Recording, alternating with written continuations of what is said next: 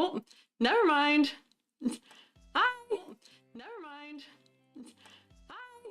We're working almost. I'm so sorry. There's gonna be a little bit of scuff today. There we go. Let's see. This is a little bit of a stress test and a little bit of a get started, and we're not gonna worry about it. There we go. Now I'm working. Woo! Hi there. How is everybody? There's so many of you here. Oh my gosh, I'm so honored. Hi, thank you for coming. Let me just make sure everything is functioning normally as planned. And I'm gonna try and not be like super nervous, you know. There we go. Hello? There we go. Hello! How is everybody today? Let's go, gamers, let's go!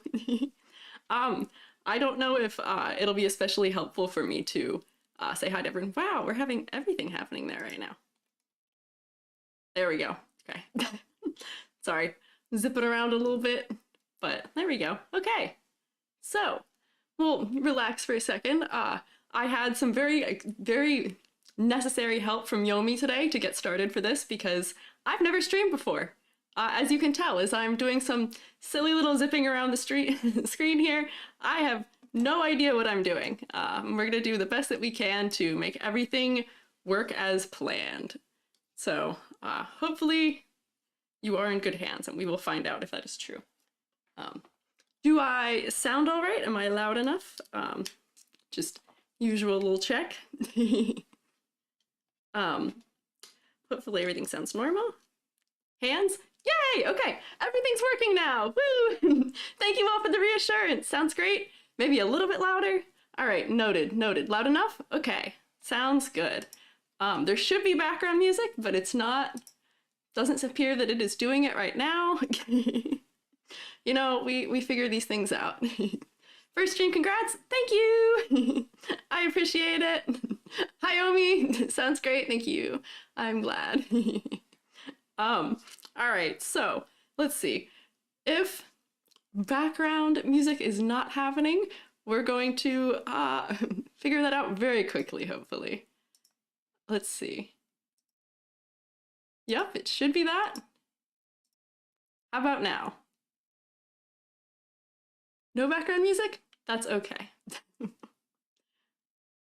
We'll figure it out. Okay, so while I try and figure that out, let's go into our little drawing zone. I'm going to get opened up here. In true teacher fashion, I am a teacher in my daily life, and in true teacher fashion, I have made a rubric for these character design kind of critiques, Vtuber design critiques. So let's pop on in here. We've got a little drawing set up. There we go, popping in. And here is our rubric that we're going to be going based on, just because I... also I have closed captions, which is cool also. But so I have a sort of rubric here because I feel like just kind of giving a random critique is not really all that helpful. I have very specific things that I have kind of noted that I want to make sure that we're hitting in models, you know? So I'm going to go through it kind of quickly. So yes, you'll get a sticker if you do well. Hi! So the categories we have here are, we're gonna start with color palette. To get full points for that, 2 points. Palette's gotta be kind of cohesive, interesting, well-crafted. Contrast is working at a distance. Color placement supports the focal point. You've got strong color hierarchy, all good things. Sadly, no points if you've got major instances of like low contrast, clashing, overwhelming color choices, or just like hue and values that need revisited. If I gotta crack out the color layer a lot, sadly, that's when this is gonna come out. Then for silhouette, to get full points, we're gonna be given like silhouettes that are unique, easily identifiable, positive versus negative space are well considered, and you know, it's got some contrasting shape language, all good things. No points if you got the blob. Those classic hair shapes that just kind of take up the entire silhouette, or like my old enemy, the bullet head, where you have no like hair flyaways. No points, sadly. For complexity versus clarity, models got to be well balanced, details that support the focal points without being excessive, passes the plushie test, which is my sort of test for if I can condense your design down into a classic marketable plush situation, then you'll be doing really well in this category. If it does not pass the plushie test, if it's distractingly overwhelming, or if it's too simple that it's like kind of generic, then sadly no points. For focal points, full points, 2 points. For if they're well executed, you know, usually we want our focal point as a character or as a VTuber to be the face, because that's, you know, where we're all gonna form that connection. That's what you're here for. You're here to see me smile, hopefully. And if you can't see that I'm smiling or see what my face is doing or see how I'm interacting, that doesn't really bode well for a VTuber model, I'd say. So we're going to hope that their face is going to be the primary focal point and that everything's kind of pointing there and all working out well. If the focal points are fully lost because of contrast or color or any other number of factors, sadly no points. Don't worry, you didn't actually have to do a plushie test for yourself. I'm doing it. Don't worry, I'm doing all the work here, and I'm not actually drawing everybody in plushie form. That'd take a lot of time, but we can kind of imagine whether it'd work or not relatively well. So then for concept and motifs, concept I've kind of added on here extra. It was just motifs before. I think concept is very important when you're designing and planning a character, and you know, as a VTuber, you don't have to have one. But I feel like you really should. I feel like it's a missed opportunity if you don't, because, you know, that's what can really sell you, even if you're not trying to play a character per se. You know, it's just fun. So, with character concept and motifs, if your concept is clearly and creatively presented, and I can see it in your design, some of you gave me details about it, which is helpful. That way I can see if you're actually hitting it. Otherwise, I'm going to make my best guesses. And supportive motifs. Motifs are just sort of the repeating elements in the design, like visually, that are happening. So no points will be if it's unclear, if it's non-existent in the way of, I just can't tell what it is. If you don't have one, that's fine. Or it could be either under executed. And I will also have some bonus points. I'm gonna have to move this so you can see the third bonus point. Bonus points, because I feel like this is really rigid and stiff otherwise. So if you have a super compelling, unique, or like otherwise like super well executed concept, I'm gonna give you extra points for that because I think that that is well deserving of it. And a strong concept can carry you real far, even if you don't necessarily have the visuals that are matching it up front. The other thing I can give a point for is if you have a really unique, exciting art style. I am a sucker for like just inventive art style.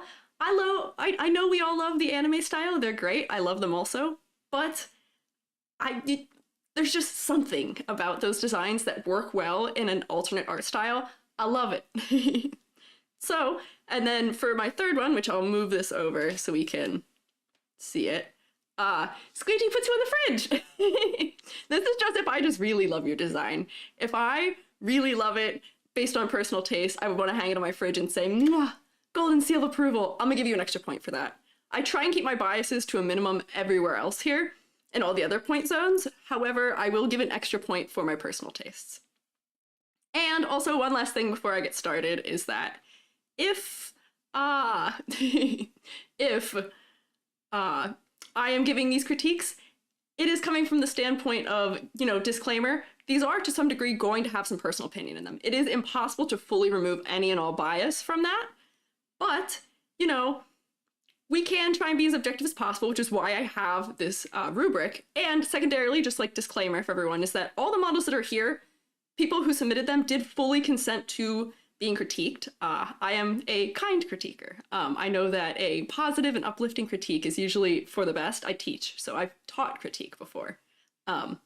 So we'll pop into it. Let me say hi to everyone for a second, because I feel like that would be like a nice thing to do. I'm learning what the order of operations here is. But so before I get started, I've got some fellas I'm happy to see here. Hi there. Hi, Nice Spice. Hi, Soline. I see Zingy's here.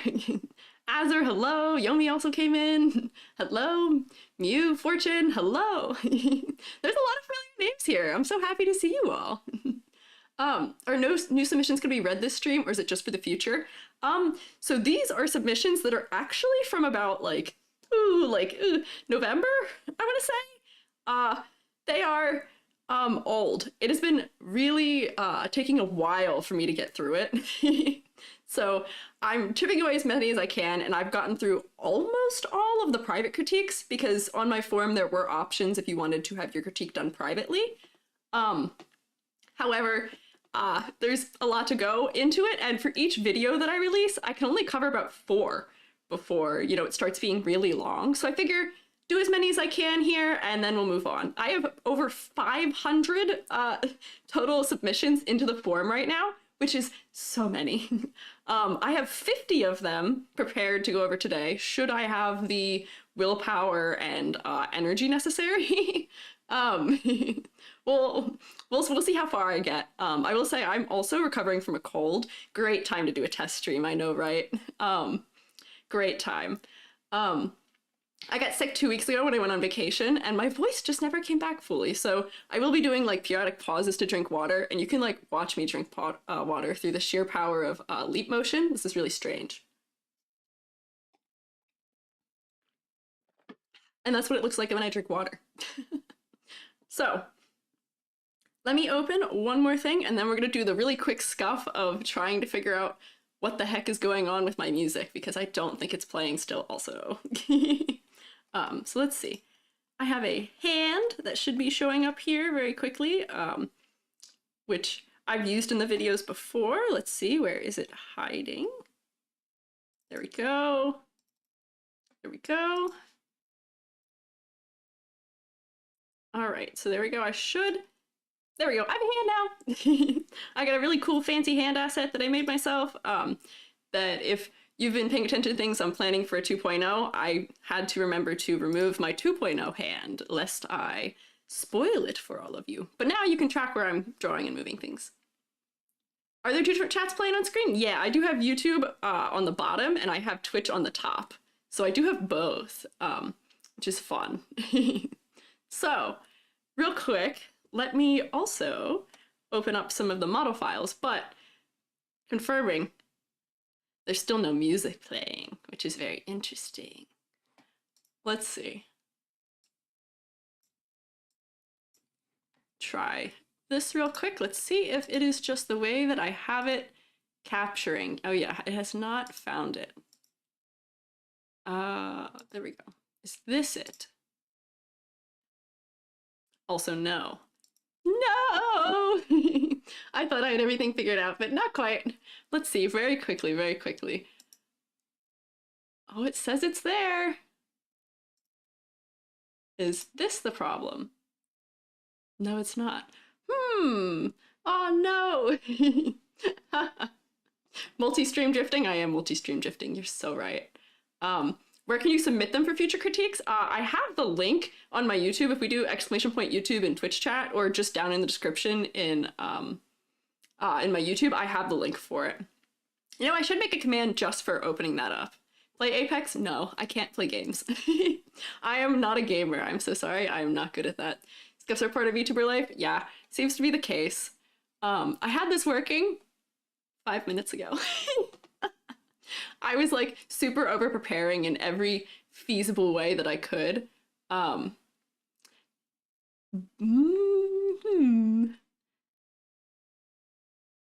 What am I missing? Perhaps from this. Is that it? No. No. I would really prefer if there was music playing. Come on. I mean, if you guys are fine with just listening to nothing, I don't want to do that to you though. I wonder why this is happening. Oh, there it goes. Wait, there it goes. Hang on. I've done it. I think it's working now. I didn't change anything. But it's working now. It just needed refreshing for some reason. Phew, okay. All of my preparation has led to this point. Yes, I am cooking. I am trying the best that I can. Alrighty, okay, so let's get into it now. So I don't have these in any particular order of submission. We're just gonna go through just a number of them. And right now I think they're actually alphabetical because that's the order that I can open them easily in Clip Studio. So we'll give it a second to think. All right, so as luck would have it, We've got Reemshin first. I'm gonna butcher so many names. I'm so sorry. I need to add a little area where you can tell me how to pronounce your names, because most of them I can kind of sort of figure out, but not quite. So, all right, I'm gonna get my rubric moved over so that I can still see it. Perfect. Okay, so first impression, very cute, little alien fella. And you say that your character is designed to be an alien species. I can tell. Probably the eyes are what's giving that away for me, so I can tell just based on the concept. It is very cute, you're so right. So we'll do a little zooming around here so we can see some more details and kind of take things in real well. So zoom in, you got cute little freckles on the face. I am super inclined to like freckles. I have a lot of them also. And I think it's cute you've kind of interworked them in as being little stars for outer space. Fits well with your alien theme, that's good. Got some gradients on the body, got some constellations on the body too. I will say, I didn't actually think about vetting this to make sure that everyone is going to not set off the Twitch and or YouTube struggle. We'll see. I think that everybody's actually fine. I think you all were very upstanding individuals and not sending me lots of underboob. We'll find out. But, so, we'll keep looking down. Got a nice gradient coming through the midsection here. I will say you have a very cohesive color palette. Whoopsie, opening things. You have a very cohesive color palette here, very monochromatic. It works. We're gonna do a little zoom out test here and see how you're working from a distance. And I can say that there might be a little bit of contrast trouble happening. We'll do a little more zoom out. Not terrible. Your hair is, let me get my little teacher red pen. Your hair is kind of blending a little bit into your face here.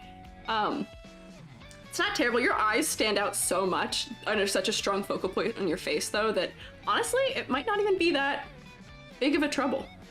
So it might be a-okay. So we're gonna stick this back to regular size. I'm seeing a little bit of like, is like cult vibe with the word I want for this. You've got your pentagram star, pentacle star in a couple places, and I wonder that might just be stars because of space, but space jelly at a distance, you know, a little bit. I am getting a little bit of like jelly vibes. Yeah, the red pen, yes. When I grade in real life, I don't use a red pen. I actually use a blue pen because when I've graded stuff that has animation on it, people are using red pen on things already, and it doesn't stand out. Also, half the time I'm not grading like real physical assignments, so I gotta use my red pen when I can. Because I don't get the opportunity to use it. Teaching stuff is so online now.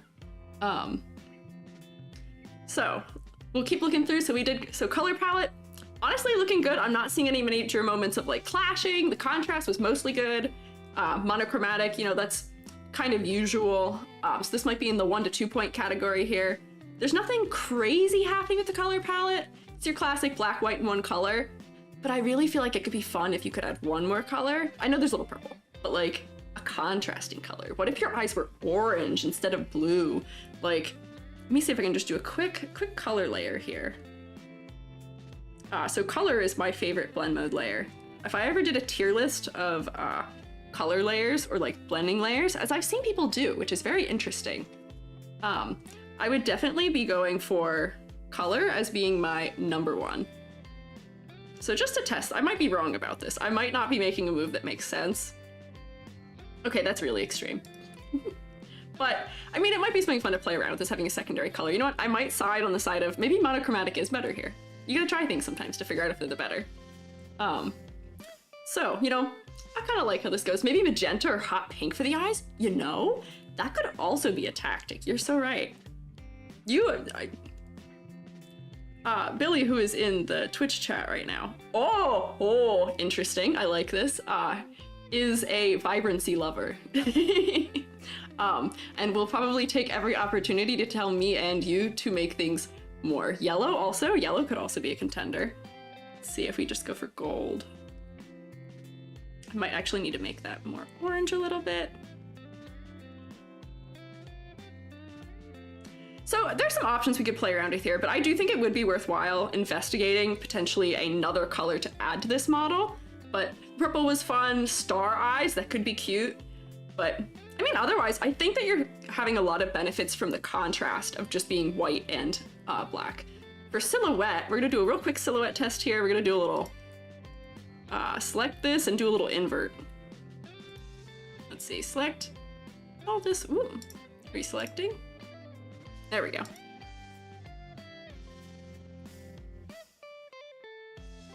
Inverse that, and then I'm gonna draw over it with black so we can check your silhouette. Bye-bye. Okay. So this little bit of hair things happening here. So hair is eating the silhouette right now. No bullet head, which is good. But we are getting a little bit of like the hair blob situation. I'm glad that we still have things that are kind of poking through where there's like horns and the kind of halo shape, which honestly, I didn't really notice the halo before.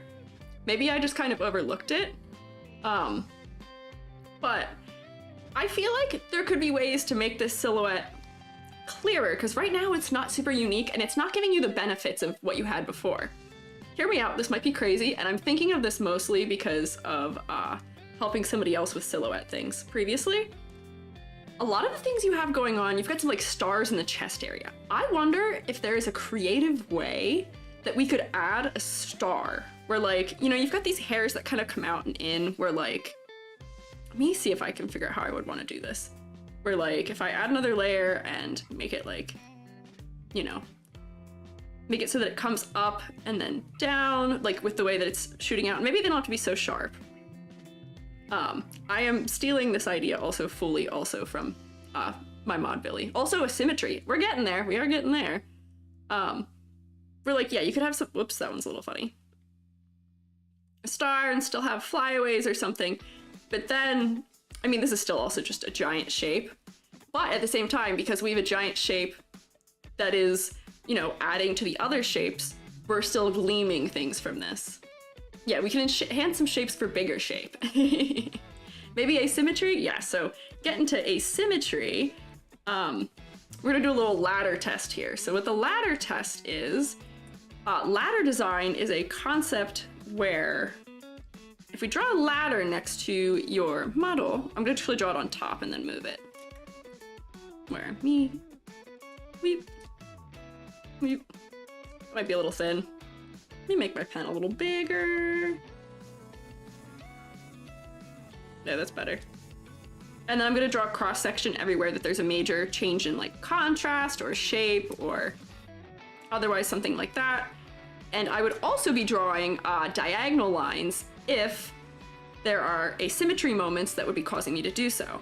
However, there's not much in the way of asymmetry happening here. This is a very symmetrical model, which isn't bad. Symmetry does give a very stable vibe to things. Usually when we're talking about like art in general, stability comes from symmetry and from horizontal, like long, extenuating lines. Right now you do pass ladder design. Did I draw that? Here, yep, there we go. So you do pass ladder design. This is not a ladder I'd want to climb. So in ladder design, if I build a ladder that we would want to climb, it's not good.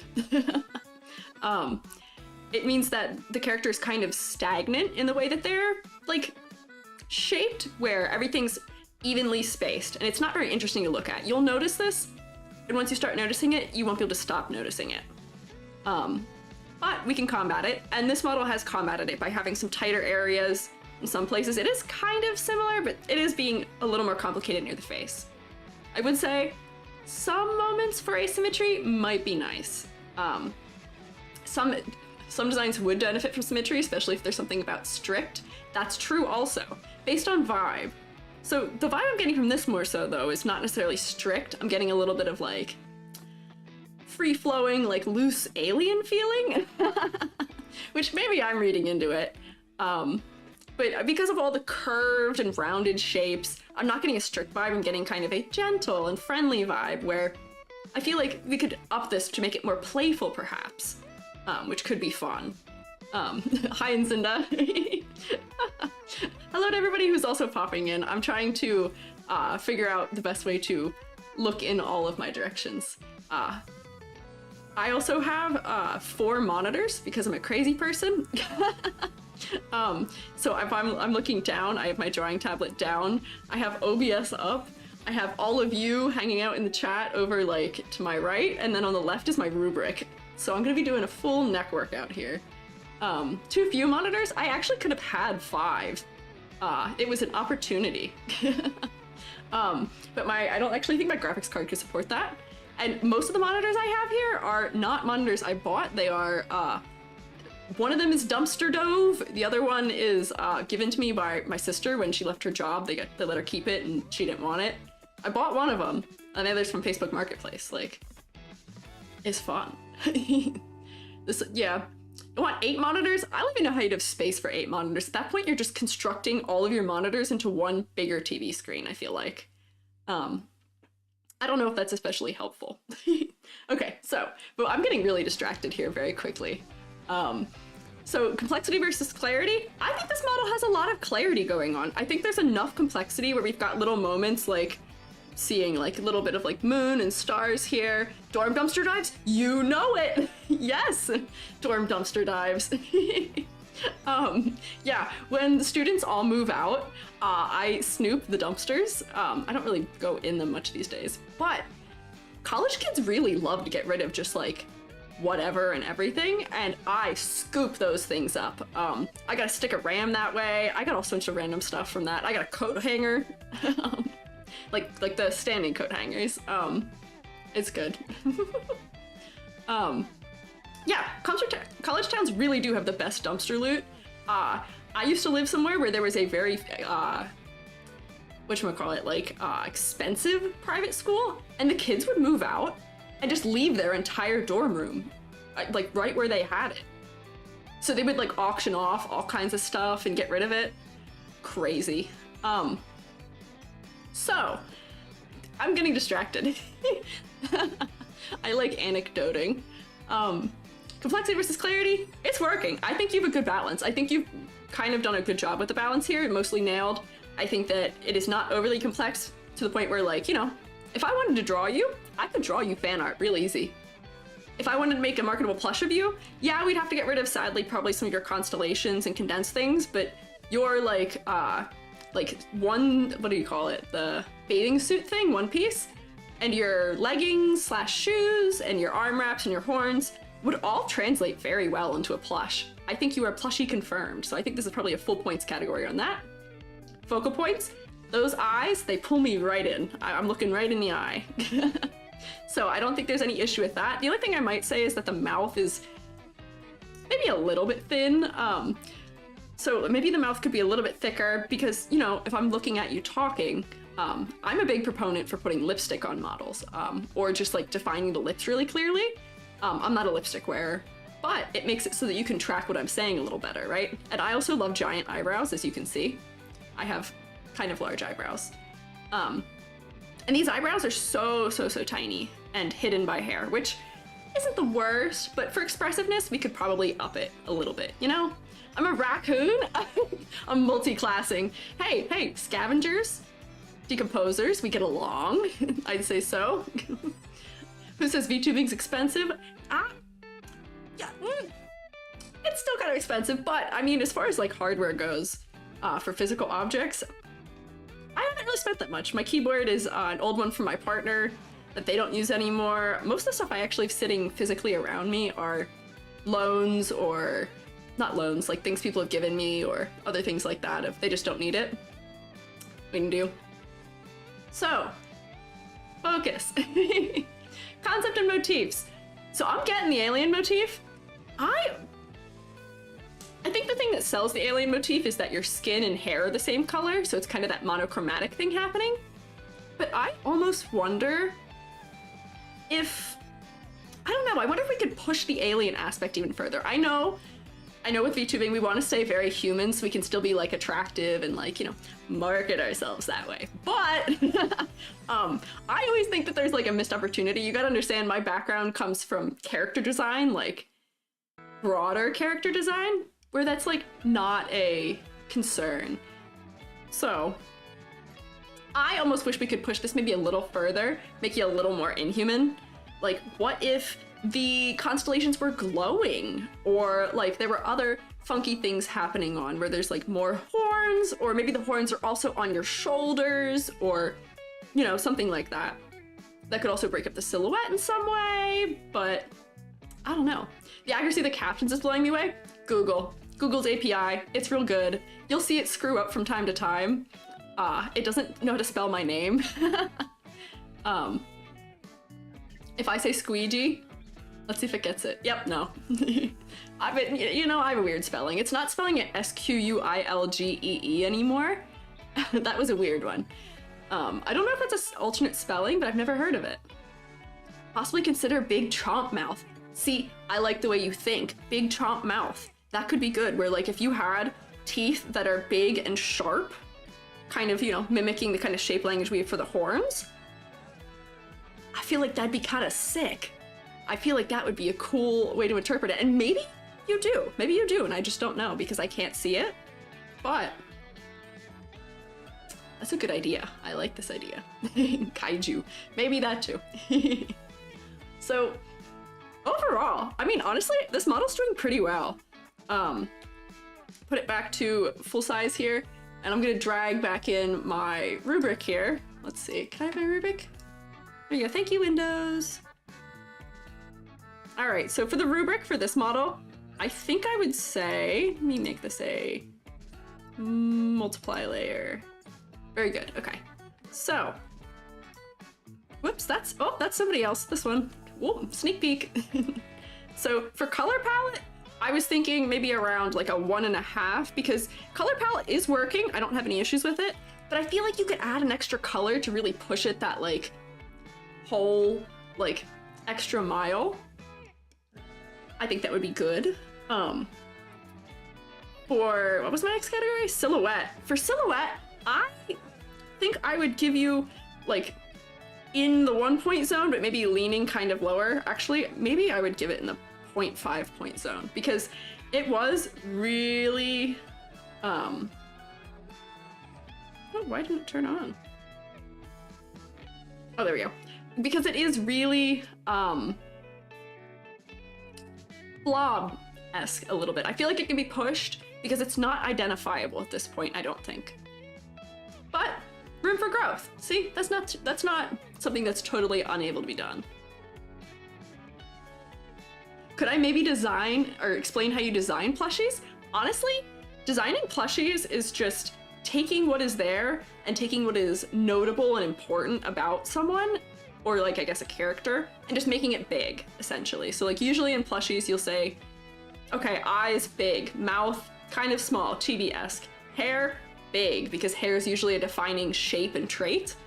And then it's just simplifying the clothing into whatever basic shapes it can be. So honestly, it's very similar to like just making a chibi, I guess, to some degree. Maybe chibification would be another word I could use for it, but like, I like plushification. It's one of the design, yeah, basically a chibi, yeah. It's one of the tenets that Pokemon design's based on, is having simple enough shapes that children can draw them. Kind of makes them look like a baby, kind of, a little bit. I've been drawing for a couple of years and kind of just wanted to ask, what would be a good starting point for somebody who would like to learn character design?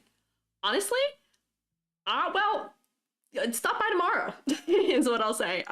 Tomorrow I'm doing a character, like, or VTuber designing, like, speed run almost with Billy, a good friend of mine who is also a good character designer. But I think in terms of starting to learn character design, I mean, YouTube has a wealth of knowledge, but the tips that I would give right out the gate are probably just, you know, focusing on what it is you want to tell about a character. Every character, the way that they look is about telling the story of them, right? So if you have a character who is, you know, has XYZ couple of traits, really hone in on those and figure out what ways you can absolutely... Billy's your favorite character designer? Wow, that's very kind. Oh wait, I know who you are. But if you're trying to do character design, hone in on that concept, make a Pinterest board, honestly, that's what I do, and don't be afraid to iterate. I do what's called iterative design, where I will design one version, sleep on it, start over, design another version, go get lunch, come back, design another version, and just keep doing it over and over again for the same concept. And then once you've done it so many times, you can kind of mix and match and pull from what aspects are working to kind of make what is the best kind of amalgamation of all those traits. And honestly, if you're just starting out and trying to learn, getting feedback, honestly, at least for me, is the most important part. It is so helpful having somebody who can look over your shoulder and be honest, but also be kind with you and say, hey, your shape language could be stronger. Hey, this could be stronger. Hey, this or that, or, you know, anything of that sort. But what can you do? That's how I would start, but do come by tomorrow and I will be doing a lot more explaining about that. So complexity versus clarity for this model, I think this is doing great for complexity versus clarity. It passed my plushie test with flying colors. Full points. Get full points here. Hi, Zelf. Sorry, I don't have alert command yet. I'm still figuring out this whole thing. So then, focal points on this model. If we zoomed out, the face is still a focal point to some degree because of the eyes, but depending on how small the model is, we are mostly going to read the torso because of the contrast. And then also because the eyebrows and mouth are kind of low contrast and also kind of thin.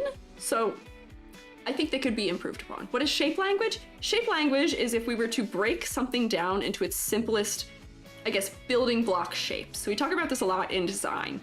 So if I were to say the shape language of this model is lots of circles. See how there's a lot of rounded forms here? There's another big rounded form. I can actually draw over it to show you. So shape language for this is basically a snowman. Because if we see the biggest shapes that we're going to read when looking at this are these three big shapes formed by the hair. So by the shapes being nice and round, yeah, circle is friendly, typical one, yep. People like to say that the circle is friendly. Triangles are kind of like strict or harsh or intimidating. Squares are really stable and sturdy and trustworthy. These are super overgeneralizations and you could combine them in any way you want. But this character is mostly giving rounded and smooth and soft because, you know, even if we're breaking the body down, we've got big oval, oval, oval. And you might say, oh, but like if your model's curvy, of course it's gonna be circles. Not inherently true. Because if this model was coming out really jarringly into an hourglass and then cutting back in, it'd be giving triangles instead. Or if the face was much more angular, or if the face was much more squashed, like I have a kind of squared face on my model. And I have a nice cone on my head because of my hair. So a little bit of triangle gives me a little bit of structure. I'm a teacher. But I'm mostly round. I'm kind of friendly. We can get along. So, has my YouTube chat frozen? Is that something that's occurring right now? Actually, maybe it hasn't. I actually can't tell. I'll refresh it and see if that fixes it. But, okay. Thank you for learning. I'm glad. That is my job. Oh, nope. I see you all saying maybe, so it's not frozen. You guys are getting outpaced by Twitch right now. Just eating? That's okay. Oh, Corey, I see you there. You're in here. You're in today. Just kind of quiet? That's okay. That's fair. You guys can relax. You don't have to be super crazy. I have a feeling this is going to be a lot of talking at. I'm going to try and look at the chat as much as I can, but I've been doing this for 42 minutes? That can't be right. Is that true? Oh my gosh, I haven't even gotten through one. Whoa, that's crazy. Wow, this streaming thing's kind of easy. That's crazy. Okay, so I need to at least get through like 2 or 3 models today. Here I prepared 50 because I was like, oh, I'll just breeze right through them. No. I'm gonna get distracted. Just talking to, yeah, I'm just gonna relax, however this goes. I was like, I'll definitely get more than 4 done. We'll see. I'm at least gonna get everyone done who's in the thumbnail. And then I've seen a couple people who are in chat and who are, you know, here. I'm gonna see if I can try and hit you because you're here. Might as well. So focal points. I think I'm gonna give you a 1 because they're present, they're working. But I think that they're being outcompeted by your torso right now, and I think that the mouth and eyebrows could be more prominent. For concept and motifs, I think you're doing it. I think you could use a little bit to go that extra mile. But otherwise, mostly there. So let me do a little addition here. So we've got 1.5 plus 1.5, that's 3. 4, 5, 6.5. So 6.5 out of 10. I will say, just to like real quick, my model I think only gets a 6 also. So if we're gonna do like base level here, this version of my model, 1.0 Squiiji, is a 6. So we're gonna do, let's see, smaller thing. And this is for editing Squiiji, so that I remember.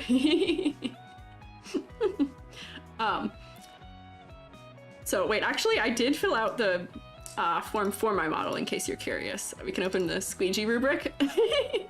I gave myself good points. Concept, awful. I really missed the mark on that one.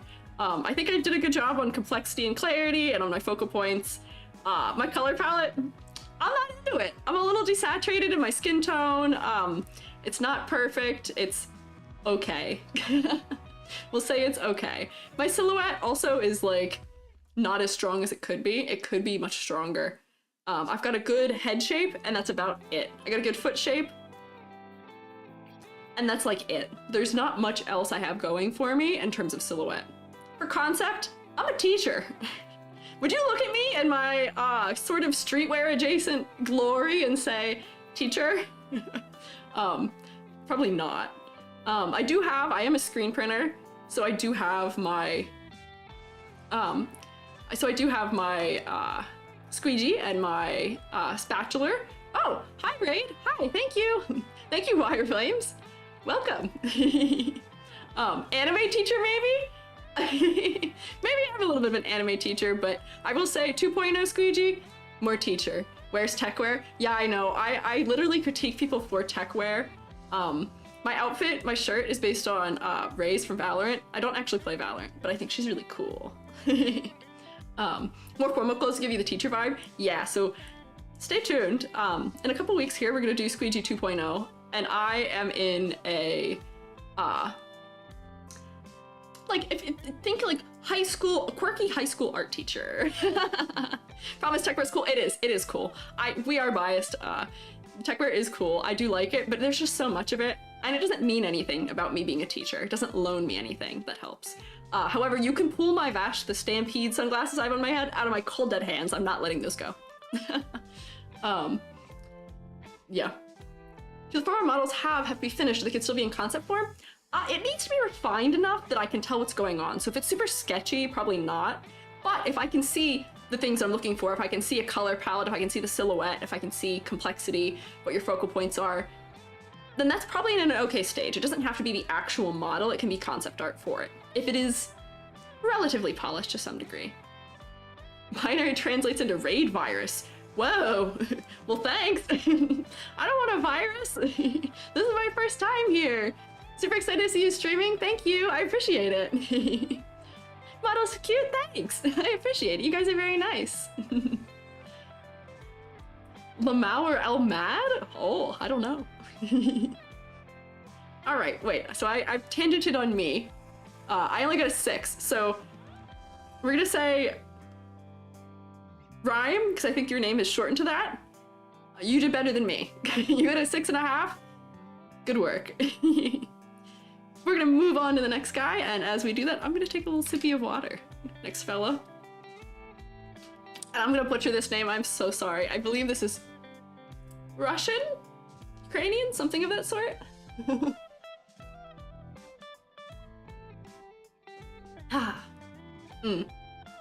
You guys, once I have hydrate redeems, you'll be able to check if I'm actually doing them, because you can see me hold my cup.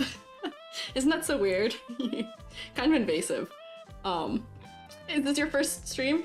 It's wonderful together. Thanks! You can thank Yomi Quinley for that, and also ID10, and also actually a menagerie of other people who have weighed in and helped me with tech problems, getting things set up. There's so much about streaming they don't tell you on YouTube.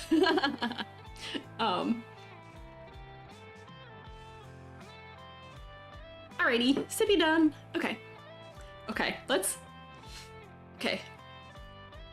Adashovsky? We have Adashovsky. We're gonna say it that way, and God, I hope that that is adjacently right at least. What is that one movie, Book of Life? Yeah, see, I was gonna say that. It feels like it's sort of similar, like, shape language as Book of Life. You love the gold coloring? It is good. Wait, hang on. I already had thoughts about this model before I put it up. I gotta read what they said first before we get so far in. Yes, I am a mushroom.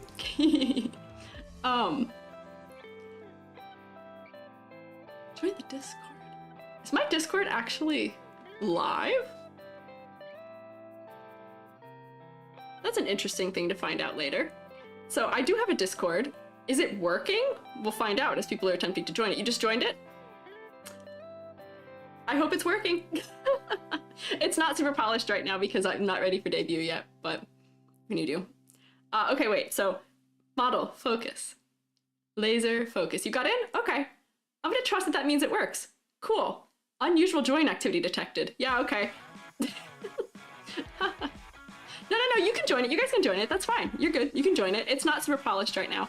It is giving me a message as if I'm being hate rated in it though, even though I don't. It's just people joining. Yeah, the best lesson is just start. That's what I'm doing. I'm starting. It's today. Okay, so model. Adashovsky is a shape-shifting demon that's hiding in many different dreams, okay? Design is just one variation of it that is hiding in a dream about nuclear apocalypse. Nuclear apocalypse? Whoa! That's a little bit of a right hook looking at this. And goes by Radish in it. Radish gains power from radiation, so he stays in a radioactive land no humans can survive in and calls himself its king. You know, I am kind of getting that kind of like flamboyant villain kind of vibe from this, so I see it. Okay. Adashovsky is notoriously bad at fitting in the dreams they choose to hide in, so they choose flashy clothes even in the situation. Okay, so they're kind of a little bit of a flop villain, it seems like. Love me a flop villain. Okay, so vibe I'm getting from this, I mean, granted it is built in that they choose flashy clothes even in that situation. I see the nuclear symbols now. I was kind of not looking at them before, so if I zoom in, we've got nuclear. I don't know what that is. 666 on some kind of thing. I hope this is a Geiger counter. If this was a Geiger counter, that'd be so funny. I will say, looking at this based on the color proportioning, because we're gonna do color palette first here, I really think that the purple one, actually wait. I was gonna say I like the purple one best. I think it's the strongest, but I don't actually know. It's more like it fits together, but I don't know. This has more harmony going on, but the head stands out more on this one. So there might be things to be benefited from both of them. Getting mad 80s glam rocker bad guy vibes? Absolutely. So, but see, that's the thing. I'm seeing glam rocker vibes. Also seeing a little bit of like, you know, you've got like the frilly thing on the chest. Those boots are sick. I'm almost feeling like has-been hotel influence, perhaps? You want the boots? I also want the boots. But I don't know if I'm getting the nuclear future as far as I could, but maybe that's not the end of the world. This is just one variation of it. They go by the name Radish, which is red and fuchsia and all that. It makes sense, I guess.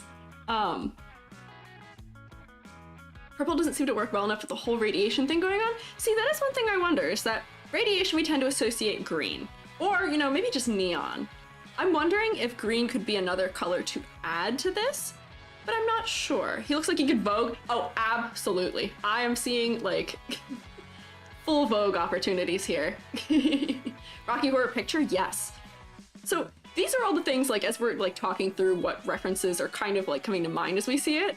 I know that people don't always like their models being compared to something else, but we all have a basis somewhere. And these are the kinds of things that if we're influencing, you know, a design, then I think that, like, that's okay to talk about, right? Because everybody has an influence and that makes things stronger and better usually. Magnesium burns bright purple. Fireworks. Oh. Magnesium, so magnesium burns technically bright white. I have a chem degree.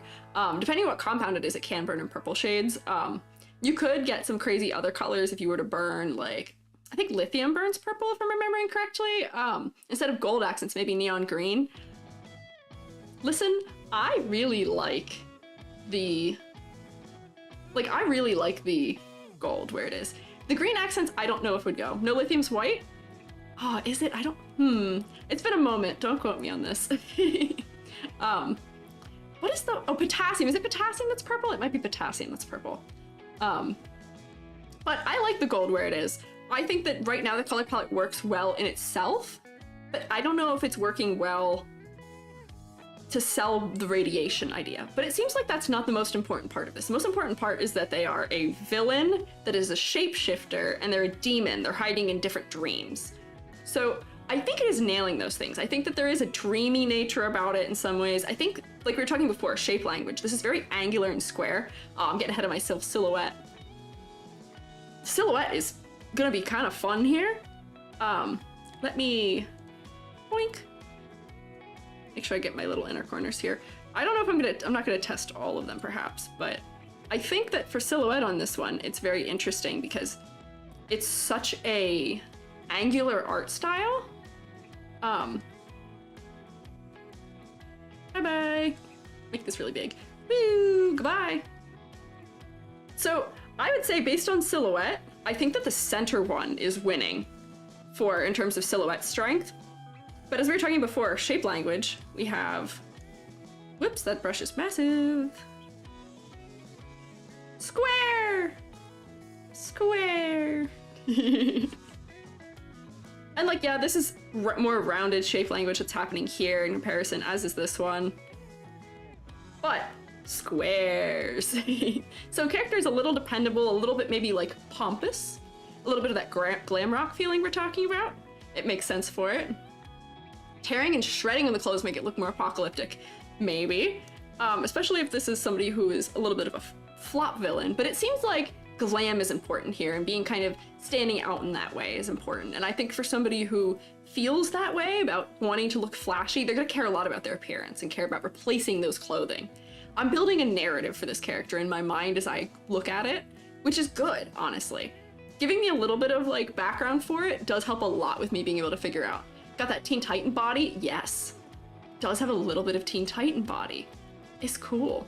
Infrared color association? You know, maybe a little bit of that too, actually. I don't know. It is seeming like it's a good place to be here for it. In color.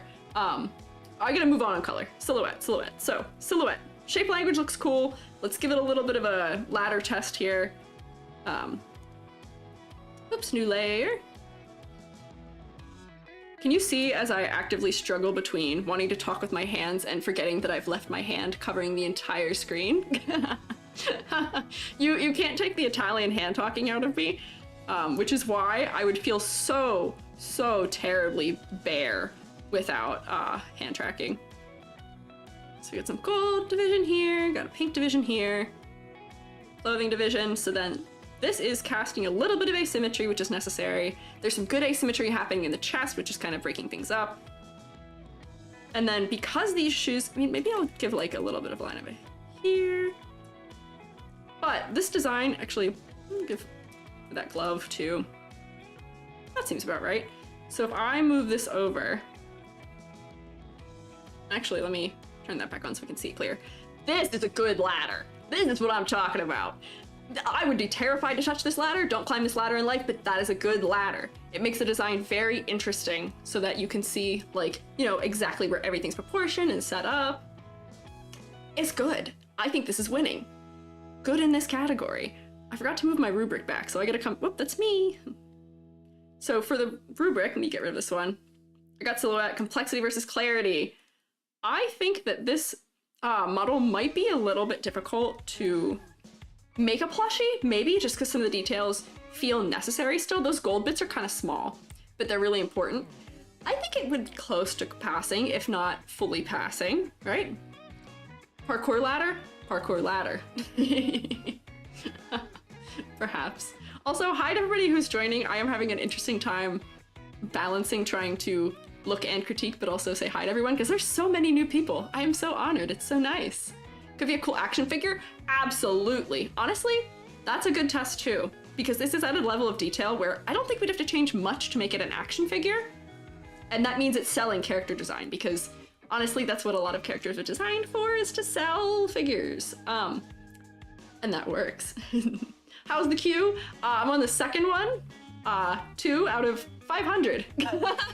Actually, I think 537 to be accurate, so We'll get there eventually. We'll get there eventually. I'm thinking this might have to be weekly, or I'm just gonna have to do a really like hardcore offline record through a ton, you know? So complexity versus clarity, focal points. Focal points. So the hair is contrasting the face so strongly that the focal point is working really well. I have 50 prepared for the night? I do. I'm not going to get there. I thought I was under-preparing. I have over-prepared. I am that sort of guy. So focal point, face, perfect. Face, I zero in on. Those eyes are really bold. I can see them. The mouth I can also see.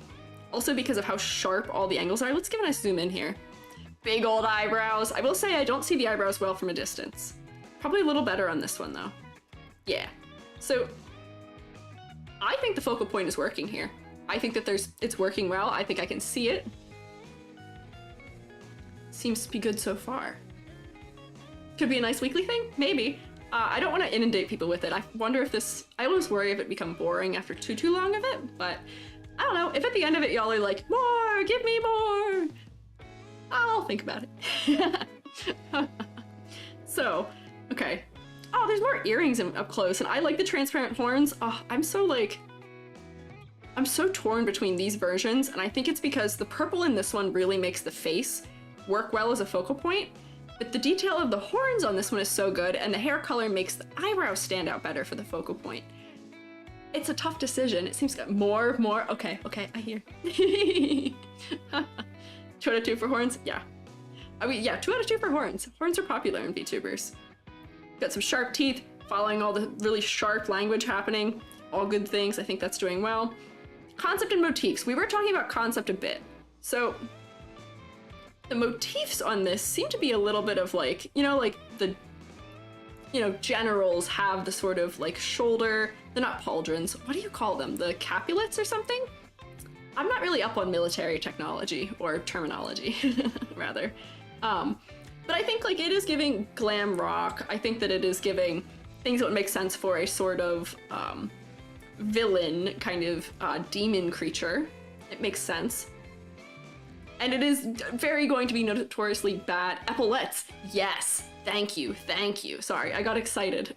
I have to twist my head so far to look at the chat that I think I actually lose tracking. What can you do? Yeah, epaulettes, thank you.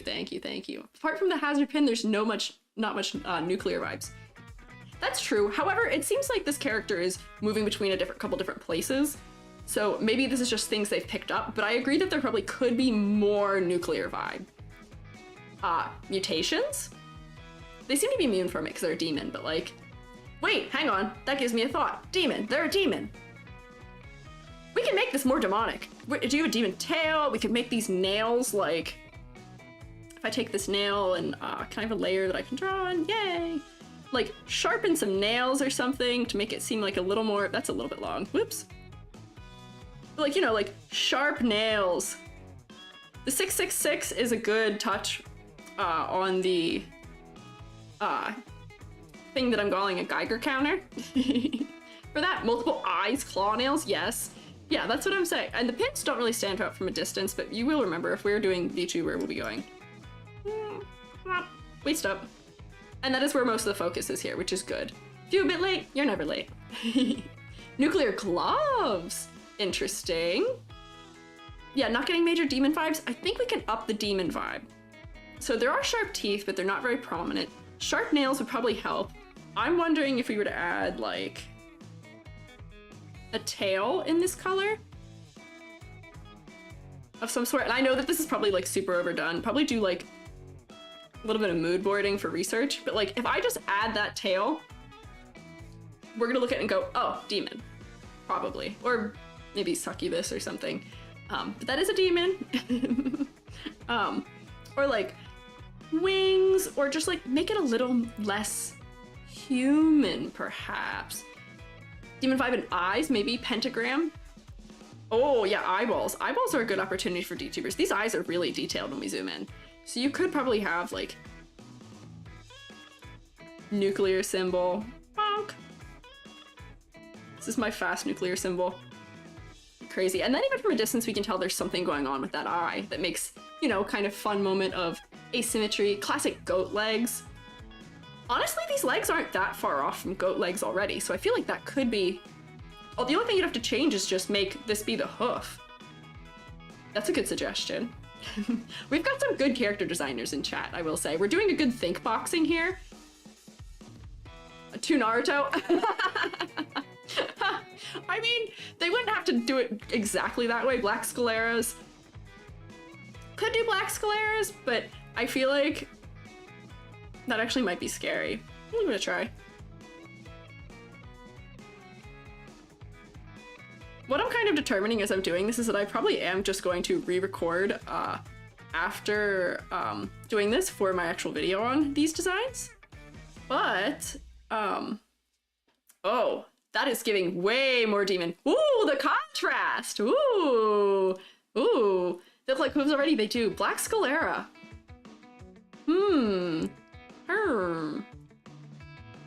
See, I like that. I think that is a strong move for the contrast in the face. It really makes those eyes pop.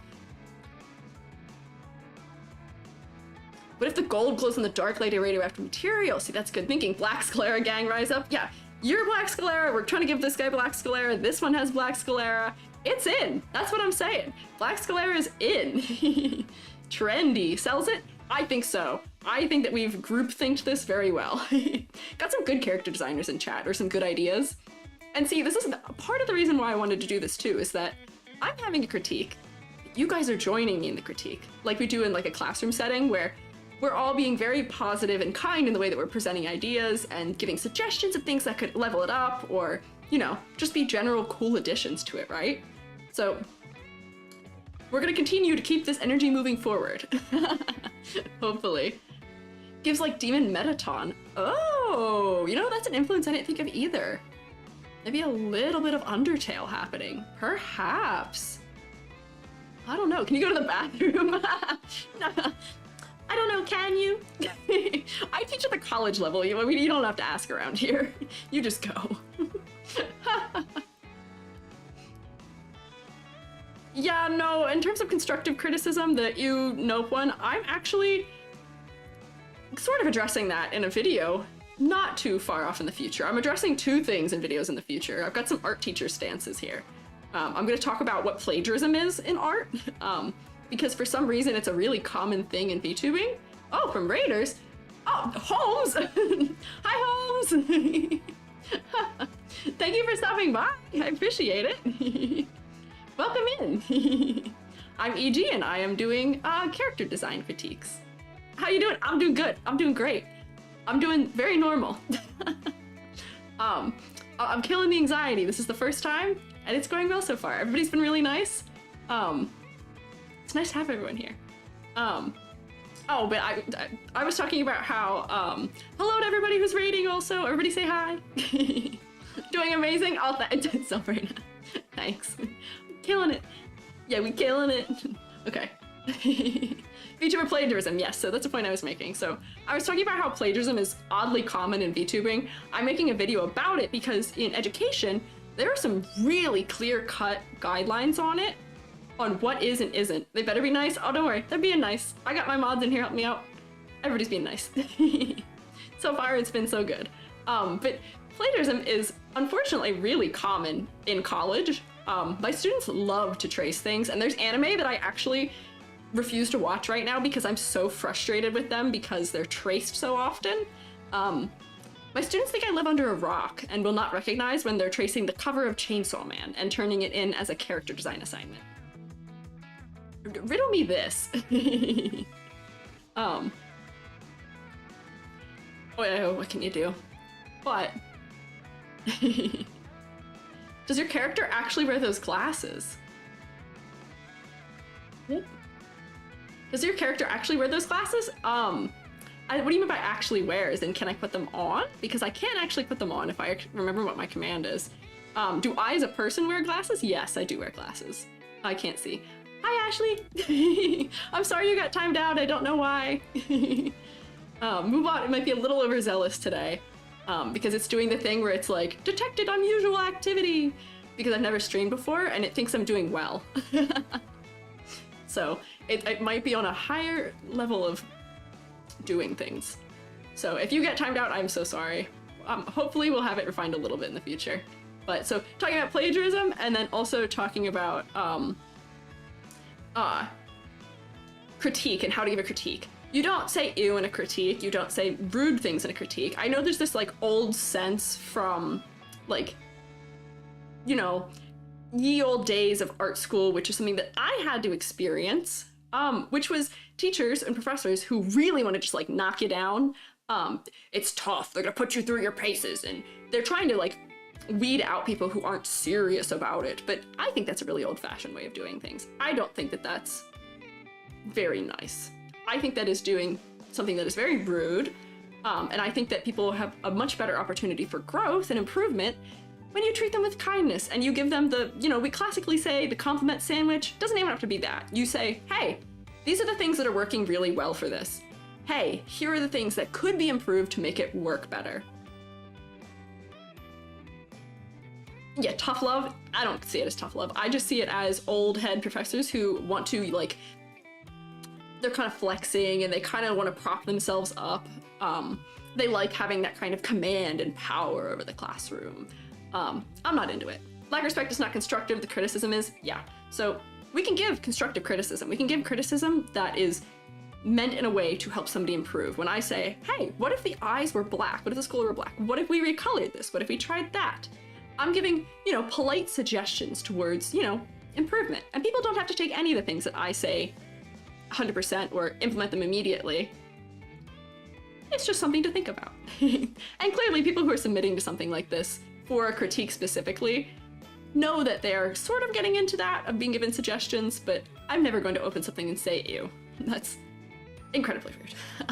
But that aside. Back to this one. Where were we? I got distracted. We had a raid. We were thinking about things. Okay, where were we? Focal points. Concept, we were in concept. Okay, so concept, I see what we're saying, that there may be a little bit of like military also here too. I could see that. Revolutionary Girl Utana, yes. I think we're looking directly into this person's mind. Edishovsky, I see your brain. I see the cogs turning. I'm watching. But,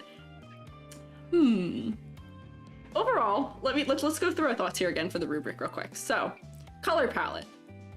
Let me move this so it's the first one so I stop clicking the wrong one. There we go. Color palette. I like it. I think the color palette works. It's interesting. There's multiple colors. It's more complex than just white, black, gold. I think the color palette in and of itself is good. I would give this full points for color palette. However, we'll get to the fact that it doesn't support the concept further down. Corey Bite, oh, yours is actually in here. We did pivot to a different design and concept. We talked about my previous concept. You know what? If you resubmit your design, like your new one now, if you still want it critiqued, I'll skip your old one and we can just do the new one if you still want it. Anime, same with you. You're also in this batch right now. So if you guys want to resubmit, you can. If I see resubmissions by the same person, I take the most recent one. Is the Discord brand new? It is brand new. I wasn't actually thinking of launching it today, but it's up. Yes, you can submit new ones. Yes, so if you've already submitted, I can have it filter and then just pull the one that's the older one. So if you're thinking about that, don't worry about it. Grading. You're gonna say ew, nope to your own? Oh, that's not nice. Okay, so silhouette. I like the silhouette for this. I think it's strong, especially the middle one. Oh, wait, also with our little addition of the tail here, good silhouette. I think this is a strong silhouette. So I would give it points for that. Actually, I'm gonna take it down just a peg. I feel like we could do something more with it, with having more shapes, because it is still very up and down with a couple little triangles off it, but it's good. For complexity versus clarity, I think it's well balanced. I think that there is enough detail that it is very interesting to look at, but I would not be scared away from drawing this model. If I saw this, it's art fight season, if I saw this on art fight, this is probably one I'd pick to draw because I like it. It is cute. So, silhouette, good. Complexity versus clarity, Also good. I think it passes that. I think it could be a plushie. You'd have to remove a couple things as per usual, but I think it'd be fine. It would go in easily. And don't worry, you don't have to give me silhouette versions, plushie versions of anything. I'm making them. Focal points.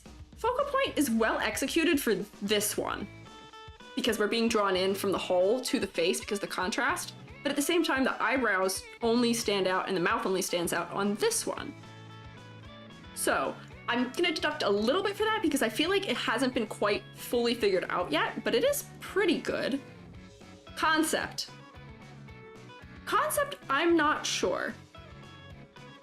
I'm not sure about the concept because I feel like we could get more of the time and place that this is happening. I see the villain things happening. I get it.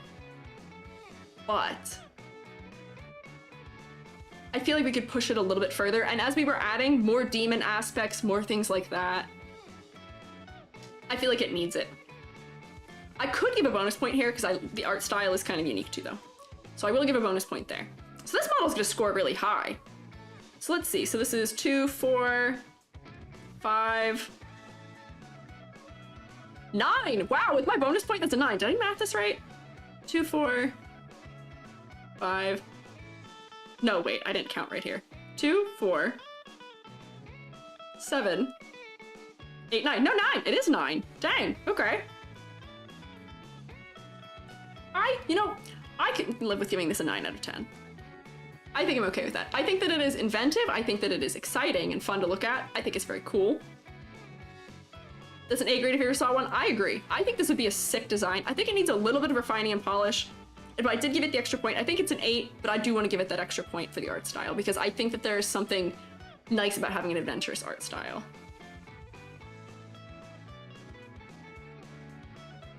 Have you ever seen someone confuse an art style for a design? Because I saw something like that happen with Sonic.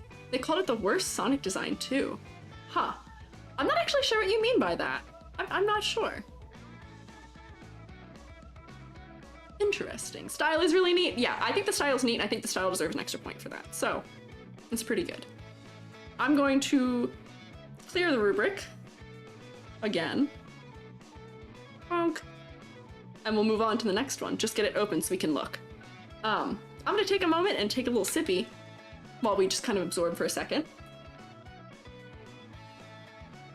And say hello. Big hands? I have big hands. Good night, Henry.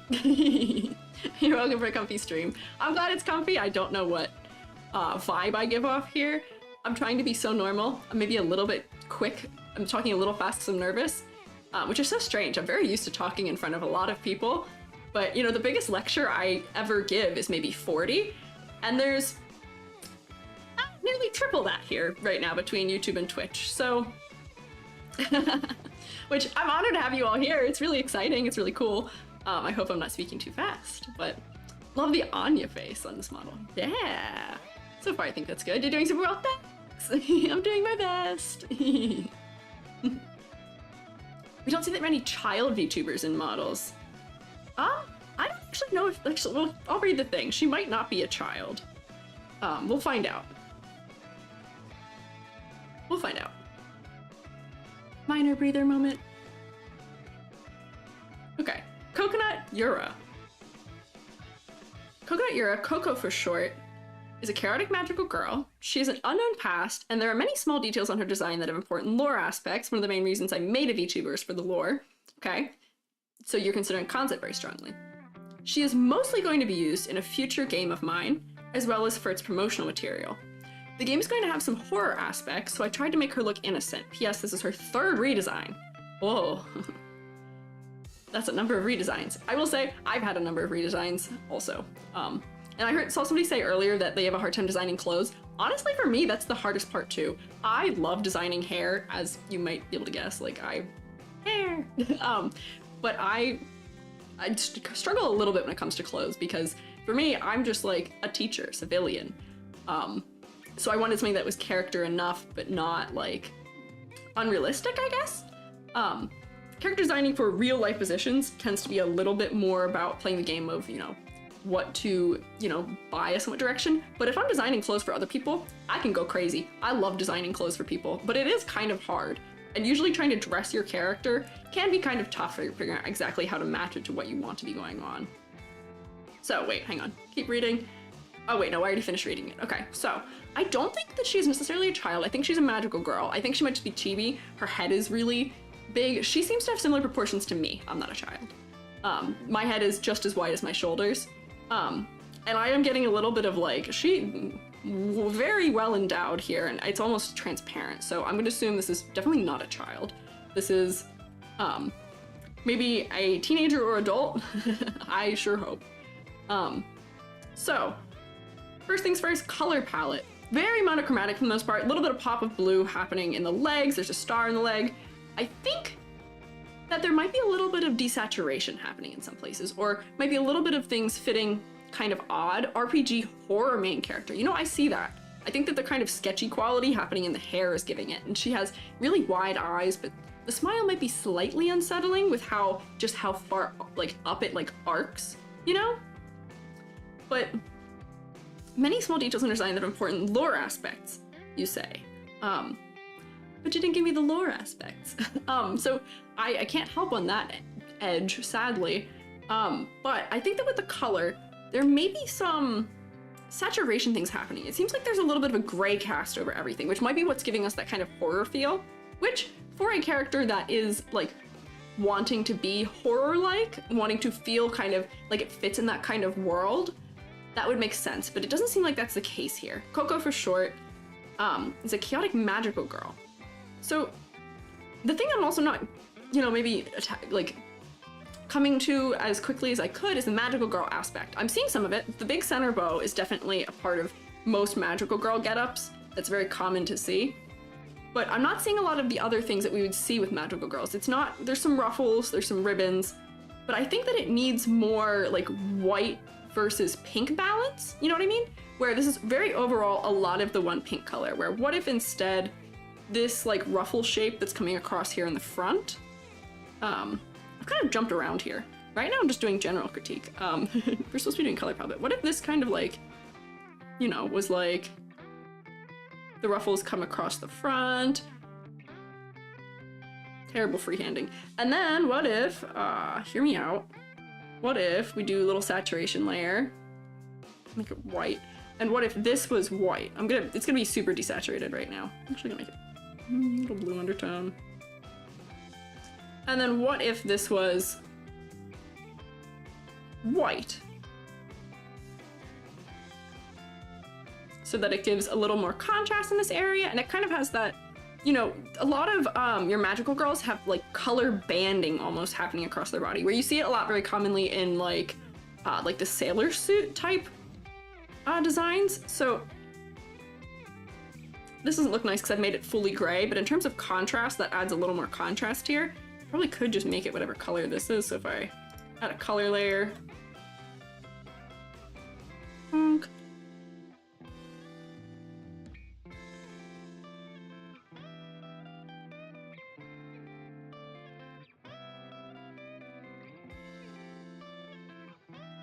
take these down a little bit. You could get kind of a feel for what it would be like to have a more white shape there. It's not perfect. It's a little hard to do live to test it there, but oh, hi D10. My helpers are all here today. It's very nice. Everything's working as expected. Thank you all for help. So I'm just testing some colors right now. Desaturation can also add to the horror. It could, but I don't think this person's going for horror inherently. I think that they're going for cute, magical girl, chaotic. I think what's happening here is a classic, like, shading with gray situation, which, don't get me wrong, I've been there. I shaded with gray once upon a time. It happened. But it is something that, like, we don't have to do forever. And a lot of the times, if you're not doing something that is specifically horror intended, or there's some very specific Russian art styles and movements that do it, it makes sense for it. Creepy cute. It is kind of creepy cute right now. But I'm not sure that that's what this person wants. I think they want it to be more cute. Ooh, raise the wings? You say raise the wings? I didn't notice there were wings until you said that. I thought those were cutouts in the hair. So I would agree with that. Raise the wings up a little higher, probably. Sorry if you set the horror detail on her. It's okay. It happens. Honestly, with the way it looks right now, I would almost encourage them to put horror into this somehow. Because she is also giving a little bit of doll with how big the eyes are.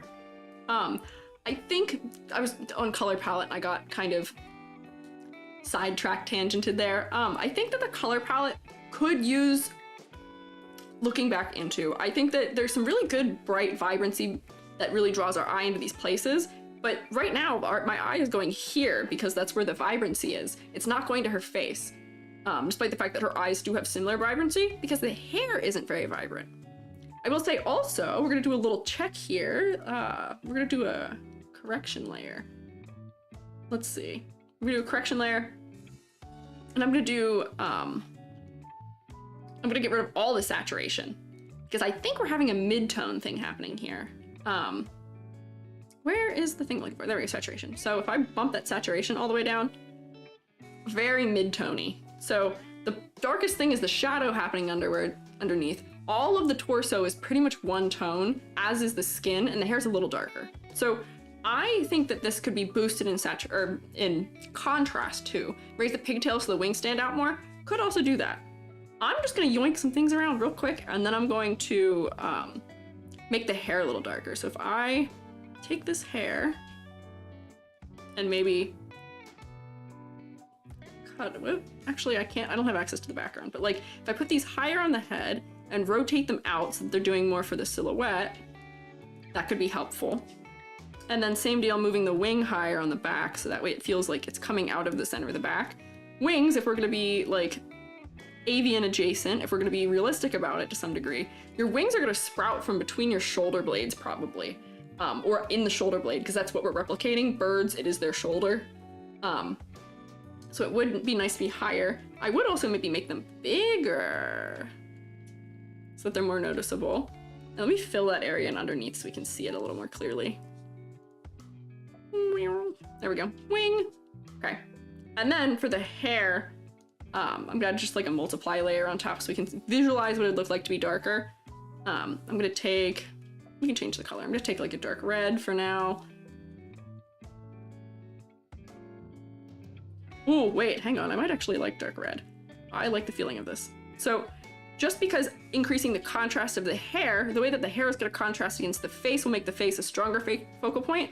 And this will also solve some of the things going on with desaturation, which is why I've used a multiply layer.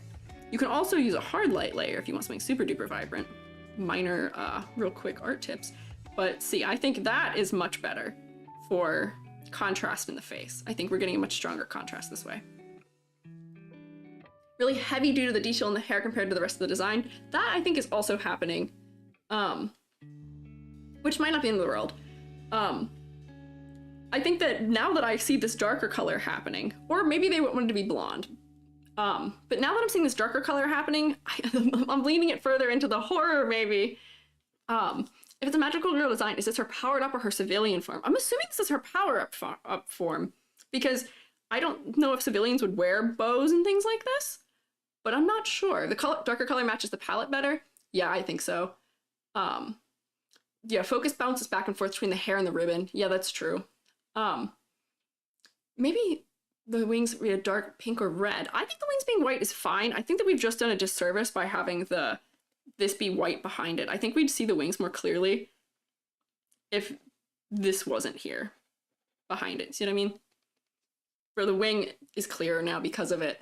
Like the new hair color, I think it's a good move. I think that there's something also odd happening in the teal color that's down here. I'm not sure it's feeling homogenous with the rest of what's going on. It either needs to be more vibrant, so we'll read it as kind of the vibrant all over color feeling, or could be more subdued if we want it to be kind of monochromatic pink more. Alternatively, it might not be terrible the way that it is. We might just need more pops of it somewhere else, where what if her, like, let's give me another color layer. What if there was more blue throughout the design? Usually in a color, we want color hierarchy. We want areas where there is more, ooh, my music stopped. Usually we want areas where there's gonna be more of one color and less of others, where you kind of want like a 60-40-10, or 60-30-10, math. Bows can match the socks. Yeah, bows could match the socks. Making her eyes teal. You're thinking the way I'm thinking. 60-30-10. So right now, this is probably about 90 pink with maybe 20 teal and like 5 in the gold. That doesn't math, but that's okay. I will say there's a lot of colors in the eyes, and I am getting rid of some of them by doing this. And I might also want a bolder color for this, but let me...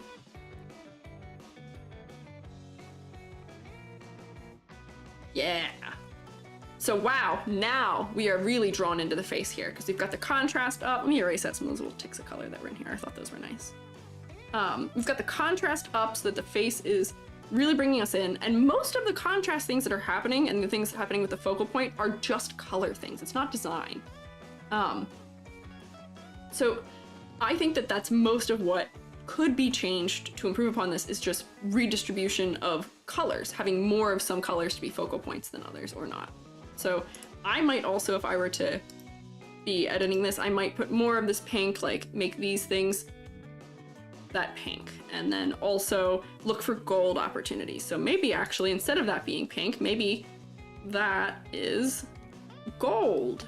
So there's more of the gold happening. And then maybe the center of this bow also has some gold, and maybe for the teal, maybe there's opportunities we can put the teal somewhere else too, or maybe these bows that are at the bottom down here are also gold so that there's more gold throughout. But I think that it just needs more thought into color distribution, perhaps. Be the thought. Maybe be dark pink or darker pink on the bows on the bottom too? Could be. There's a whole number of ways that this could be changed. There's no one right answer when it comes to art most of the time, which is why I like it and why I like teaching it, because there's no one right answer. So what works for one person, or what I decide would be a good fix for something, or I don't know if fix is the word I want. What would be a good angle to take on something might not be what somebody else decides, but they're just as valid options. So very quickly. So that's adding a little bit more interest to the colors that are happening. I think that we should get into silhouette next. I'm getting kind of stuck on colors. Golden bows get lost in the pink dress, maybe a little bit. I'm just playing around with things. None of this is final for anything. Maybe teal instead of pink. Yeah, those would stand out more in teal. Down here, and then maybe I'll make, whoops, make this gold. Yeah, so there's definitely some ways that color could be played around with more for this design. I'm not gonna get super stuck on it, but like I think that, you know, white shape here. I'm also getting a little bit of gesture out of the midsection, perhaps. Very quickly just make this lighter.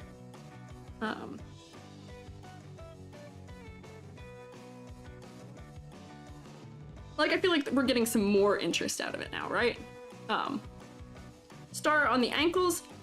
She's an unknown past. I'm going to assume that the star is there because it's one of the items from the unknown past, but you're right that it is sort of odd being where it is, but I don't think that's the end of the world. I think that that is okay. So we talked about color palette, silhouette. Let me do a silhouette test real quick. It's gonna be kind of hard for this one. Whoops. I forgot to move this one so I'd stop clicking other things. So I'm probably just gonna have to, I can't do my invert trick on this. So I might just have to very quickly try and just like freehand a shape in here of what's happening. Put this on top. Woo! It's gonna be really rough. Do what we can.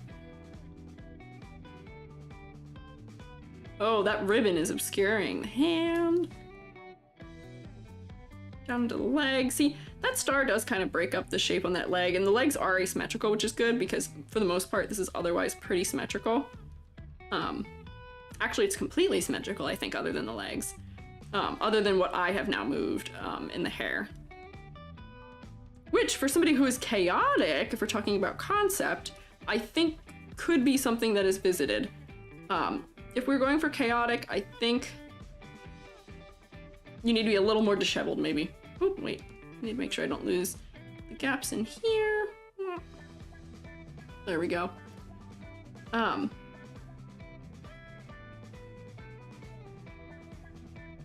Fill that, fill this. Okay. Okay, so there's what the silhouette looks like. Let me turn all the other funny things I have off. Where are the other things? There we go. So, silhouette, honestly not bad. honestly, that's a pretty distinct silhouette here. We've got all the motion happening in the arms. I can see the legs. There's some mismatched things here. I think with the changes we made to putting the pigtail higher and putting the wing out there, I think the silhouette is working way better. Chaotic designs tend to be more asymmetrical. You are so right about that. I do think that's true. Do I use a screen tablet? Yes, I do use a screen tablet. That's, if you see me look down, that's what I'm doing. Screen tableting. This is what my actual pen looks like, is what my model pen is holding, and the way that I'm holding the pen on my little graphic here is how I hold pencils. I don't really, or actually it's not, never mind, that's a lie. I don't hold pencils like that. I hold pencils wrong. But I do think that this could use some, whoa, that's scary. Could use some asymmetry. I think that the silhouette is close. It's not bad. It's pretty decent. Can I explain how I adjusted the hair? I just slapped a multiply layer on it. I've got a multiply layer with a maroon color that I pulled from the shading of this bow so that it'd be within the color palette that's already here. And I stuck it over the hair because I felt like it could use some more contrast in that region. So we'd, you know, be able to see it a little more clearly, you know? So what else have I not done? Ladder design. Let's do a little ladder design test. Woo, got this. Okay, and draw my ladder. Let's see. So these are asymmetrical, so that's good. Got a major line here, major line here, major line here, major line here for the bow. The sleeves and all that are kind of at the same height. With the thing I've added here, we're getting a line here, but I don't think there was one there before. That's a little high. Bottom of the collar, like bottom of the chin, whoops. My aim's not great with these. Eyes are giving a line of hit here too because they're so big, and then we got the top of the head. So if we get rid of everything here so we can see it real quick. Oh, there's still other things hanging out. Not a bad ladder.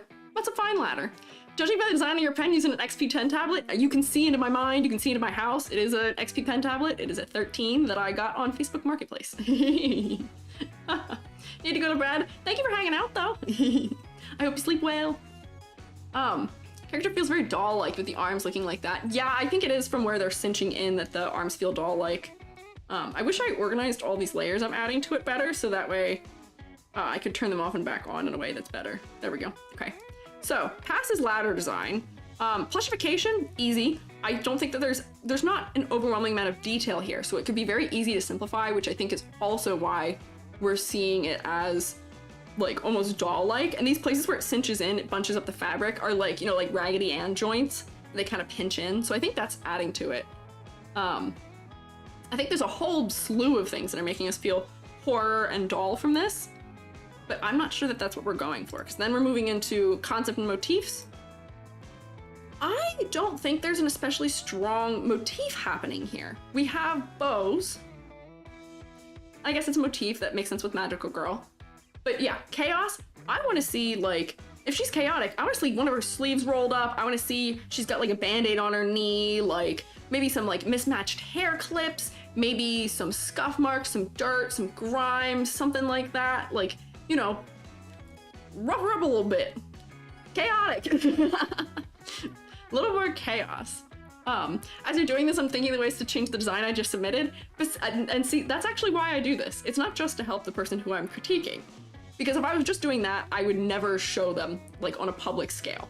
But the reason we do critique in school is because you can learn just as much from other people's critiques as you do from your own, where you can hear a thing that I say and go, oh, that's happening in what I'm doing, and figure out the way that you're gonna implement it and the angle to work it in there, for there.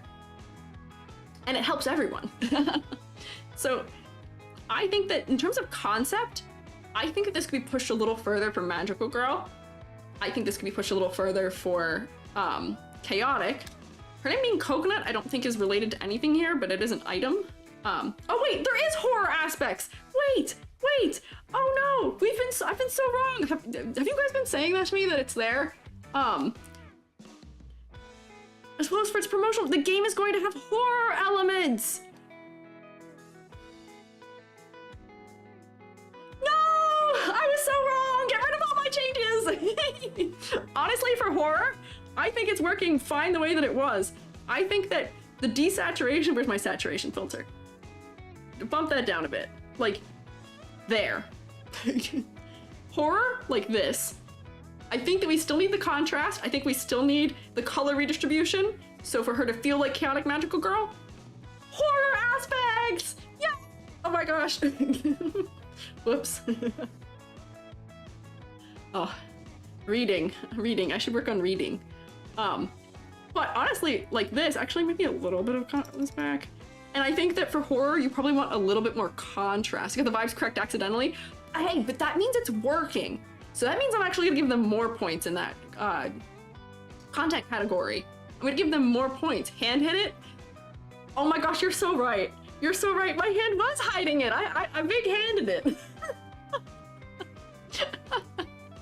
What can you do? I will say that what you see on screen is not what I see. I can see things at all times, but I am looking up at you, the lovely people out there, instead of looking down most of the time while I'm talking. It feels weird to talk at my tablet. I'm talking with you. Just read past horror, I can relate. Yeah, that's on me. I'm so sorry, Coconut, if you are watching this.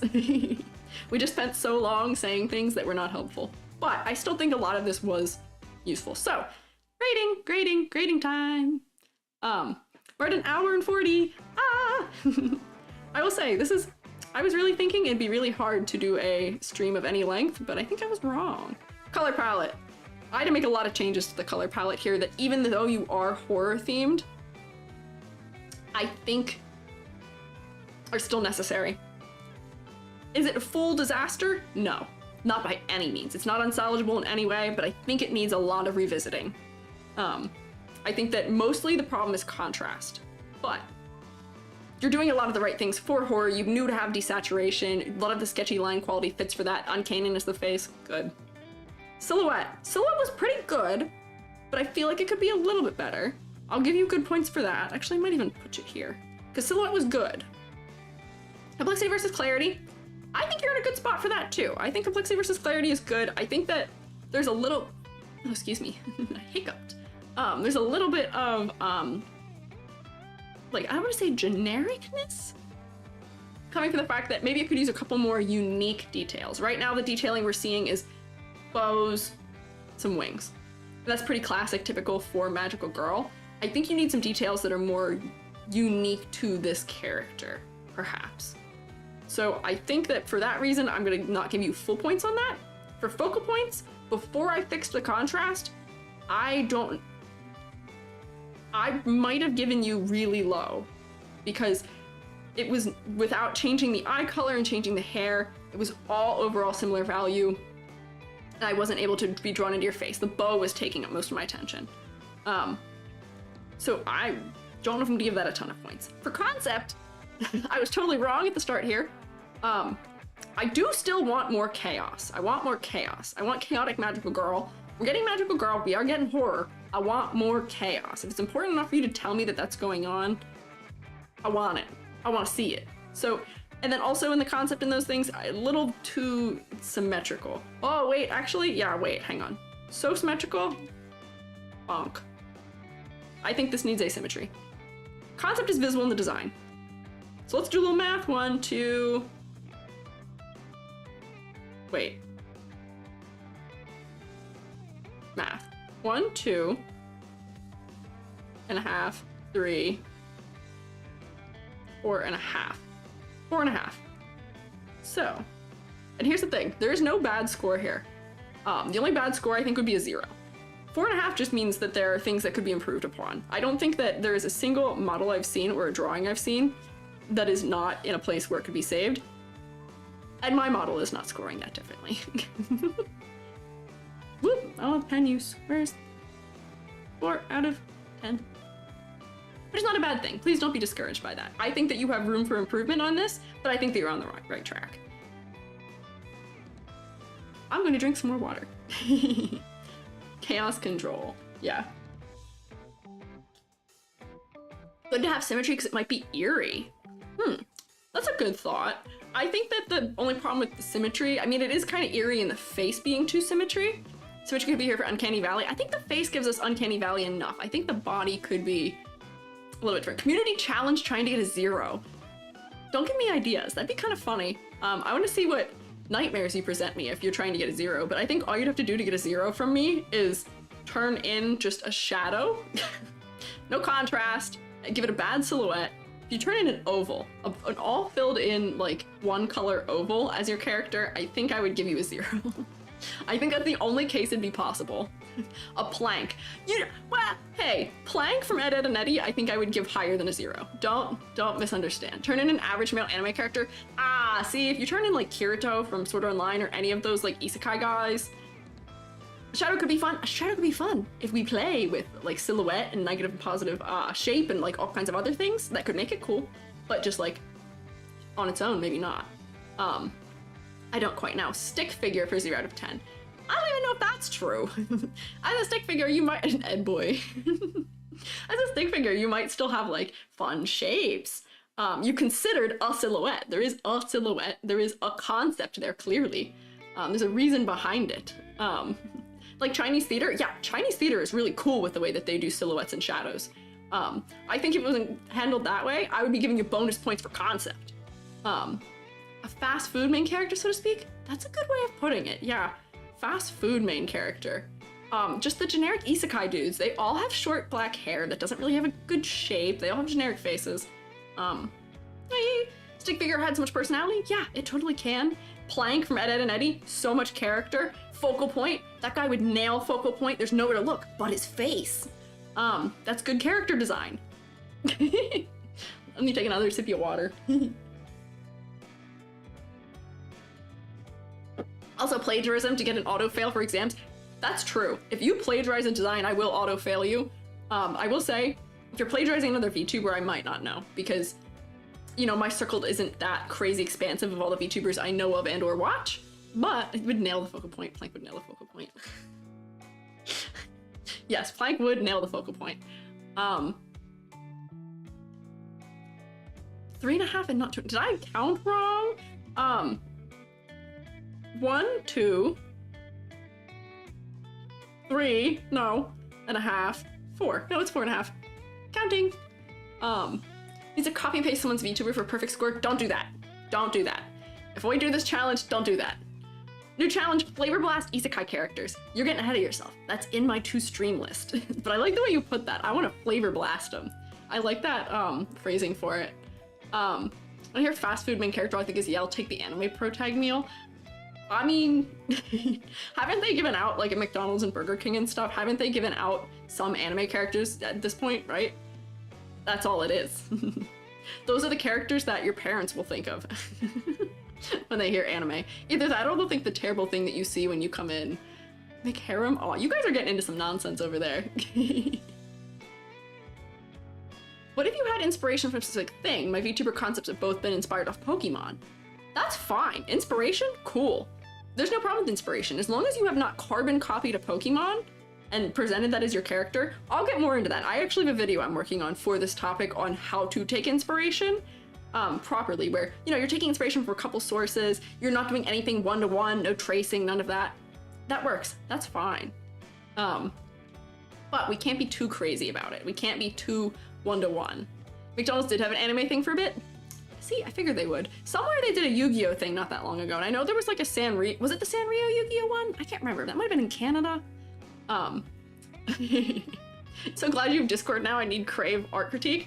I'm hoping to plan to have some like Discord only kinds of things of like just having critiques on unrelated art, or maybe I can stream that people are comfortable. We're getting there. I've got some big plans. I will say, like, you know, thoughts of going forward into this. I'm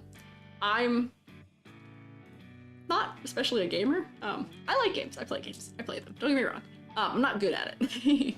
I don't actually know if my computer could take it to play games and doing this at the same time. My CPU is old. But oh, you got Sanrio in the UK too? Sorry, I'm so distracted. Play Minesweeper? You know what? I'll consider it. But I primarily want to be artist, art educator, and those sorts of things. And I want to do a lot of collabs that are related to art education, and those kinds of things. Don't be good at video games to have fun. That's fair. I am gonna have fun, but you know, I'm trying to do something a little like different, perhaps. What can you do? Play Pong? You know what? Honestly, here, wait. What if the only games I play are games that are more than 30 years old? Actually, Pong is much further. What if I only play games that are Atari compatible? Deal? Wow, I'm glad you guys are so supportive of me that you'd be chill with that.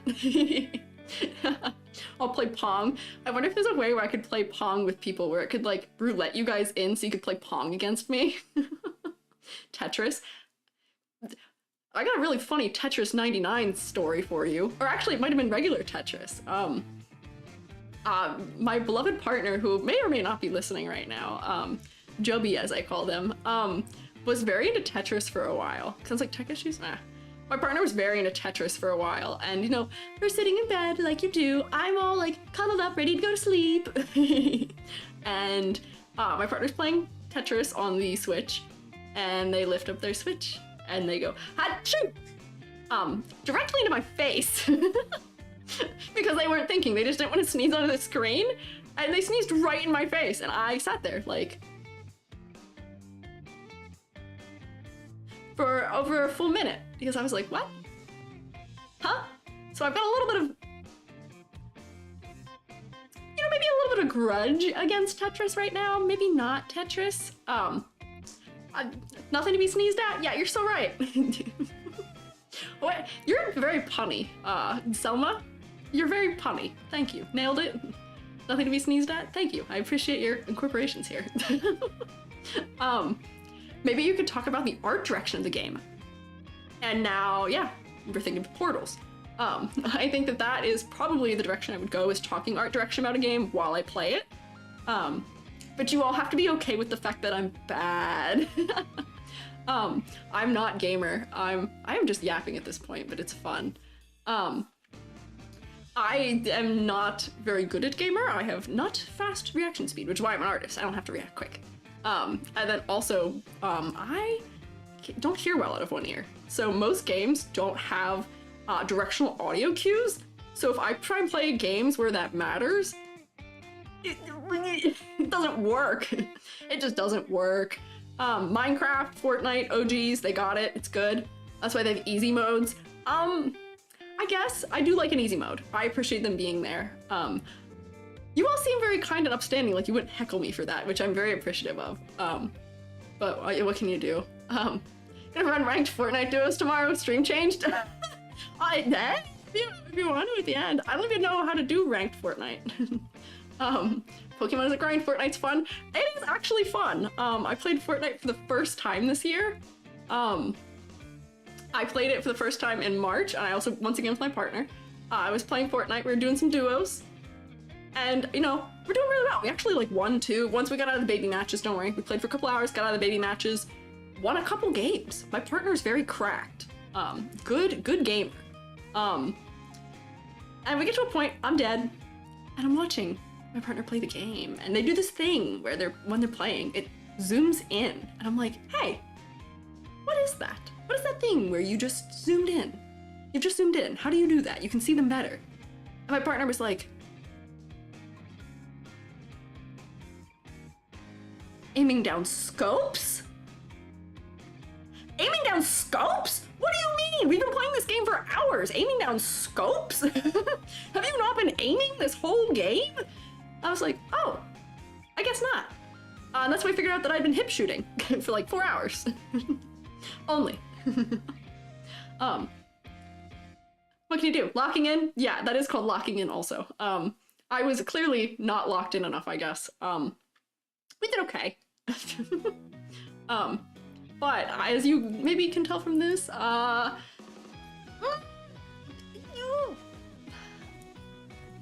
maybe it'd be funny for you all to watch me have some terrible first experiences where I don't know what's going on.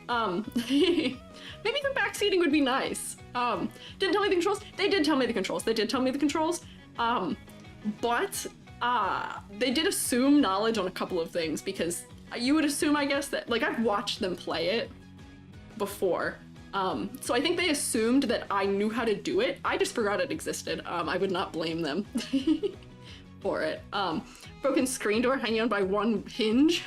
What? I don't know what that means. A broken screen door hanging on by one hinge? I mean, I was hanging on for dear life, that's true. Oh, Wheeze, are you... Not locked in. Oh, I'm sorry, your jokes are too big brain for me. Okay, wait, I've so fully diverged here. I'm just chatting. Where were we? We have not made it through 4 yet, and I still have to hit all 3 of the people whose faces are on the cover. Let me actually do that. Let me open those 3, so that way I can just do those 3 next, in case that's all the more I can energy through. I hope that that will be acceptable. Honestly, I will keep streaming until I run out of steam to stream. Derailing a chatting stream is its own join. Yeah, you know, fair. If I start yapping again, maybe I'll just go back to the other screen for a bit and chat, but y'all are nice to talk to. That's nice. I was like worried that I would not have enough to say here, but honestly, not bad. I was prepared. Don't overwork yourself. Oh, I won't. No, when I get EP, I'm going to bed. I have this nice thing called will fall asleep at any given moment, where I will be working on something and I will just fall asleep. It can't be prevented. I fall asleep at my desk constantly. So, fingers crossed that I don't fall asleep on screen, or fall asleep on stream ever. All 15 stream lightning round, let's go. I could do a lightning round at the end, but I feel like that would be unfair. I'm gonna try to get people in chat. I am also gonna try to do that. Only people in chat that I actually had their files downloaded and annotated, sadly though. Those are the only ones that I know of. If you are in the upper, like, 200 of submissions, I don't probably know who you are yet. We'll figure it out. Let me see here. Let me open the couple people who are on the cover, which were some of, the choice of those ones was mostly just that they submitted something transparent to me to some degree. They're also really nice models, but they were transparent. Let's see, where's the 3rd one? I saw you in chat also. Where are you? Come on. Yeah, here we go. Nobi, I saw you in chat also. No clue when you submit at this point, but no rush. We'll chip through it. Hang on. Okay, so organization. So I guess we'll do June next. June. June. I guess you need us to be transparent with you. Thanks. Yes, I do. We have the dad jokes master here. Natural at streaming. Thanks. I didn't know if I would be. I'm doing my best here. Transparent. Yeah. So this model was transparent. I did make it not transparent for the sake of doing this because the boxes are all kind of distracting to look at when we're doing the crit. So I thought this model was good. Fruity Tiger Boy, design inspired by Inuyasha. Fruity, is that a play on the fact that we've got some androgyny happening here? Perhaps, yeah, as you said, as somebody has said, femboy. I don't know if that term's always good to use. I don't really call somebody a femboy if they wouldn't call themselves that. But, you know, I can see that it would make sense here. Such a cute character. It is so cute. This guy is so cute. Sugar Bloom, you look very sugary. You look edible. So I think that, I mean, based on Fruity Tiger Boy, design inspired by Inuyasha, I can see the Inuyasha sort of influence here, but this is how you do an influence right.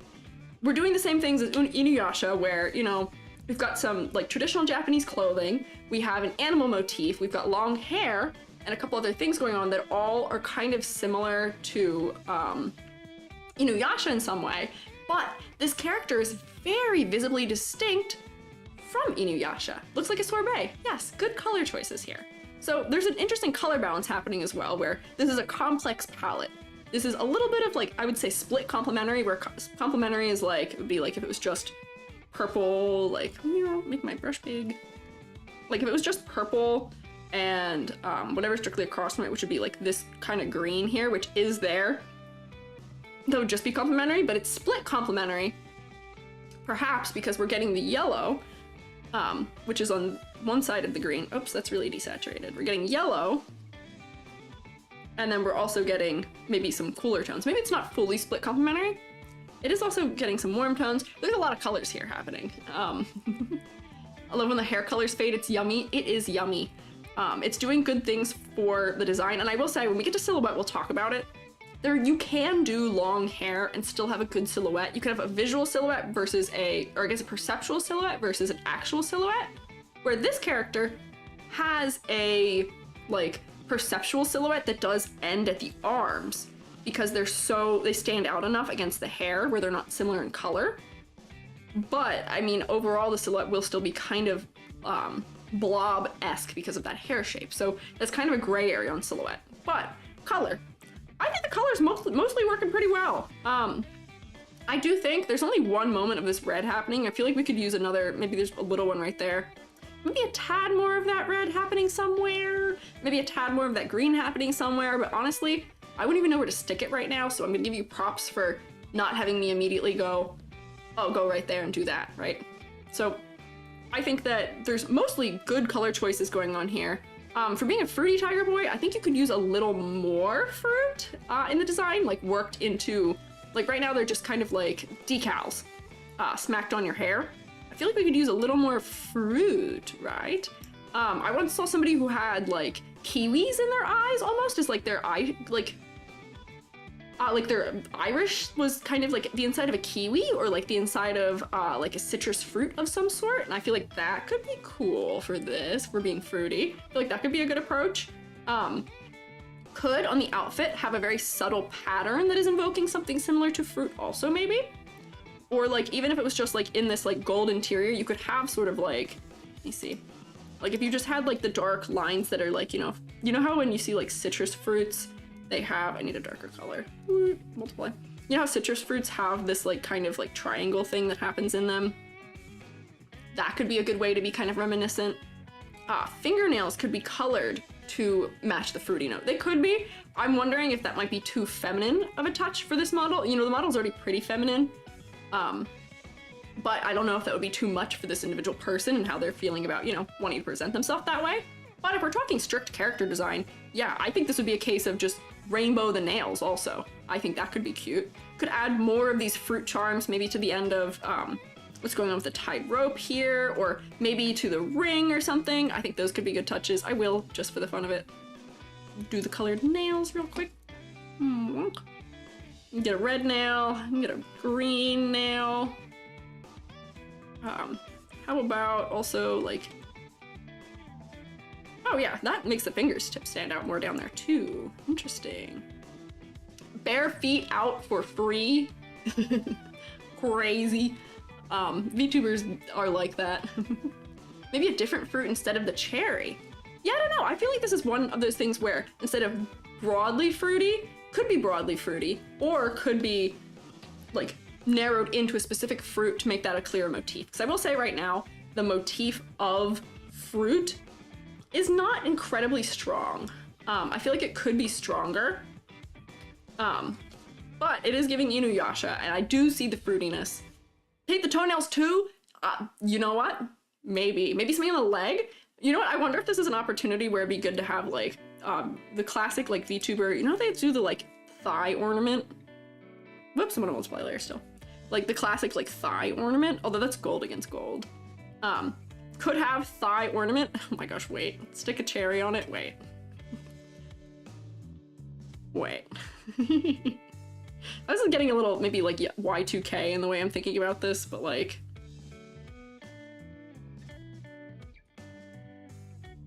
Whoops. Made a little net. Whoop. Okay, come on. Select, select. No. Select. There we go. Hee. Little thigh ornament.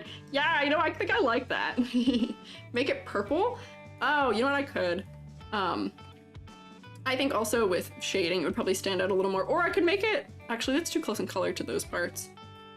Making it purple might not make sense as metal, because I think that in order for this to make sense on this design, there's other metal circlets that are gold.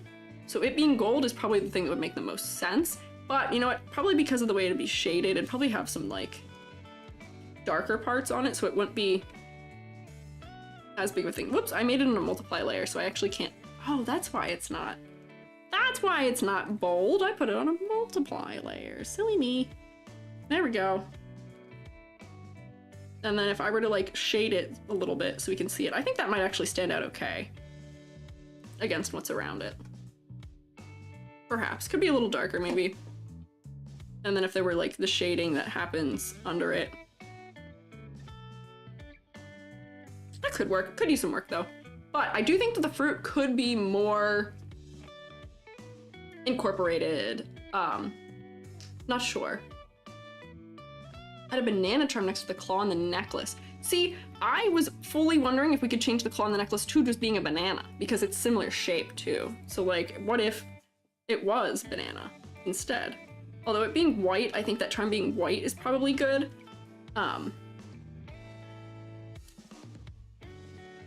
White banana on the neck. Contrast, not great. Don't think a banana would be enough contrast on the neck.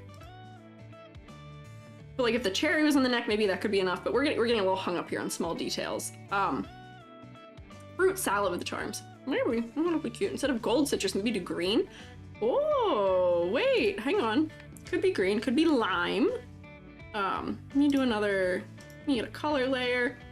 We're just playing around right now. Playing around, see what fits. Ooh, wait, you know? Perhaps. And then the gold can be reserved for just smaller accents then, perhaps.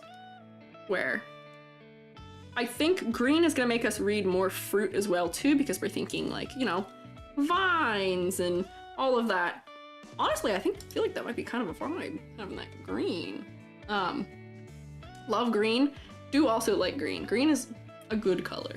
I have a little bit of green. You would not guess what my favorite colors are based on my model. I actually don't like the color orange. But I am mostly, my only colors I have are red, yellow, orange. And my background is so yellow and also orange. Kiwi, yes. Kiwi could have like a kiwi or citrus pattern. I think those would be good things. I think we're heading in a good direction here. Let me take a peek at that rubric again. Oh, here's the rubric. So we talked about, let me clear these because these are from the previous one. We talked about color palette a little bit. We made a little bit of tweaking. Silhouette. We did talk about the silhouette, but I didn't actually fill it in. So let me do a little real quick show of what the silhouette here is. I think that the actual silhouette is not going to be very good, sadly, because of the hair and because of the way that the, like the back of the clothing is hanging down.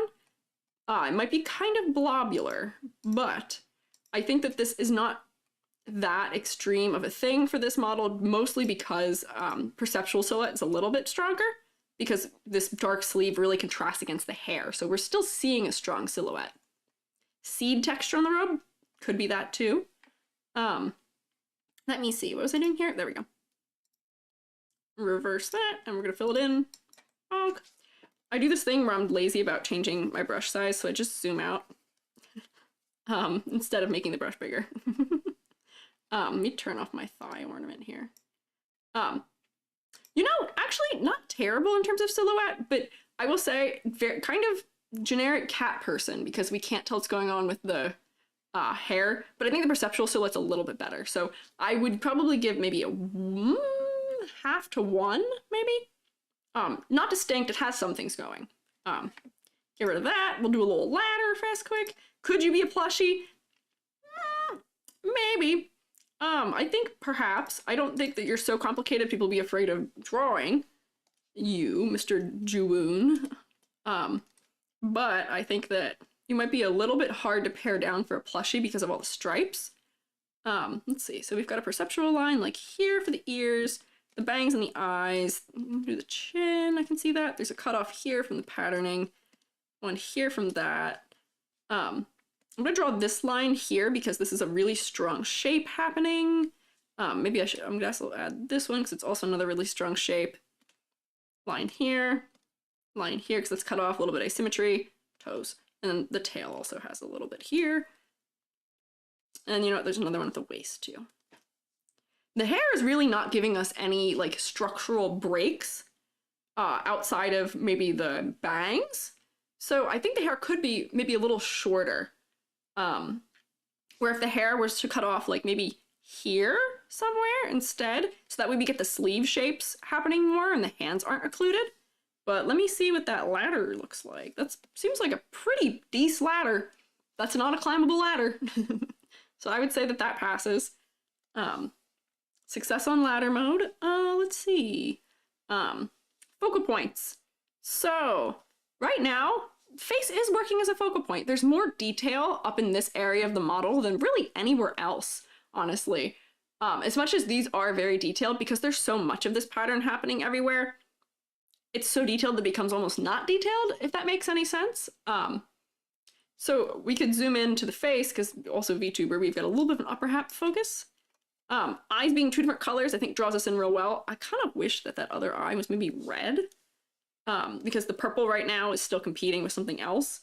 Let me get a little color layer. Color land, my beloved. Might be a little scary having a red eye. You know what? I actually don't like that. I was wrong. I don't like that. I don't know if I like the red eye. I mean, focal point is working okay. Mouth is clear enough that I can see it. Eyebrows are almost completely covered. Not terrible. Face, discernible. I think we pass here. Do tigers have prides? I think that's lions. I don't know. I'm not an expert on felines. My voice is your music. Whoa, thanks. They have a ponytail if they still want long hair. I think ponytail as an idea for this would probably be kind of smart, where it could maybe stick up a little in the back and then come out like in this kind of shape. So that way we still get more arms, but the hair's still long. We still have plenty of space for this cute gradient to happen. Could be a good idea for an alternate hairstyle, perhaps. An ambush of tigers. I'm gonna get ambushed by a fruity tiger for my opinions on changes to make. So, I mean, I think that is working mostly well. Concept and motifs. So, I think the fruit is attempting to be a motif, but it's not a strong enough one.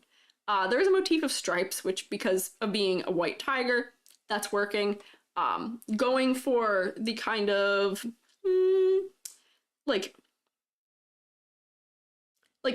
I don't know, like, I don't want to say wild aesthetic, but, like, you know, you have one arm out, the stripes, like, you know, kind of crazy a little bit, inspired by Inuyasha, who's a bit chaotic.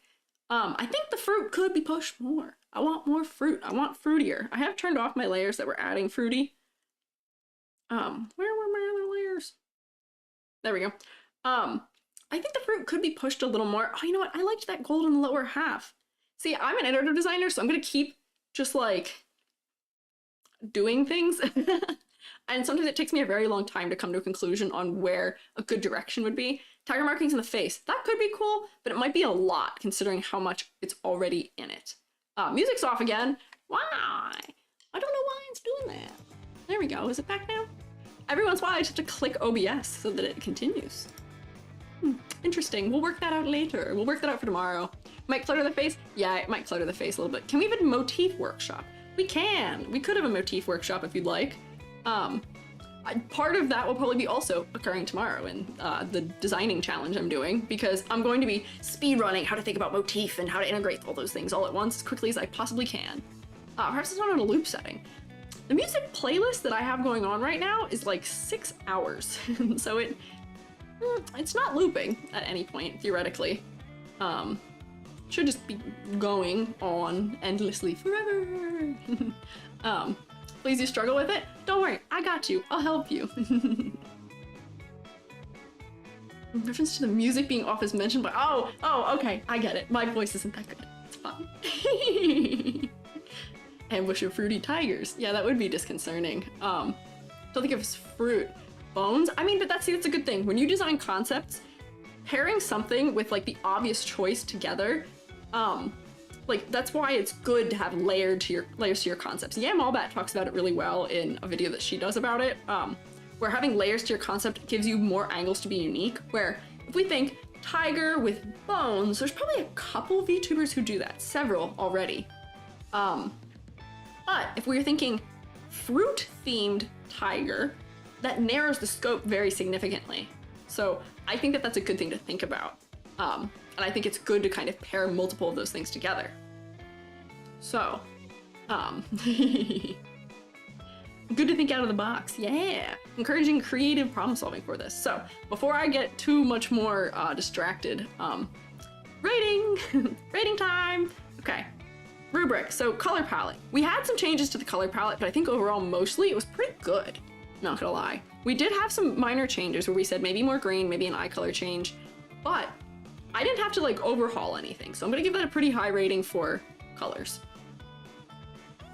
I didn't even read the thing, I switched back. Silhouette. Silhouette, so the silhouette is good. The perceptual silhouette, where we can see that shoulder against the hair, is better than the actual silhouette. And the silhouette itself, even though the actual design is asymmetrical, is still very symmetrical.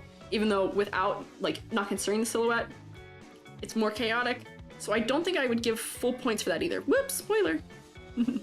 Next model. It is identifiable, but I think it could be pushed. I think there's ways that we could make it more interesting, like we said, moving the hair. I keep switching out of it without reading it.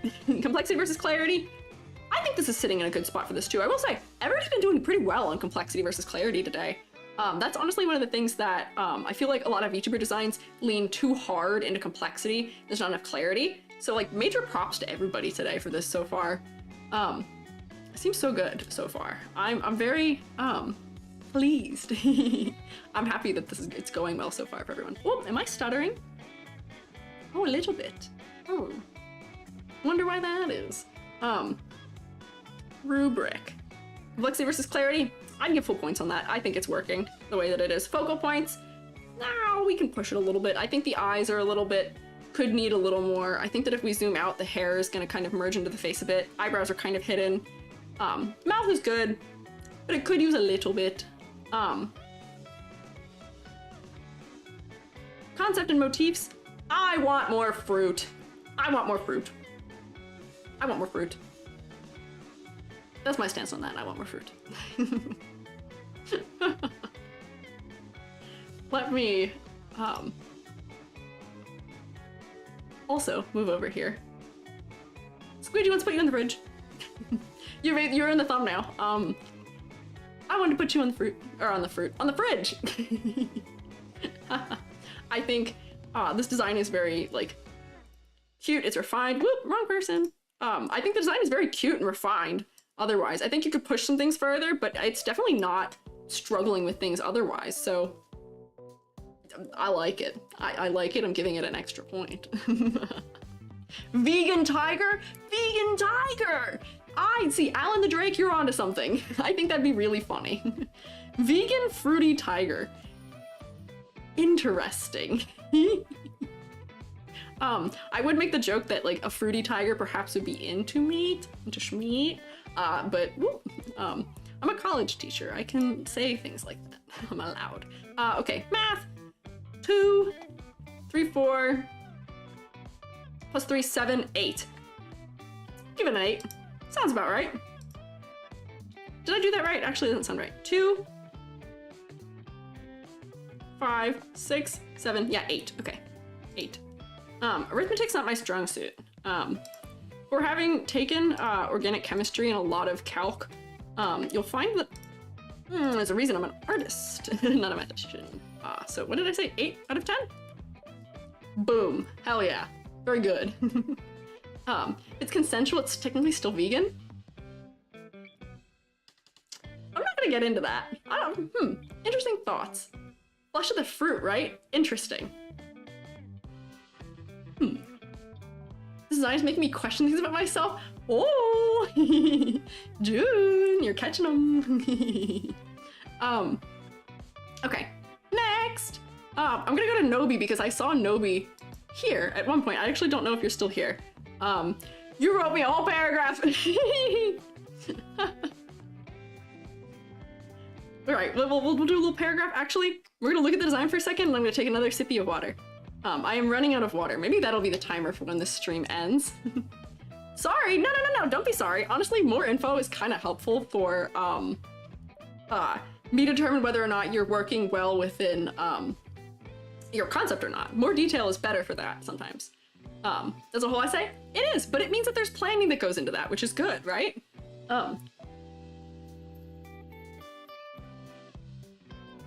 Water. I am getting a little low on water, so we'll see. We'll see how long I can go. I may have to disappear for some water very quickly. Are we still awake? It's been 2 hours. Is that like normal? I'm feeling good. I'm feeling okay. I'm still pretty awake. I will say I'm still recovering still, as I said earlier. My voice is actually doing really well. I thought my voice was gonna give. I haven't had any really like lost voice moments yet. We'll see. 6 p.m. where you are? Early hours. I'm EST. It's 9 p.m. This one is very nice. Very cute. We got a couple outfits here too, so I will probably focus more so on the main outfit, just because if I were to spend all the time going the other one all the way, it would take a long time. But, okay, let's see. Nobi, Ms. Ms. Green Sad Panda? You look sad. Raccoon Magical Girl, maybe. The artist I commissioned does amazing idol-like outfits that I commissioned to all outfits. The color scheme was based on my previous design, and I gave them free reign with input and outfit inspo. My persona is just me, no lore, but she's based on red pandas, but green. Main outfit I'm currently using in my recordings is Lolita/Idol. Okay, I see it. I see Lolita and Idol. That's working. Casual outfit wanted based on my old simple design, having a pastel aesthetic. Included red panda logo on the overall, similar to how I tried adding my signature on my old design. Got you. See it. Second outfit I have gave a few Lolita style dresses that she took pieces from. In the end, her Lolita design really gave me a cottagecore, like Red Riding Hood feel. I see it, seen, heard, chef. And the accent of the animal paws and red panda hoodie, which I wanted to feel more like I'm a character. I see. My question is if it's recognizable that I'm a red panda, but green as well, as if my colors and outfits are okay. Any other critiques I would highly appreciate. I'm still working on creating content in the future. I will say this is probably months after you've done that. Miss Green Panda, oh, did I accidentally have extra letters in there? Whoopsie. OG name was taken on Twitter. Oh no. I hope these critiques are still helpful at this point. It is probably many months later. I'm working on creating content in the future, utilizing either designs interchangeably. I'd like to know if my character would still be recognizable if I were to get different outfit designs. Similar to Iron Mouse's many versions of her character, but still recognizable as Iron Mouse. What are your thoughts on VTubers changing their characters up after using one design for a while? I notice a lot of VTubers stay with one design for the most part, maybe for financial reasons, or they're just starting out and seeing it's something they want to do. I see corporate VTubers utilizing new outfits or designs as a marketing tactic, making it a big event. Oh, it's an interesting observation. Oh, we got a lot to go on here. We get some questions for content here too. So I would pitch that, yeah, a lot of the time probably VTubers sticking with an outfit or like staying in one way is probably mostly based in budget and finances. It is a good opportunity to hold events when you do that. Oh, I will say my closed captions are missing a lot of what I say. Maybe I talk too fast for them, sadly. But I will say, like, a lot of corporations are using it as promotional events, and they also tend to have like in-house artists or riggers or deals that they work to make it more feasible for them. But at the same time, like, yeah, like Iron Mouse can afford a lot of outfits, so she can do that. But if I'm also thinking of, there's a 3D VTuber who I'm a fan of, Hypervox Mimi, who also has a lot of outfits. Just cool seasonal stuff for every season because they're a modeler. She's a modeler. So she can do it very easily and have all of those things. Yeah, Hypa is great. Hypa is lovely. Hypa is very cool. I've worked with Hypa before. And, you know, if you can afford it and make it work, it's great. I think that it's totally fine to do, but I do think that the reason why it works for Hypa and why it works for Iron Mouse is because they have really, really specific, like, hair and eyes and face and, like, color palettes. And that's what makes it so that it's easy for them to switch it up often.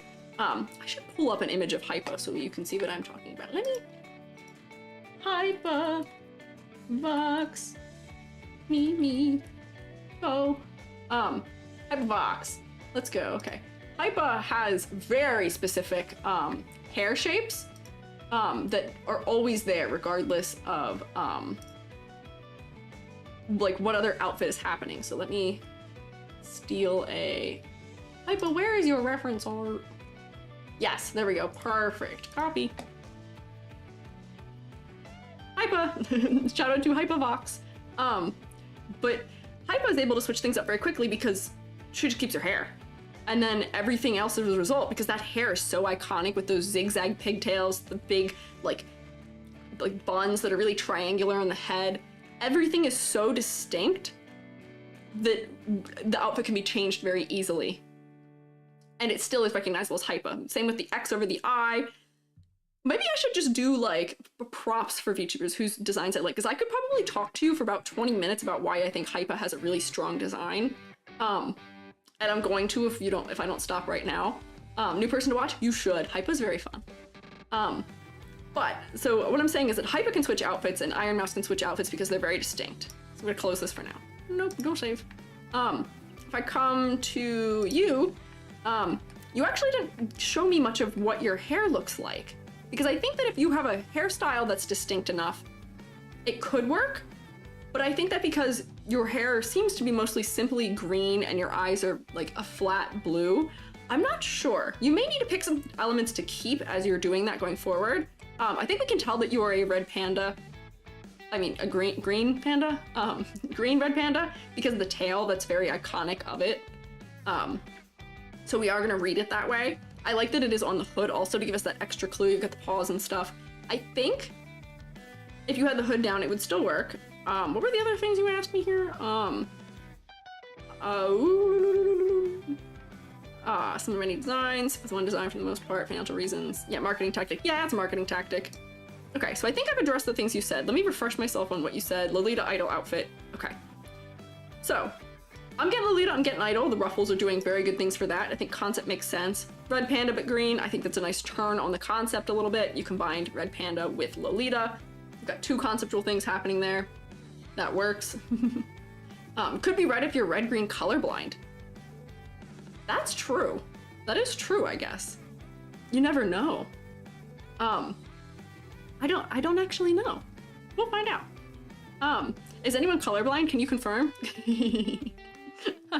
I think that might be the case. So for colors, very monochromatic. I think that you made a good choice with your skin tone being kind of peachy. That warms things up. I think that's good. Little touches of gold are good. I think there's decent color hierarchy here too, where it's overwhelmingly this like teal that I'm seeing, like in most of like the dress, and in here you've got like a secondary teal color that's darker, giving some contrast. You've got white, giving more contrast. Your skin really pops because it's a different color undertone, so I think that is good. And I think that your eyes being blue kind of works. I think that the contrast from having your hood up is doing a lot to really frame your face, which is good. I think that we can maybe push it further with your eye color perhaps, because it's very similar to everything else, but honestly that's kind of minor. I think the color is working very well here. I think your contrast is working very well. If I scroll over to your pastel outfit, I know that with pastel we want light colors, and in pastel we're mostly relying on difference in value, or in hue instead of difference in value to be contrast. So hue is like which color undertone it is, yellow, purple, green, versus value is how dark or light it is. But I think that maybe this, your, what do we call this? Overalls. I love overalls. Your overalls could maybe be as dark still in this color as this is maybe to work, but I'm not gonna get super far into that on that outfit. I'm just gonna mostly try and focus on the main outfit. So for color, I think everything's working. I'd give you a full check on that one. Where's my rubric? Silhouette. So silhouette might be a little bit tough to test. I mean, you did give me one here, never mind. So we can do a little silhouette test here fast, quick. And then make sure I get all these other little internal ones. I wish I could make it a requirement that people send me transparent versions, but I would feel bad because I know that not everybody has experience with drawing software to do that.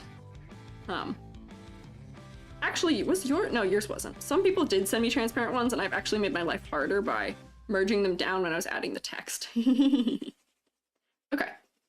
Silhouette. Kind of blobular. Kind of Christmas tree-esque. I'm getting a very strong, woo!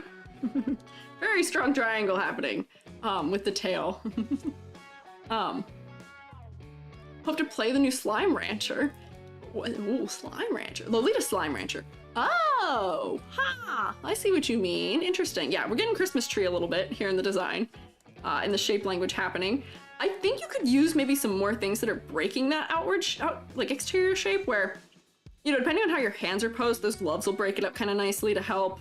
The ears are helping a bit. I think the tail pose isn't doing a benefit right now. I think that the tail If it was up instead, would probably be better. So we could still see the edge of the skirt, although I guess looking at the edge of the skirt, there's not a lot of definition happening down there either. I wonder if there's something where we can push and pull some things to really make it stand out more, where like some of these ruffles you have here maybe could stand out more. We can add some contrast where that stands out more.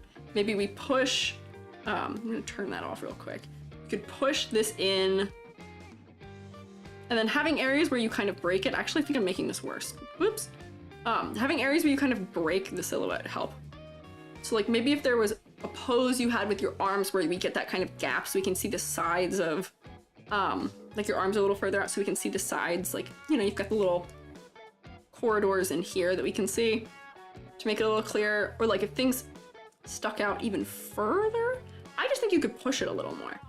I don't think it's bad. Like bigger shoe bows, I think if we could see your real big hands clearer, that could do something. It's not bad. I think it could just be pushed a little further, but you are a Christmas tree. The line is over 500 long. Yes, it is. I hope my little flock on it makes it okay. It's fine. However you've done it is totally fine. You don't have to set it with a silhouette. I'll figure it out. Do not worry. I'm gonna do the work here. What if the tail had some things coming off? Wow, what if? Or like even what if the tail, let me, pardon me, use the drag tool. What if we like made it like bulge kind of around this thing? So, you know, it feels like it's tied a little tighter in that rope.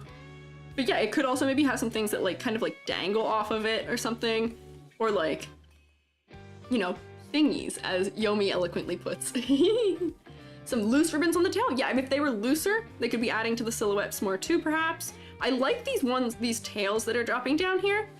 So maybe, what if you just had like, you know how sometimes there's ribbons that have the like almost like, just like the tendril really thin ribbon?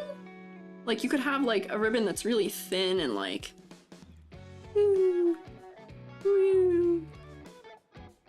so like that adds some smaller shapes, because right now there's a lot of big shapes. Which we want? We want big shapes. We want some small shapes too.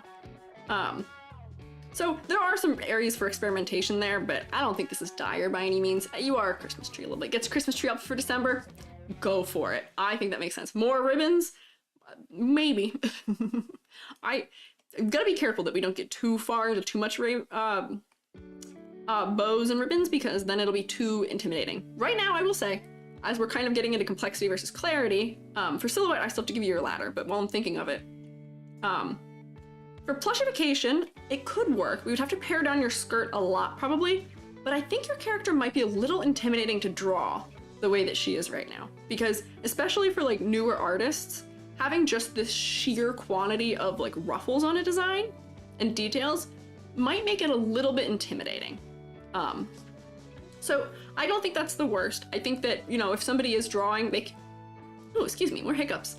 They could make the decision to ignore some of it, but it might be pushing towards the more complicated end of the spectrum there. You know what I mean? So I think that it could use to be maybe pared down a tad. But you get that, you get tired of drawing yourself and had to stop at the bottom ruffles. Yeah, yep.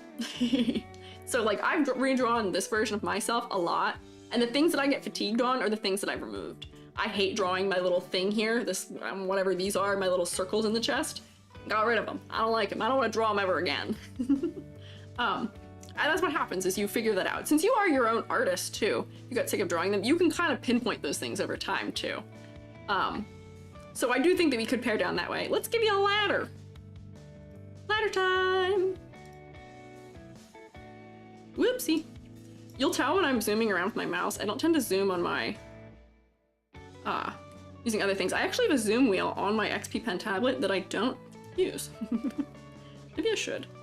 Some lines here. Whoopsie, I'm really... Oh wow, there's gonna be a lot of divisions here because of all the contrast. I will say, you are also very symmetrical, but this is one of those cases where it's not bothering me that you're symmetrical. You feel kind of like, I think it has to do with the kind of Lolita aesthetic being, like, allowing for that, and like the idol aesthetic, they often are relatively, like stable and symmetrical design, so I don't mind it. What does a ladder do for critiquing? So the ladder is to determine if we have any like stagnant areas on a character. So what we're looking for is rungs that are spaced not evenly at all. If it's a ladder you'd want to climb, then that's probably not it. Because characters that have all of these rungs where there's visual breaks in the character's design, characters that have it really evenly spaced out tend to be kind of bland to look at. They don't have a lot of visual interest happening. So by looking at this real quick, oh, I grew it right on you. Whoopsie. I'll undo it off of you, but I can't actually drag it now. Whoops. But it seems like it's working pretty well. There are a lot of things where you have a 2 grouping, a 2 grouping, a 2 grouping, 2 grouping because of the contrast. But I think that's okay. I think you've got all of your assets proportioned pretty well. You said you used a reference from some Lolita fashion. I think it shows in like a good way. I think it shows in the best way where using references are good. I will encourage it heavily. And yes, this is a very soothing color palette, as I see some people saying. To see if your design will be a step up or a step down. Wow, we got puns. Wow. You can't keep getting away with this, I know. That's crazy. Whoops. Whoops. Whoops. Okay, where's the one I want? This one. Okay. Concept and motifs. So, I mean, you said that you are mostly being you as opposed to having any very specific concept, I think. No lore, but you're based on red pandas and green. I think you still have a concept. Your concept is that you are a green red panda who is an idol or into Lolita fashion, which could be you. You're just into those things. I don't think that you're hitting them. I think we can tell that you're a green panda, or a green red panda. And I think we can tell that you're interested in Lolita fashion and idol culture by looking at this design. It's hitting all of those things. So I don't have much to add there. Your motifs, your visual motifs are mostly just in relation to being a green panda. I'm gonna keep saying that. Red panda, green, red panda. Where you've got the paws, you got a little bit of a face up here. Lots of repeating bows for your visual motif. Seems like there's some patterning on the skirt, but it might just be some sparkles. Honestly, I think it's cute the way it is. I feel like it'd be a cute touch also. I don't know if your shoes have this. These around, no. I'm a 3D modeler. I love putting paw prints on the bottom of people's shoes. I always, when I do people's models, when I do like full large scale 3D models, high poly ones, I always put something fun on the bottom of the shoe because I feel like that's like such a funny touch. And if they ever go to do like a legs propped up on a table kind of vibe or anything like that, it shows and it's like a whoa kind of moment, right? It's kind of cool. It's 2:30 in the morning for you, getting silly. Wow, late. I appreciate you staying up though. Thanks for being here. Crime should be punished. Maybe. Do like a fake bamboo microphone for a motif. Oh, you know, I wonder if, actually, that makes me think. I wonder, could you make, like you have this kind of stripe happening in a couple places? What if it had like notches like bamboo has? Like, you know how bamboo kind of has those like parts where it like, there might be a way to make it clearer, but that could be like a fun little like hidden Easter egg in it somewhere where you've hidden a little bit of bamboo in there. I'm not an expert on red pandas, but any other things that relate to being a red panda in there could be good. Yes, we are cooking. We are cooking. So like, I think we've covered most of the bases here, I think. You're here, so I can ask you if you have any further questions while I'm kind of going through the scoring, but like, I really didn't have that much to change here. Maybe some things we can implement and things that were added, but I mean, honestly, mostly things seem to be working. For the rubric, let's see. I think that for colors, I think you've nailed the color palette. Color palette's cohesive and interesting. It is monochromatic, but I think you've done a good job. Whoops, where are you? You've done a good job of making monochromatic work in a way that still feels interesting and exciting. Fluffy tail could be cute too. But I think that your color palette you've done in a way that makes things interesting and exciting, despite the fact that it is very monochromatic. I think it's working. There's a way to make it work. You've done it. Got some nice pops of gold. Checks out to me. Silhouette. You're a bit of a Christmas tree. Not the worst, but I feel like it could be more distinct perhaps. So I would deduct points in that, where I think that right now it doesn't have a ton of breaks for positive negative shape. And I think that that might be the only thing that's lacking. And then also having some like, you know, the tenderly like things, or, you know, making some of those changes to the tail, making it fluffier, or, you know, repositioning how it's posed in your like default state, I think might be good beneficial things for it. So I would take off a little bit for that perhaps. Complexity versus clarity. I think you're getting a little over complex to the point where it's tiring to draw, but it's not that much. It is simplifiable and it could still be a plushie, so I'll give you most points for that. I didn't read the next one. Whoops. Focal points. I think that for focal points, your face is working as a focal point really well, specifically because of the hood.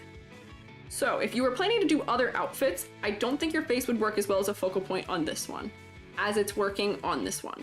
You know what I mean?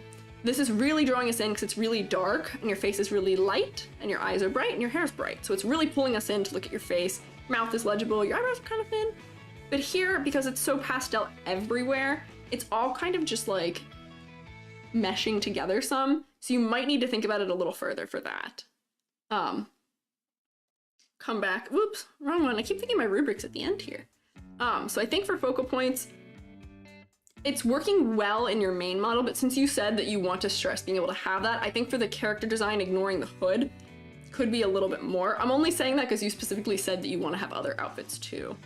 Concept and motifs. I see what you're going for here. You don't have to play a character by any means, but the things that you said were things you were thinking about in designing it. I could have decided and realized were things you were thinking about without you telling me. And I think that that is what gives you a 10 out of 10 for concept. So I think that that's good there. So, Squiiji did put you on the fridge, so you will get an extra point for that. I thought it was really cute, and it was one of the standout ones to me when I was going through preparing things for today. So, it is very cute. I do love it. It does combine fashion very well. Good points here. So let's see, 2, 4, 5, 6, 9. Wow, another 9. Dang, good work. Hang on, where are you? There we go. 9. Good work. I'll take this color. 9 out of 10. Whee! All right.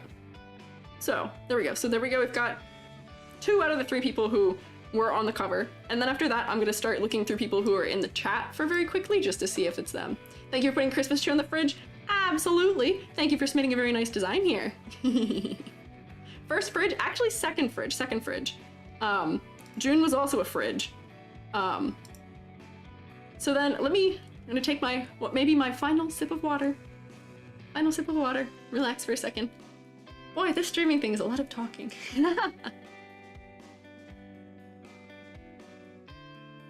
All right, how are we holding up? We are approaching 3 hours here. Ooh. Do a little stretch. If I stand up, I'll fully lose tracking, but I might do a little stretch here real quick. Just got back, welcome back. Ice Cup VTuber, that could be a good combo for concept too. Doing good, that's good. I'm also doing great. This is fun. 2:30 a.m., but you're doing great. I appreciate it. Is that European time? Is that England, UK, or is that Europe? That's really nice of you to be here, thanks. Keep the constructive criticism train going. All right, if you're still feeling it, well, I guess we'll keep going. Ready to be here all night? You and maybe me. I don't know. UK, particularly Scotland. Oh, wow, that's cool. Want more? Okay. Excited for this stream? I was too. I've kind of calmed down a bit now. I was kind of stressed. This wasn't my first time being on a stream. I've been on Yam Allbeth streams, I think 3 times. But you know, it's a different thing doing it yourself and trying to get all of it. Maybe you should get a refill on water. I will stick my BRB on here, probably, and get a little more water. Just quickly. I'm gonna speed run water. That Brita filter is so prepared for me. So, oh, okay, yeah, actually, you know what? You're so right. Let me, last drink of water. I'm gonna go get more. So here, wait, just so you can see. Here's my BRB. If you don't know, if you're from one of the corners where you haven't seen, my like mascot of y'all is Shermates, and they're cute little funny guys like this. This is like the default design one. If you want to make one, in my Twitch about section, I have a thing on how you can make one. I think there's an exclamation point Shroomate I had set up too. You can design your own, put it in the Discord. I have a channel for it, hopefully. And also, there should be a pie crew where you can do it that way too. So I'm gonna go steal some water and I'll be right back. Yes, you are silly guys. So I will be right back in 1 second.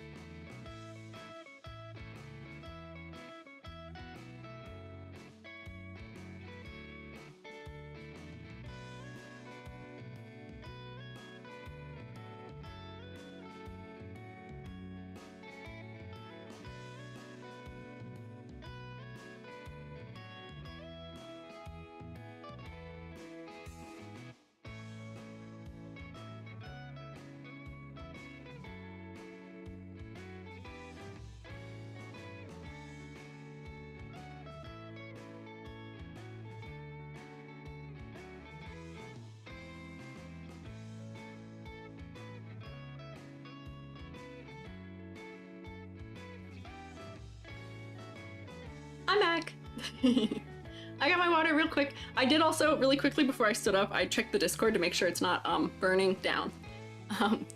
Add your own little dudes, won't be a mushroom on the screen. What do you mean? Oh, well, once you guys have added more little dudes, if there's full body drawn ones, I might make them bounce around like this too, so we can really like cover everything and make it real crazy. That is the thought, perhaps. Maybe, we'll see. I'm gonna put it back on, let me get rid of my BRB. I'm gonna put it back on chatting for 1 second because I'm gonna drink a little water. And also say hi, because I've been talking at screen for a little bit. I'd like to talk with. First stream, can't believe we got to watch you live for once. I can't believe I'm doing it too. Can't believe you're here, thanks. Designing your own as we speak. Hey, that's pretty good. I saw some people talking about how they're doing art fight prep right now too. I slacked so bad on doing my art fight prep because I was prepping for this instead. I am on art fight. I'm on Team Seafoam, and I will be fighting. I got hands. I will be fighting. I just have to get there after I finish all the things going on for a potential 2.0 debut situation. We'll figure it out. We'll figure it out.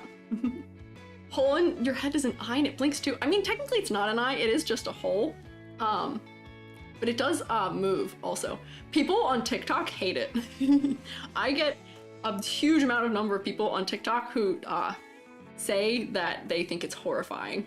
It was worse, it used to be red because I was just doing color palette. But I realized it looked like it was a hole into my skull that was like pulsing brain meat, and that was not good. They're weak, you're so right, but I think it is better this way. Keep missing art fight, you want to do it, we end up missing it due to deadlines.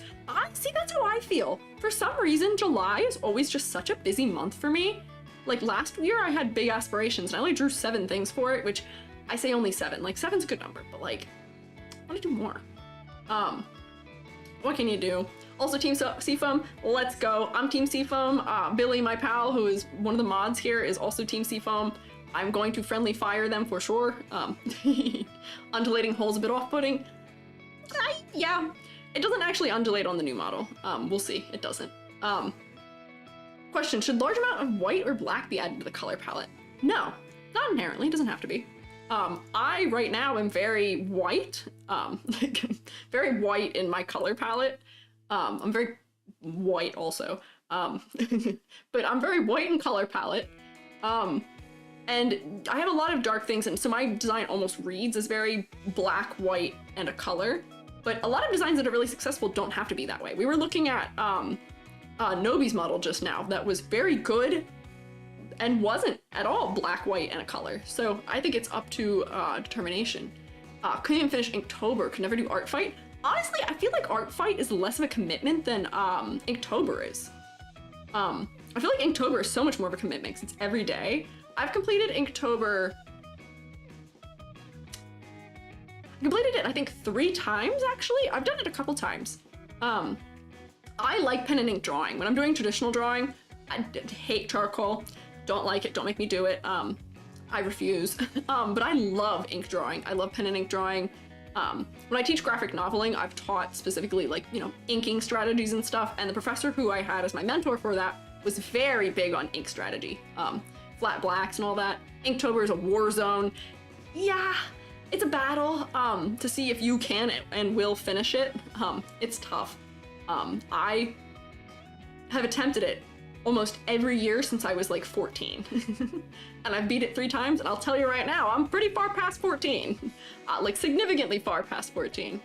But I do think art fight is easier. Is the server still down?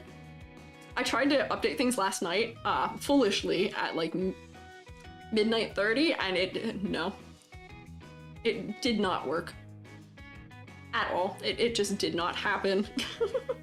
It did not want to load, it did not want to stay. Just nothing became of it. Yeah, it's dead. Is it still dead right now? It usually stays dead until like some point around like, I mean, the 4th of July is usually when it first goes back up line because then all the Americans are off doing their thing and not doing it. But it works. Is it better for you at least to have a theme like mermaid? I've never actually done mermaid. When I do Inktober, I like themes, but I like making myself cry. So I would usually take, there'd be like 2 themes or so. Like I'd take 2 different lists and mash them up together and combine them to be kind of crazy, which is, maybe I'm a crazy person, but it made it fun. So like I like combining things. Discord challenge perhaps? Don't worry, I'm thinking of that. We're gonna have potentially some things like that, we'll see.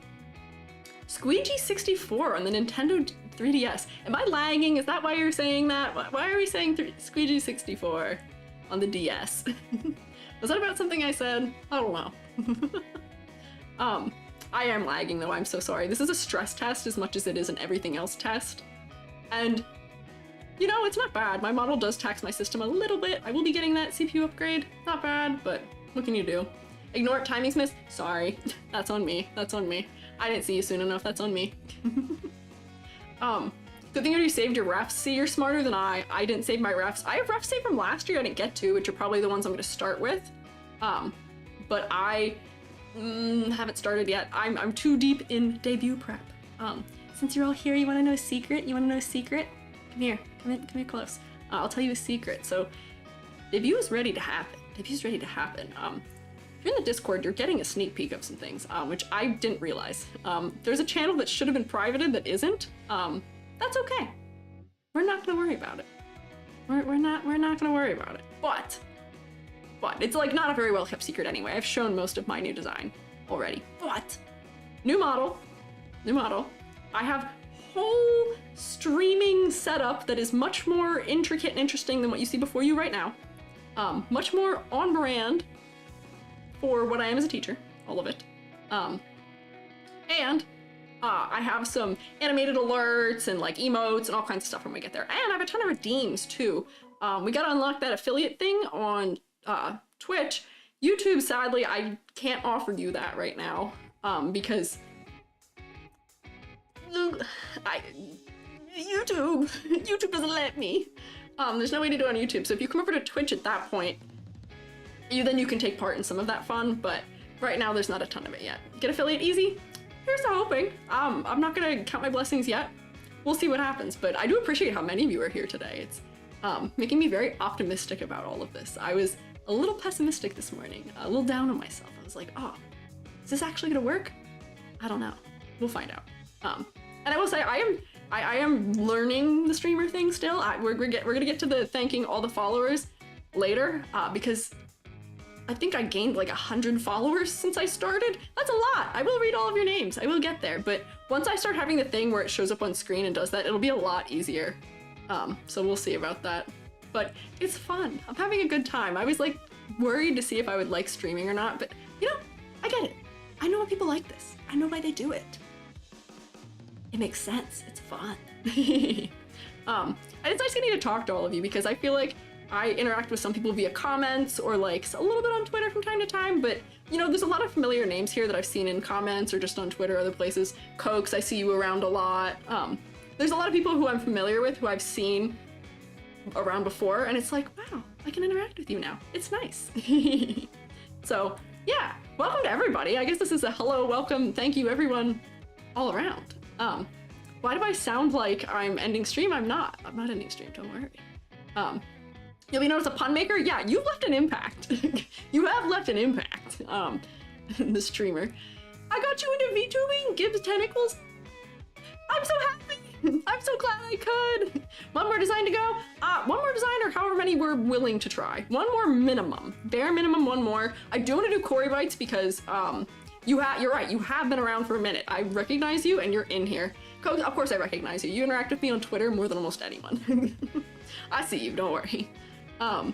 Yeah, at least one more to go. So let me take a little sippy of drink. A little bit more sippy of drink. You can check that I'm actually sipping my drink.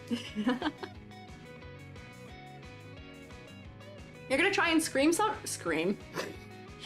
You're gonna try and stream someday. You can scream too, that's okay. But you should stream. I think it's fun. I'm saying this as having done it for less than anyone else who could ever recommend it to you, probably. But I don't know, I like it so far. I think it's fun, it's worthwhile. I introduced you to VTubing. Whoa! That's kind of crazy to me. I didn't think that people who would find me were people who aren't already into VTubing, because the videos I make kind of assume knowledge on VTubing, but if I could be your step in, that's sick. I'm happy I could do that for you. It's a rabbit hole for sure. You're binging your video, or binging my videos. Oh, thanks. I appreciate it. Trying to design your first model after seeing my videos. Don't know how to draw? That's okay. I have a video coming out on how to make a reference without knowing how to draw. It's okay, it can happen. I introduced you to my content. That's fair. Thanks. I appreciate it. Spent forever trying to herd some guineas to bed. What'd you miss? How many week critiques so far? Like 7? 6? 6 critiques? Can you believe that I prepared 50 and was like, oh no, I was literally sitting here until like tippity typing until the minute that I was about to go live being like, oh no, I have to add more. It's not gonna be enough. I'm gonna run out. And it didn't happen. I was on the phone with my partner like a half an hour before too, and I was like, I gotta go. I gotta finish these. And they were like, okay, I'll let you go. And it's fine. Everything's fixed. It was plenty. Wow, everybody binged my videos. I appreciate it. Is there a link to that video? Made by quite a few other VTuber content creators from some model design. Oh, I'm honored that they recommend me. That's so kind. I really appreciate it. I'm glad that I can be like, you know, positive in that way. I like being to help others. That's like, you know, is teaching my calling? Maybe not. I don't always love teaching, especially in the current atmosphere that teaching is, but I love helping people. So YouTube is a good avenue for that, and this is also a good avenue for it, so I love it. Really a great teacher? Thanks! Thank you! I appreciate it. Plenty of content for several months of streams. You know what? Yeah. Here's the thing. Depending on how well this does, like I do want to make edited videos for this because I think the people who are submitting their designs to this deserve it. They do deserve to have an edited, polished video about showcasing their design and showcasing their hard work and showcasing their bravery and showing their work in front of all of you, in front of me, and, you know, being willing to be, you know, I don't know if torn apart's the word, I'm not tearing anyone apart, but like, you know, putting themselves into that opportunity of being vulnerable about their design where they can hear, hey, maybe this isn't working. And I think that's a big thing. I am proud of everyone for submitting to it. I think that that's a really big thing, and it's very great. So I think they deserve to have that video made, but I'm gonna try and figure out how to edit those videos from this in a way that has my usual polish. May require a little re-recording so that I can have my model somewhere else. I'm not quite tech savvy enough yet to have my model as a separate video so I can do what I'd want. I'll bug the tech fellas again, perhaps. Maybe about that, but we'll see. For now, I'm taking it as I can. We're just swimming. Educating, not teaching, I think is how you put it. That's a good way of putting it, I think. I mean, I like educating. It's fun. I like helping would be the way I would put it. I just like helping. So, anytime people tend to be like, hey, something help, I'm like, yes, of course. And that is how I ended up doing this in the first place because when I offered to give critiques, I didn't realize that I got over 300 DMs in one night on Twitter. One night. I'm not exaggerating. It destroyed my inbox. I felt terrible. I couldn't get to anyone. It was so much. So being able to put you all in a form and keep it organized so that I can get to it when I get to it. And I've gotten to a lot of them, actually. I've done a lot privately. It's been really good. It's been nice. I love it. It's been fun so far, so we'll see. Idea of submitting for critique is scary. Yeah, definitely kudos. Big kudos to everybody. I appreciate you doing so. It makes me able to help you, and you to help everyone. Everybody's benefiting. We all win. More water, sippy. One day I'll show you, I'm not gonna show you right now because you can see me drink water. One day I'll show you that I eat fish crackers a lot. Fish crackers are a Squiiji food group. I don't know if you knew this. Mushrooms. Eat decaying wood matter, primarily, but secondarily, fish crackers. That's like the second most important thing to eat. If I eat fish crackers, you can watch me do it and watch me put it in my mouth. It's like uncanny, it's so strange. I've noticed it while I record videos because I tend to snack, and it's so weird. The tracking's really good. Squids do eat fish? See, I guess that is one thing I did walk into here, which is that Squiiji sounds squid-like, and ink also being a thing is also ink-like. I'm not a squid. I am kind of Splatoon proportioned. Squids do eat fish. Mushrooms, I guess, can eat fish. Mushrooms eat fish crackers. Do you like shrimp chips? I love shrimp chips. Let me tell you, I love shrimp chips. Shrimp chips are so good. They started selling them at the Five Below. Revolutionary. Revolutionary. I love shrimp chips. You made shrimp chips. Dang. That's some skill. Fish-shaped crackers, or do you mean fish-shaped crackers, or do you mean fish-flavored crackers? You know what, honestly both, but the orange ones, the goldfish. I guess I call them by their generic name. I'm looking at the box. I forgot that generically they are called fish crackers. Maybe that's a where I live-ism, but goldfish, the snack that smiles back. Or the off-brand ones. They're good. I like them. I eat too many of them. You're gonna get a Squiiji food pyramid of the things I eat. My diet mostly consists of all the things a responsible adult should, which are like fish crackers, string cheese, and ginger ale. Perfect recipe. What could go wrong? No, I'm not malnourished. I'm also kidding. I eat like normal things. I eat a well-balanced meal. So much sodium. I don't eat that much. I only go through a gallon of fish crackers every 2-ish weeks. I heard worse diets. I mean, that's fair. I'm getting carbs. I'm getting calcium. I eat normal things too, don't worry. Eat too much cheese, you can relate. Yeah, it's hard. It's hard not to. Totally not sipping 10 p.m. coffee. Well, I mean, I can't fault you for that. I can't fault you. We got things to do. We're busy. Although caffeine affects everybody kind of differently. Maybe you're somebody who's a little more immune to caffeine. I am not immune to caffeine. If I drink caffeine, I'll lose control of my system. I get caffeine poisoned very easily, so I don't have a lot. Look, as long as it's damp and humid, you should be fine. You know what? That's fair. I will survive. I'm just gonna osmosis. See, why do I even need to drink water right now? I'm just gonna absorb liquid through my skin, through my mycelium. There's a mushroom word for you. That's like the mushroom roots. Eating your pho and shrimp crackers while watching a 3D mushroom? Honestly, does it get better than that, huh? Caffeine makes you sleepy. See, I've heard that from some people. Caffeine makes them sleepy. Huh. I don't quite know what causes that. Caffeine makes me, crazy.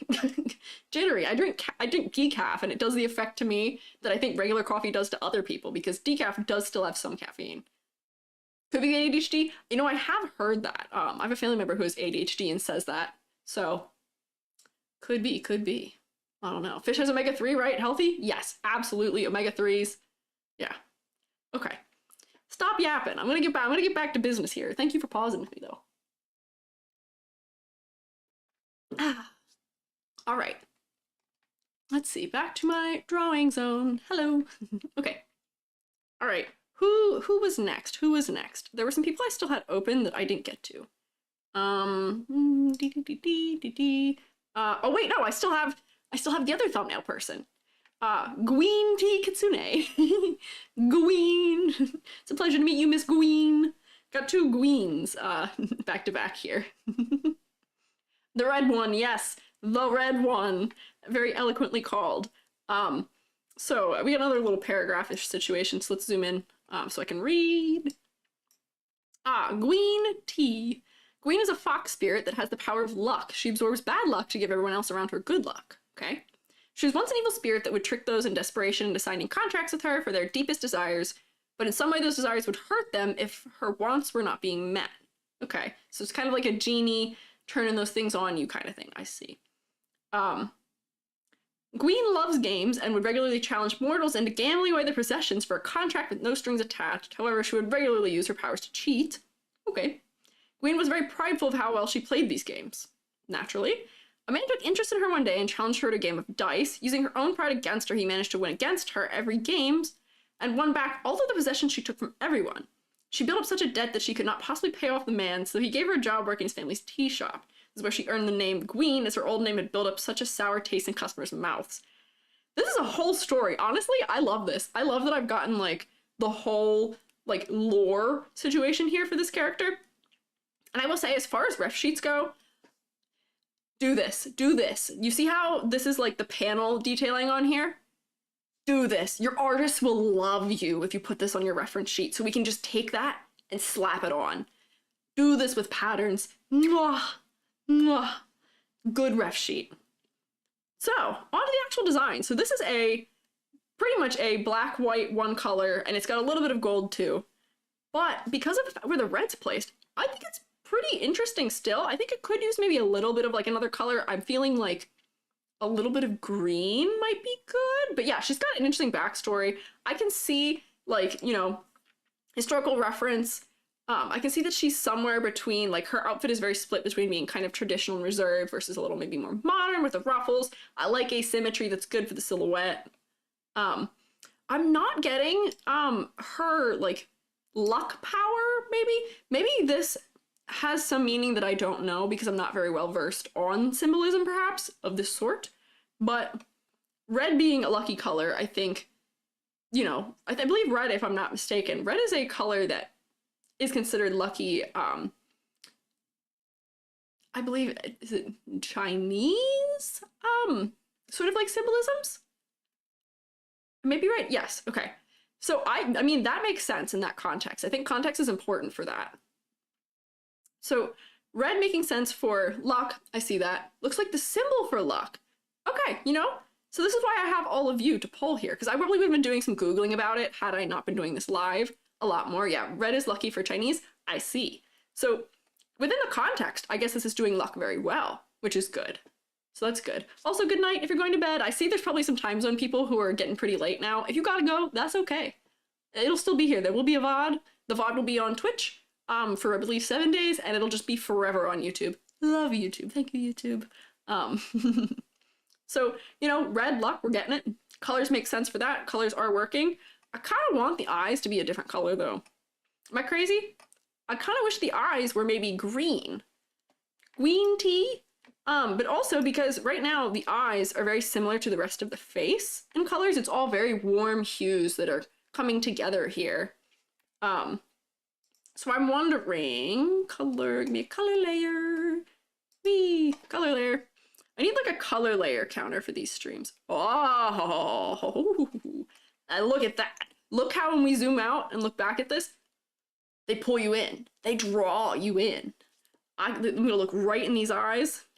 Now the face is really a focal point. Green is a very, very symbolic color for Asian countries too.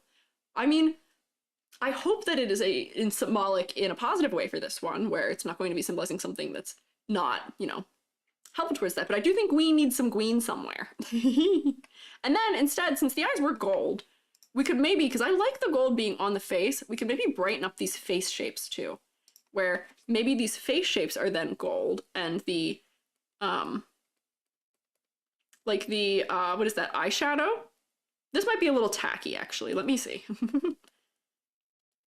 No, I don't think I like it up there. But I wonder if this will be tacky, having these gold. It might be too many colors in one area for how kind of mature this design is trying to be.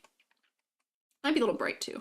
All the gold here is kind of desaturated, so let me maybe match it closer to that. Oop, don't lock the layer.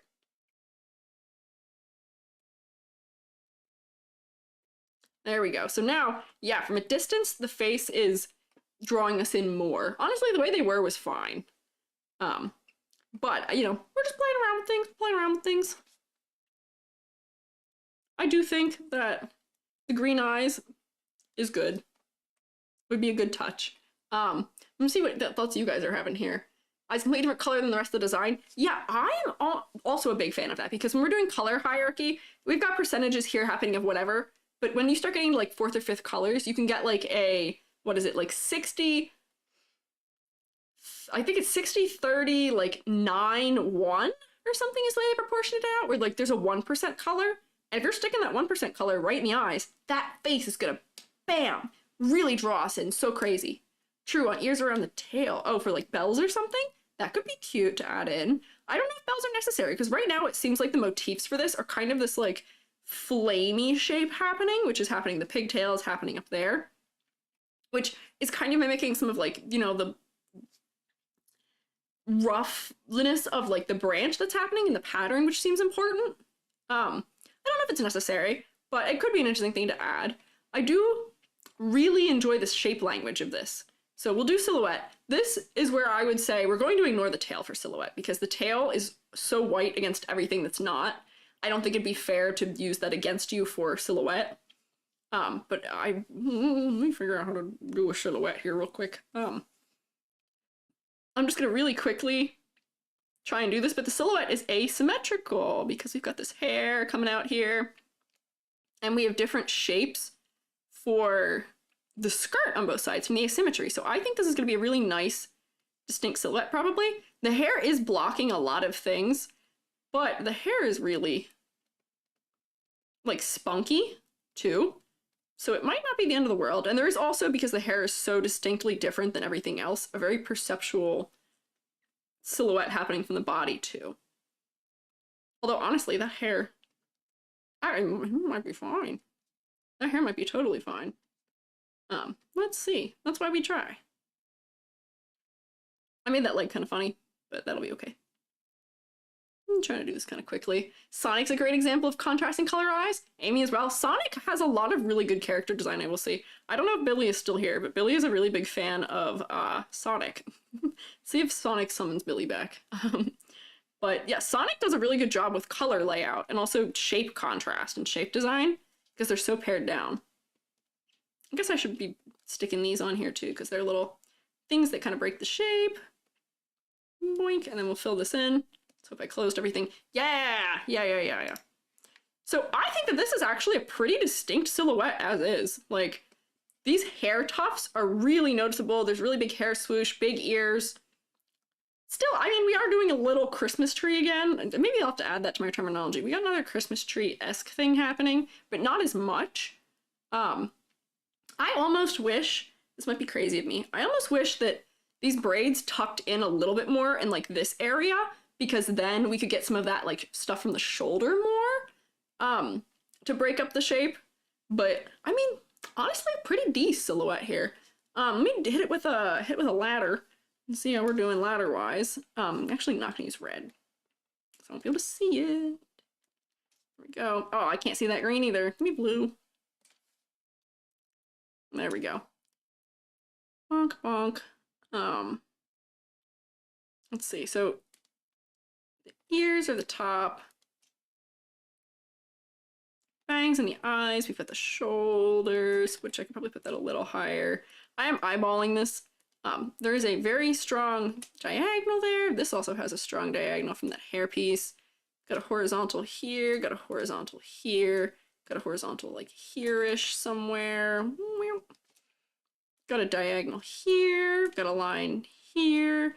And we've got this, and then those ones aren't incredibly strong, but they're there. And then I can see this, whoops, keep doing diagonals. There, and then the hair also is adding one across the bottom and like one here maybe. So, wow, that's a lot of lines. So if I move this over and we turn everybody off, that's a pretty crazy ladder. That's a pretty dangerous ladder. That's a pretty dangerous ladder. So that passes. I will say, in looking through all the designs, I will say that we've gotten, like, not to say lucky today, but we've had a lot of danger ladders, which is great. We love a danger ladder.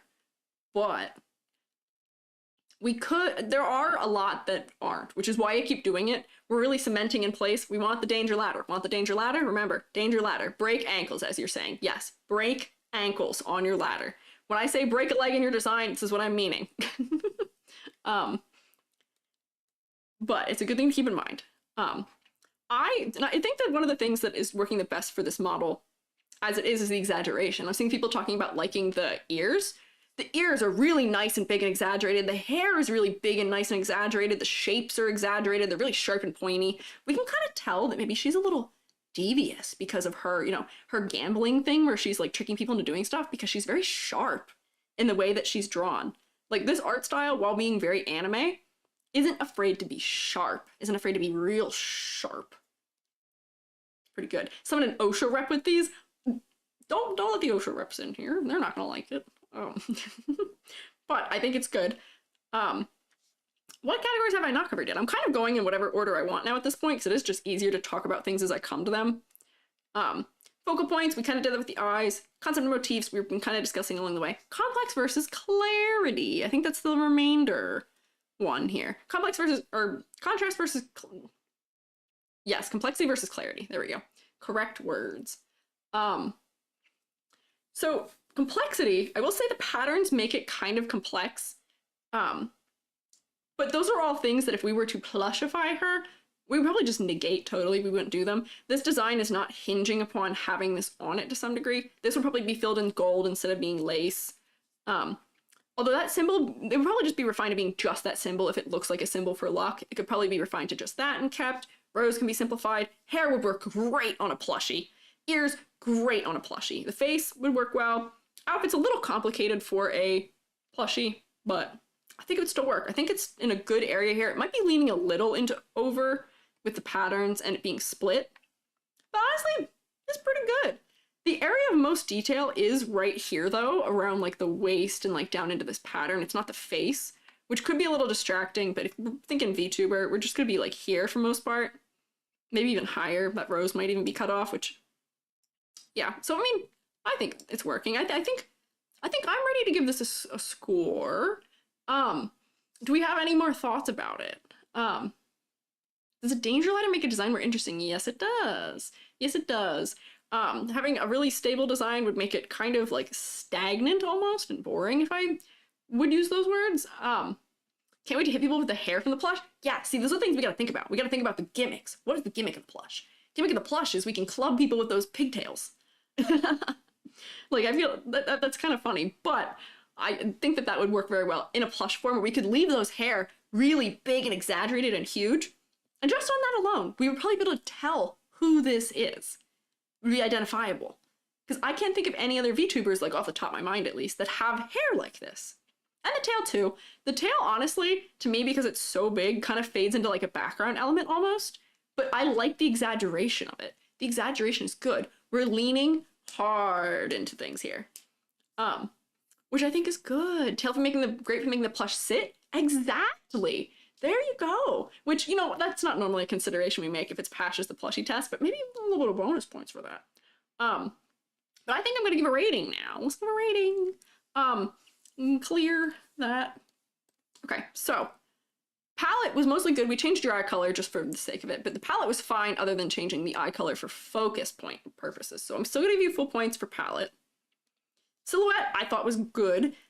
Maybe a couple more points of contrast, but the silhouette was very good. Complexity versus clarity might be a little bit on the complex end, but that's okay. Focal points, wait, hang on, stop. Silhouette was good. Complexity versus clarity, I actually decided you were fine. Focal points, we changed your eye color to make it better into the face, but the face is otherwise very good. Concept and motifs, you've got a lot of like subtle hints maybe, or things that are maybe more culturally clear to others.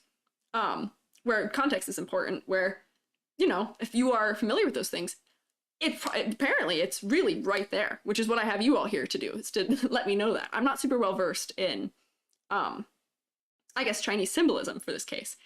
Research opportunity. That's what I'll be doing when I get off stream. But I think it's very clearly and creatively presented. I think it's fun. We got some tea reference, all the luck is in there and the color, all that stuff. We made your eyes green so you can be green. Fun to draw chibi, absolutely. Could you make the tail semi-transparent? Maybe. Be kind of like a smoky vibe almost with the way it was drawn. That'd be kind of cool. And Squiiji did put you on the fridge. This actually might get a full... This is a full 10 out of 10 here. Full 10 out of 10! First 10 out of 10! That's like super you get fridge. First 10 out of 10 here. Honestly, I think it's very good. It's cute. I see people saying combination of Kitsune is Japanese, has an obi, but wearing Geta, but the Mandarin collar is throwing you off. I can't speak to knowing much about this person because maybe this is something where these are things that are culturally significant to them, that it makes sense to have all of those things there. That's not something I can really speak to, sadly, not knowing super clearly. But from what I can tell, it seems to be okay. I personally am not bothered by mixing of, you know, cultural ideas. I think that, you know, to some degree, as long as we're being respectful, that's okay. But that's also not my call to make here. Smoky or stingy for the tail for being a spirit? I could see that. But before I get distracted again, 10. I will say, but while this is a 10 out of 10, it's not perfect, as we determined, which I guess is misleading. 10 out of 10, I'm gonna put an asterisk. This is like, if you all play D&D, Nat 20 versus 20 with modifiers. This is 20. This is a perfect 10 with modifiers. That's why I'm gonna put the star there. Make it a little more star. We'll party crazy when we get our first like nat 10, or like nat 20, I guess. Dirty 20. Yeah, they do call it that. I don't want to say that about this, but honestly, really great. Like standout design here. You're on the thumbnail. You did a good job. You got on the fridge. It's cute. I like it. All right. Do a little stretch here. Let's see. Can my arms do it? Looks like I'm doing Y, M, C, A. Almost works. Take a little sippy again between them. My voice is preserving more than I thought. Hydrate check. Thanks. Yeah, no. Cheers. I should find a way to make it. I should give myself a drink toggle for my hand. Do hand trackers? Yeah, I have a leap motion. I have so back as I was talking earlier, most of my physical like object setup is not stuff I've purchased. It's things that I have acquired by some means. I was actually given my I've got a stereo IR leap motion. I've got the developer version because I was given it by a motion capture like department, I guess is what I would call it. Motion capture part of like motion design. Oh, my hand's inverting.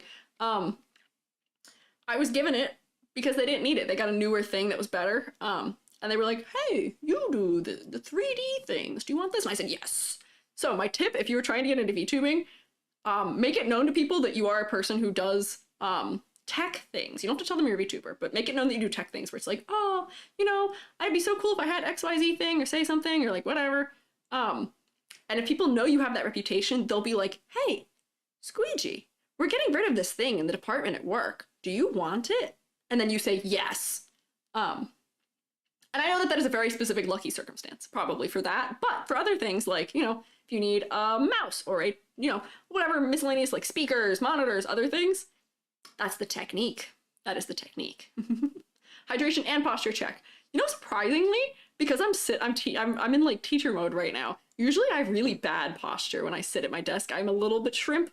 But because I'm doing like teaching and like I'm trying to like, you know, breathe and talk and project my voice nice and all that, I'm actually sitting really well. This is like good for my health.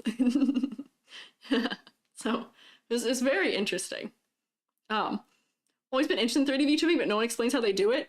Yeah, so I have I've got AR kit for my face tracking. I have an iPhone 12 mini, and then I also have a leap motion down here. This one gives me a better range of motion than you'll probably see a lot of people who have leap motion have, where like it might not be clear because my model's head's so big, but my arms are fully extended above my head right now. And then I can like go out. It loses me more when I go out. My model's arm extend fully, but my real arms are not fully extended. And I can go forward and back and eat. My fingers are very thick. With face tracking, does any iPhone work? I believe it's 10 or newer works. You have to have a model that supports it though. I made my model. So I made AR kit for my model, which is like 52 individual shapes that combine to be every expression, if you're familiar. It's fun. It works. You're always a shrimp.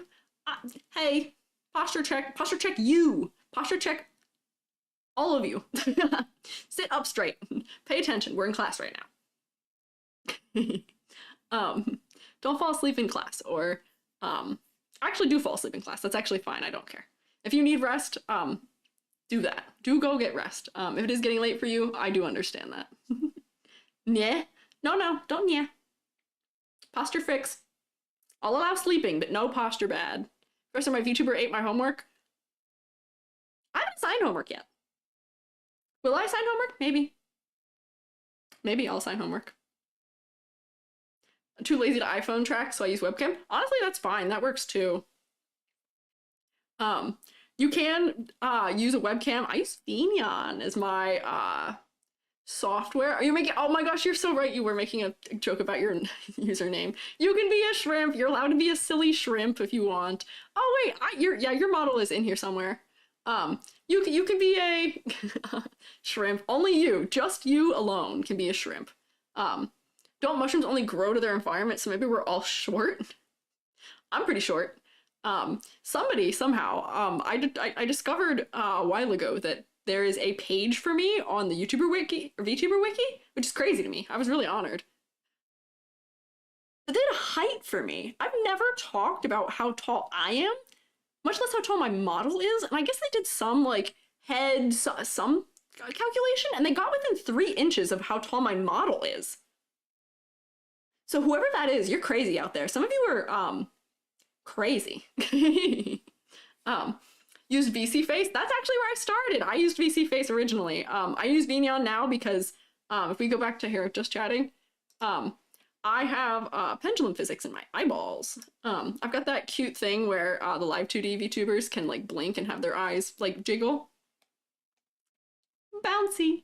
You see that, isn't it cute? Warudo has it too. Warudo's another 3D program, but I don't use Warudo because the pendulum physics are different and they're not what I'm expecting. And my model is designed for Vignon's physics. Have I placed myself a little too low now? Maybe. I'm designed for Vignon physics, so I'm not going to use Warudo for this model, sadly. But Warudo is really cool also. Cute. Thanks!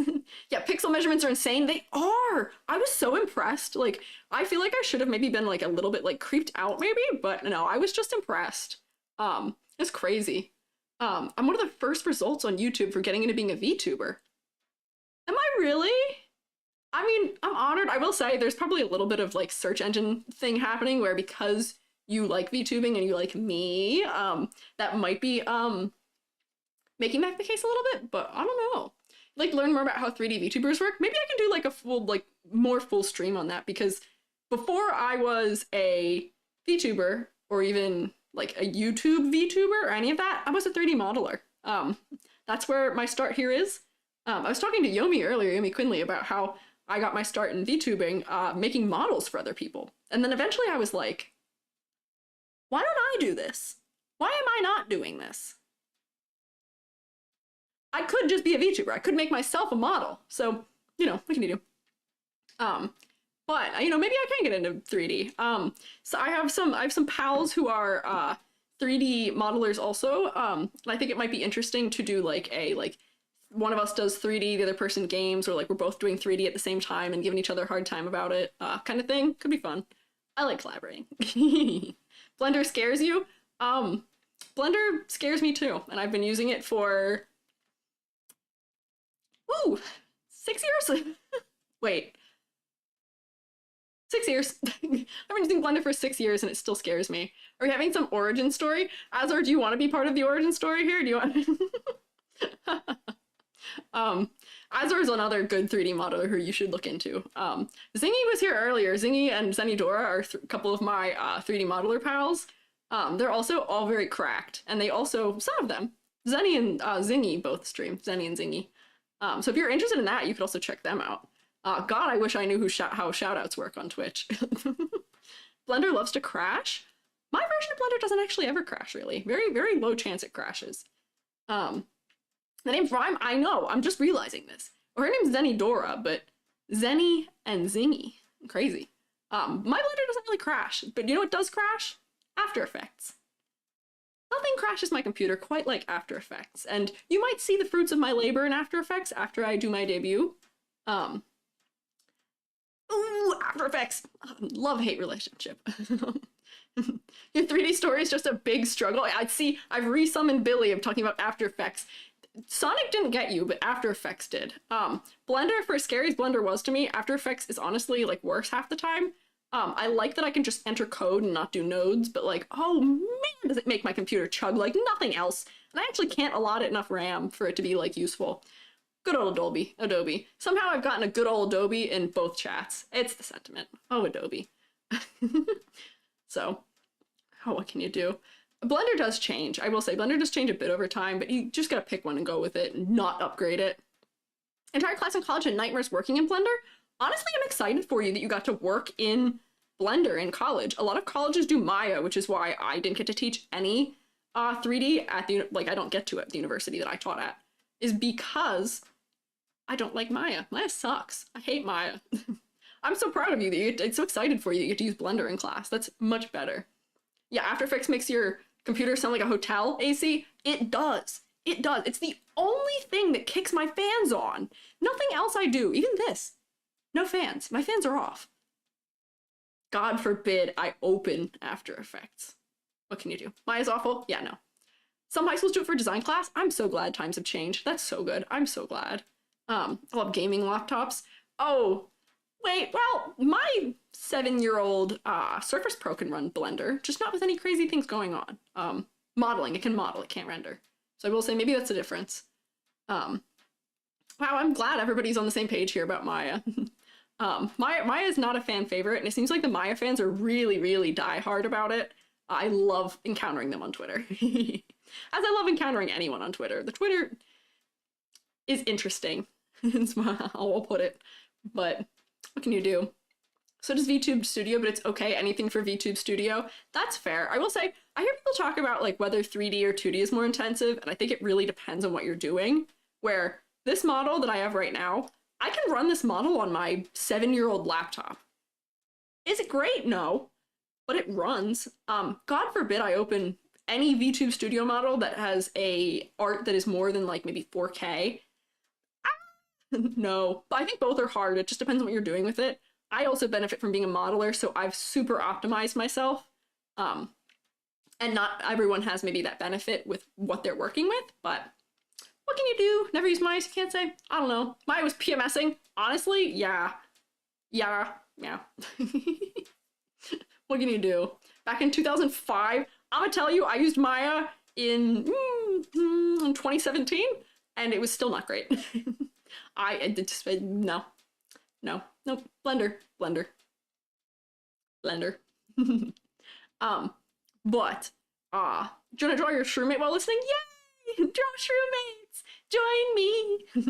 Come be a little fella, little mushroom guy. I'm making a 3D model of the shroomate also who can hang out, so that should also be cute. So, okay. How we feeling? How we feeling? I'm enjoying chatting. It's fun. I like talking to you. Love when we go on nap sessions. Me too. It's fun. I'm enjoying this. It's nice. More model reviews? Or maybe a little more chat? Models? Models. Models? Question mark? Just vibing? Feeling great? Feeling good? Both? Both? Okay. We can yap and look at the same time. Ready for anything? Wow, I love the vibe here, y'all. Y'all are so eager for anything I give you. It's great. Models, please. You know what? Honestly, we should models, please, because it's gonna take me a long time. So I'm gonna very quickly, while we yap, we're gonna yap for a moment longer. I'm gonna save all these ones that I had open where I put their ratings and some of the things on them. I'm gonna save them as something editable. So that way, I will have them for later, so I can deliver them upon the people whose they are, and also use it for my video. So we'll keep yapping for a moment while I do that. You like listening to me talk? Thanks. VTS Pog could be helpful for the shroommates. Yup. Yup. I have looked at it. I'm still slightly figuring out how it works. I will say I'm trying to like one thing at a time slowly the streaming situation. Just because it's a lot to take on all at once, right? Like it's, for those of you who have not streamed, and like I will say, people like Yomi and like ID10 and literally anyone I watch who streams makes it look so easy. It just looks effortless and like, it's like, oh, everything's beautifully put together and just like, it just works for the most part. Of course, everybody's got a little scuff, but like, there's so much that goes into this. Stream Deck is worth the price. I know, I actually have a thing on my phone. I have an old phone. Old like iPhone 7. I have an app on it that makes it work like a Stream Deck that I failed to set up for this. But I will probably have that in the future because that'll make it easier. I have a lot of model toggles on this model and the new one actually has more. But what can you do? You're on my About Me page under the favorite VTuber section. Thanks. I appreciate it. Pure Scuff thinks it's part of your brand. I mean, it can be if you work it in, if you're silly about it. I don't see any reason why it can't be. I mean, there's one thing to be said about polish, but at the same time, like, I don't know. It's nice, you know, when you get that peek behind the scenes and you get to see, like, the whole thing where, you know, we are people back there. It's not that easy. You can see just how hard work it is to make everything be polished and nice like that. So, stuff is par for the course. It makes it better. Honestly, yeah, I'd say so. I enjoy it. It shows me the person behind the scenes there. I think it's good. Me save as. I'm trying to very quickly save all these. I was not thinking I'd be doing a 4-hour stream, my first stream, but this is easier than I thought it would be. I'm so relieved. This is so nice. And even if I don't go for a ton today, I can be right back here tomorrow again. Polished product is great. Yeah, when you have the context, yes, of how much sweat and tears goes into it, yes. Polished product, once you know how hard it is, like, don't be wrong, I knew streamers were working really hard. I know. I respect a lot, but it's one thing knowing and another thing doing it yourself. So newfound appreciation. Not that I didn't already appreciate, but like, now I like crazy super appreciate. Some of y'all do it and make it look so easy. Hi there, first time people. Pause them. I'll be doing a lot of reading once I get close to the end here. So that's when you'll know we're getting close to ending. Oh wait, so I didn't do this one yet. Okay, wait. So I have those three. I do want to open, let's see, who was it? So Corey Bite, you did send yours in. So let me actually, because yours was in the docket for today, and I see that you're here, and I would like to do that. Oh, why is my, oh wait, that's the wrong form. Let me open up the form. I actually accidentally opened up my old commission application form. That's ancient. Okay. Corey, did you say you resubmitted yours? Was that potentially what had happened? Oh wow, yeah, it's gone up by 50 since I started streaming. We're gonna make this impossible, huh?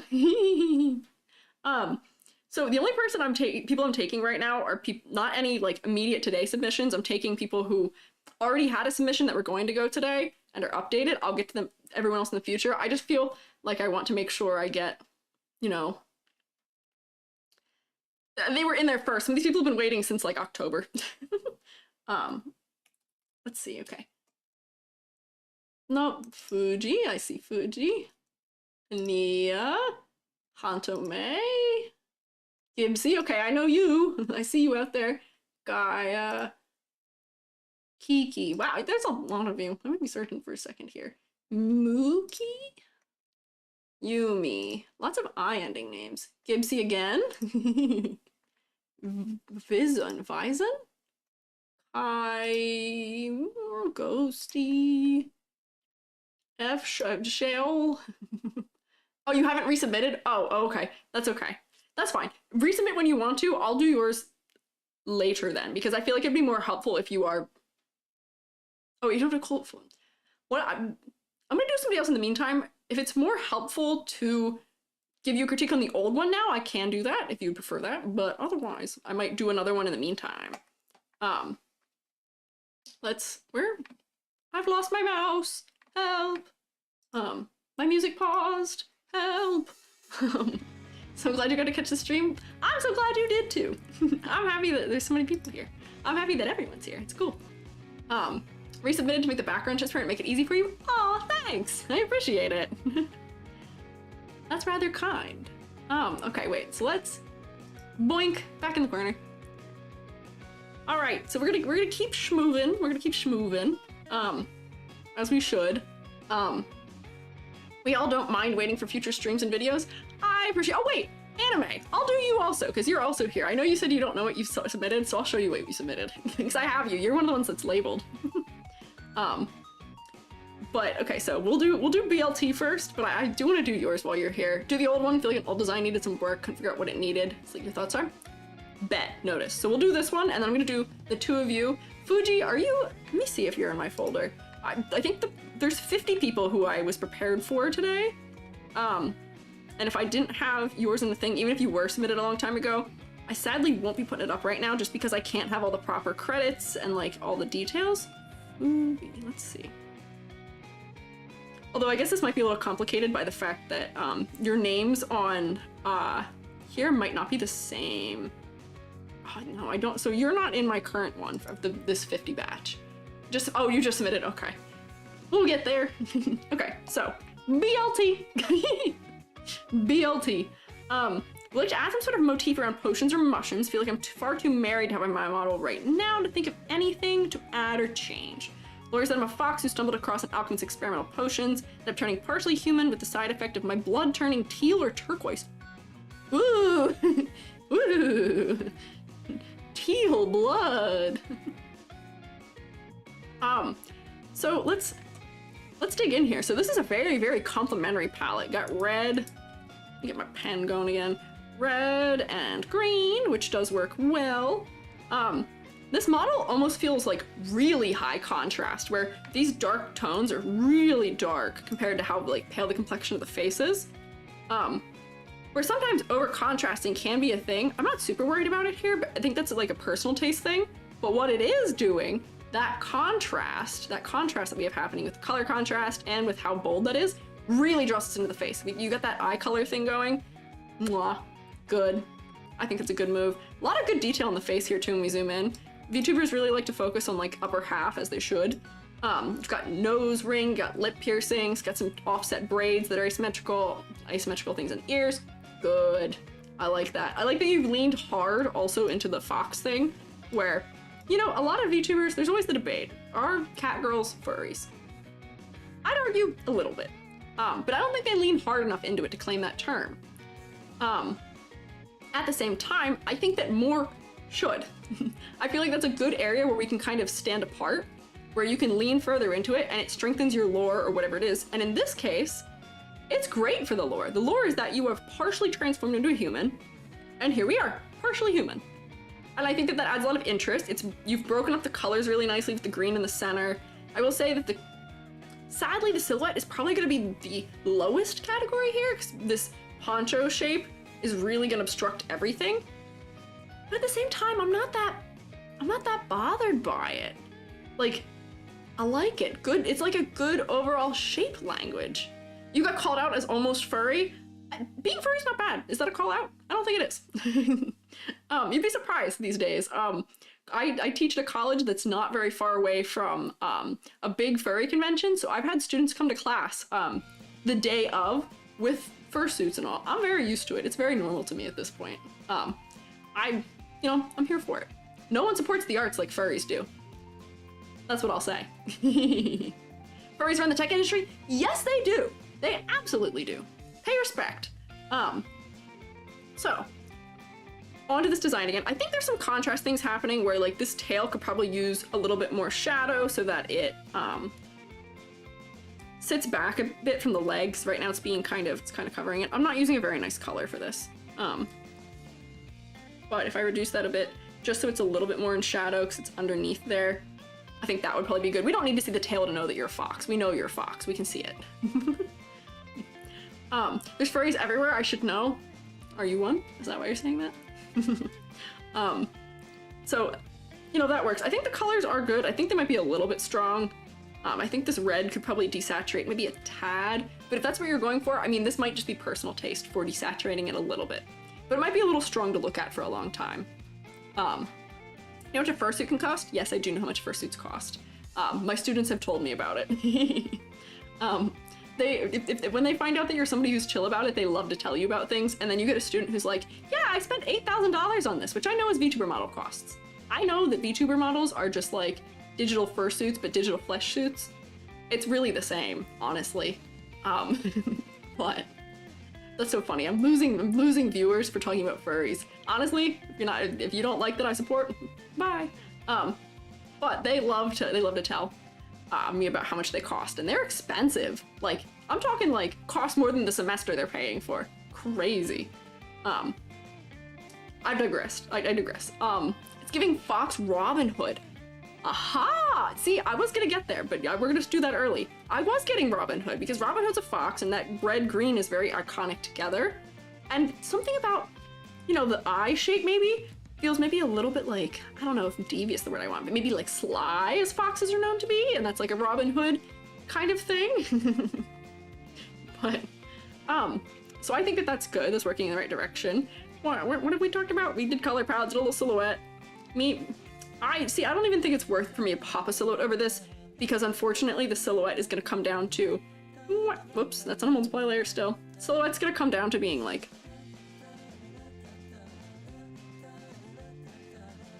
I can honestly probably just do this faster than I could do the selection inverse. Become a Batman! We've become Batman is what we've become. Not distinct, sadly. This is something where you could play with like the shape language of the hood, where maybe like something is tighter in or further out so that it stands out more or less. Or maybe this doesn't go quite as far down in the back so that it doesn't include the legs all the way.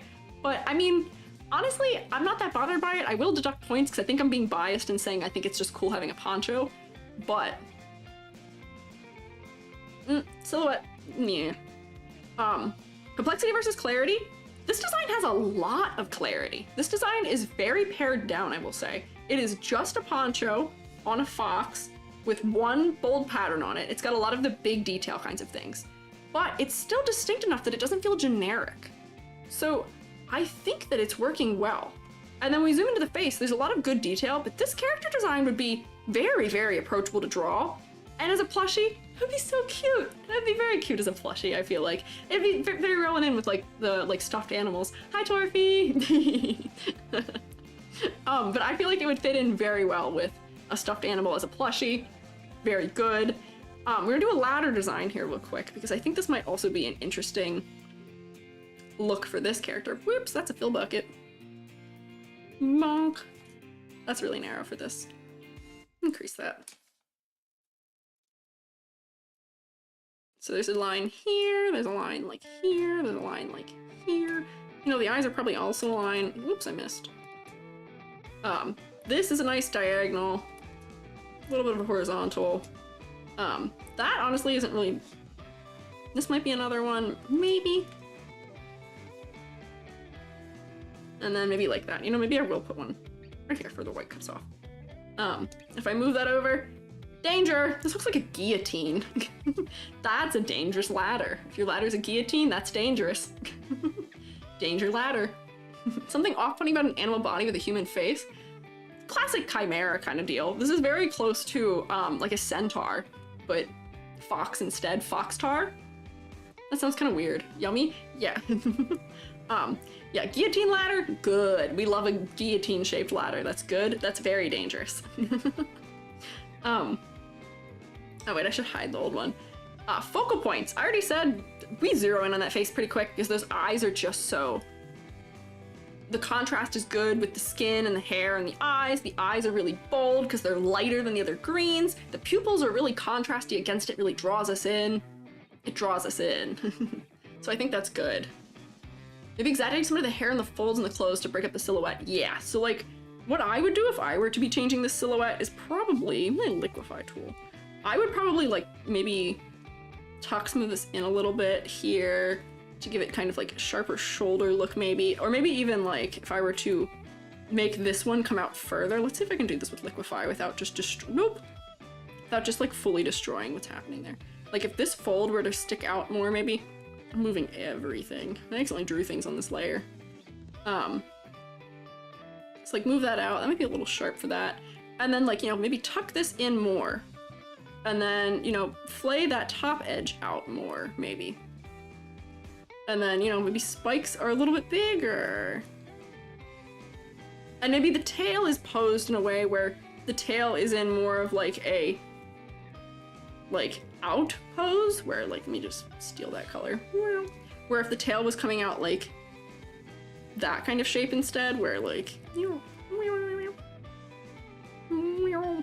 that's my really quick approximation of a foxtail. But if it was coming out more like that, we'd get some more silhouette breaking up happening. Or even if like the bottom edge, what if the bottom edge of this poncho on the back was like notched, almost like these triangles you have here, where it's like whoop, whoop. See what I mean? I don't know if liquify is the right tool for this. It's not really giving sharp shapes. Oh, you know what would have been easier is if I just drew white over it. So like if we like notched it like this, perhaps, that could give more interest to the shape. And this character seems a little bit like there's a lot of sharpness already in the design, so it seems like it'd be supplementary to have that, right? The sound effects, yeah. This is what I do when I teach so that my students stay somewhat engaged with me, because sometimes I have to turn and look at a board for more than like 30 seconds, or like I taught digital drawing, and I will tell you that's not very interesting to watch happen a lot of the time. Time lapse, it's fun, but real time, maybe not. So we do sound effects, and that makes people actually look at me. I've learned, I know the tactics, I know how you all work. Like little liquefy shapes you're making? Thanks. I mean, they were nice being kind of half round. But I think that those are some things that could, you know, up that score on silhouette a little bit. Focal point, as we said, it's working. I think it's working. I think this is competing a little bit just because it's so bright, but the face, I can't look away from the face. So, teaching's made an entertainer of you already. You gotta. This day and age with like, I don't want to say like the TikTok attention span and like the post-COVID type of like vibe in the classroom, you kind of gotta be an entertainer to like make people actually pay attention, right? Like you have to some degree. And it works. Frill's only feeding the ADHD monster. I mean, I don't know if you've all noticed the way that I'll be in the middle of a sentence and be like, oh, I'm reading something else now. Maybe that's just being a streamer, but I think we're all a little like that maybe around these parts. I'm more like you than you know. So wait, okay, so where were we? Okay. Complexity versus clarity, focal points, good. Concept and motifs, we talked about that a bit already too. I think that we can see the concept, adding the potions and mushrooms. So for adding potions and mushrooms, maybe that's how we up the silhouette a little more, where the poncho doesn't really leave a lot of room for adding things, but I wonder if this triangle motif on here could instead be like a little like mushroom symbol. I'm inclined to like mushrooms. Go figure. I don't know why you would think that I like mushrooms. Or like maybe these are little mushroom symbols instead of being little triangles, and like we could still have them have like a little cleared out triangle in the center. But then, you know, you're incorporating some mushroominess to it. Gee, I wonder, yeah. If those are mushrooms, that might be a little bit big the way I drew it. For doing what I wanted to do for that. But like these could be mushrooms in the repeating pattern instead of being triangles. I wonder if you said you want to add potions. I think that's something where it's asking to have a belt. I wonder if you could have things underneath the poncho and maybe lift the edge of the poncho up a little bit so we can get a peek of them. That might achieve that. For mushrooms, one of the tropes that I like that I think is cute is the mushrooms growing out of the head. I know that that's a trope associated with depression and being maybe a little bit of like, I don't want to say like shut in, but being somebody who like doesn't go out very much with depression, but I think it's like a design trope. I think we can still play with it and still have it be cute, regardless, and we will decide whether or not we want that kind of vibe going with it. Leg strap with tiny bag. Oh, could be if we did like a classic VTuber thigh strap. Bonk. Okay, wait. Ooh. Classic VTuber thigh strap. We'll make it gold to go with your detailing, and maybe we stick... Wait, actually, let me stick it on the leg that's facing the other way.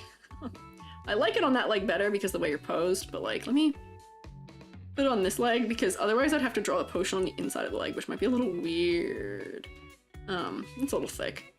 Let me kind of keep it in the same kind of shape size as the trim is, so that way, you know, repeating things happening. And then maybe like, potion. How am I gonna draw potion really quickly?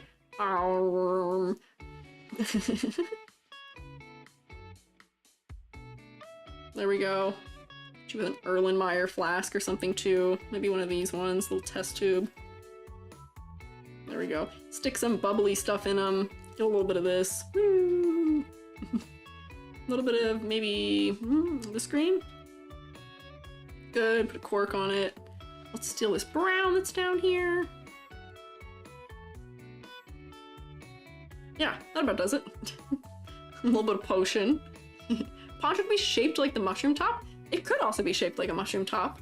That would be changing quite a lot, I think. But you could play with that shape language to be more mushroom, upside down light bulb. Yeah, that's one of the classic flask shapes, is that round bottomed one. That's like a mixing flask.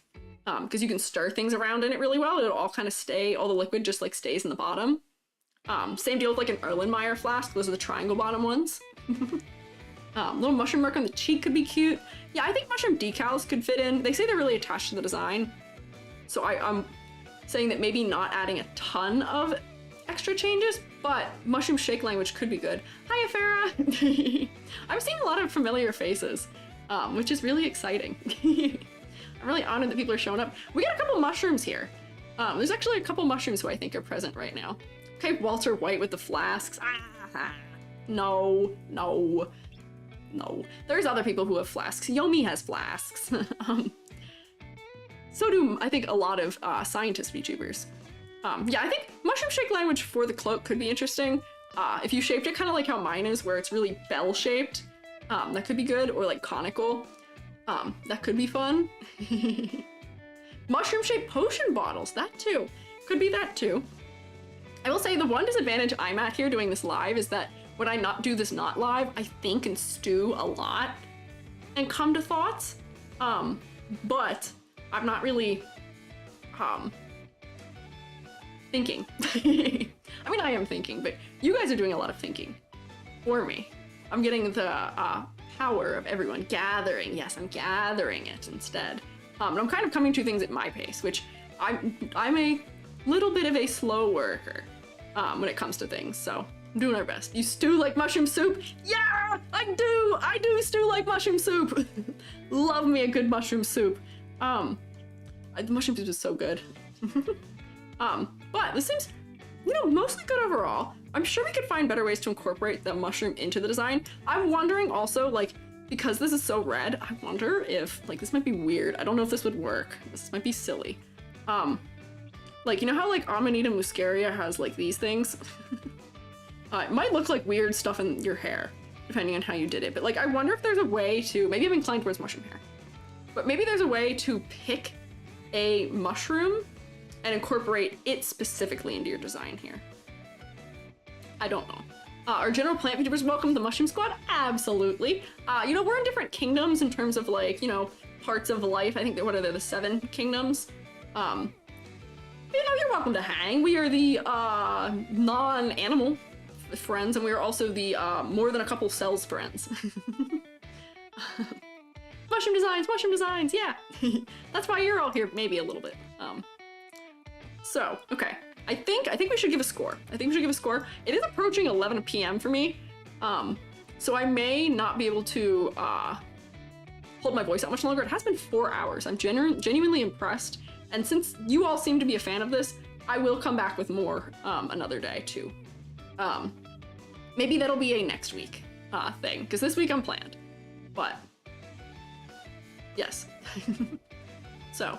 Mushroom ties, or ties for the mushroom. So this is why I'm so glad that you're all gonna be like right above my head in the VOD I have of this, so that I can give all these suggestions in the end finally too, where I'm not going to draw all of the things we think of right now, because I don't have really the time or innate like super quick ability to do things quickly.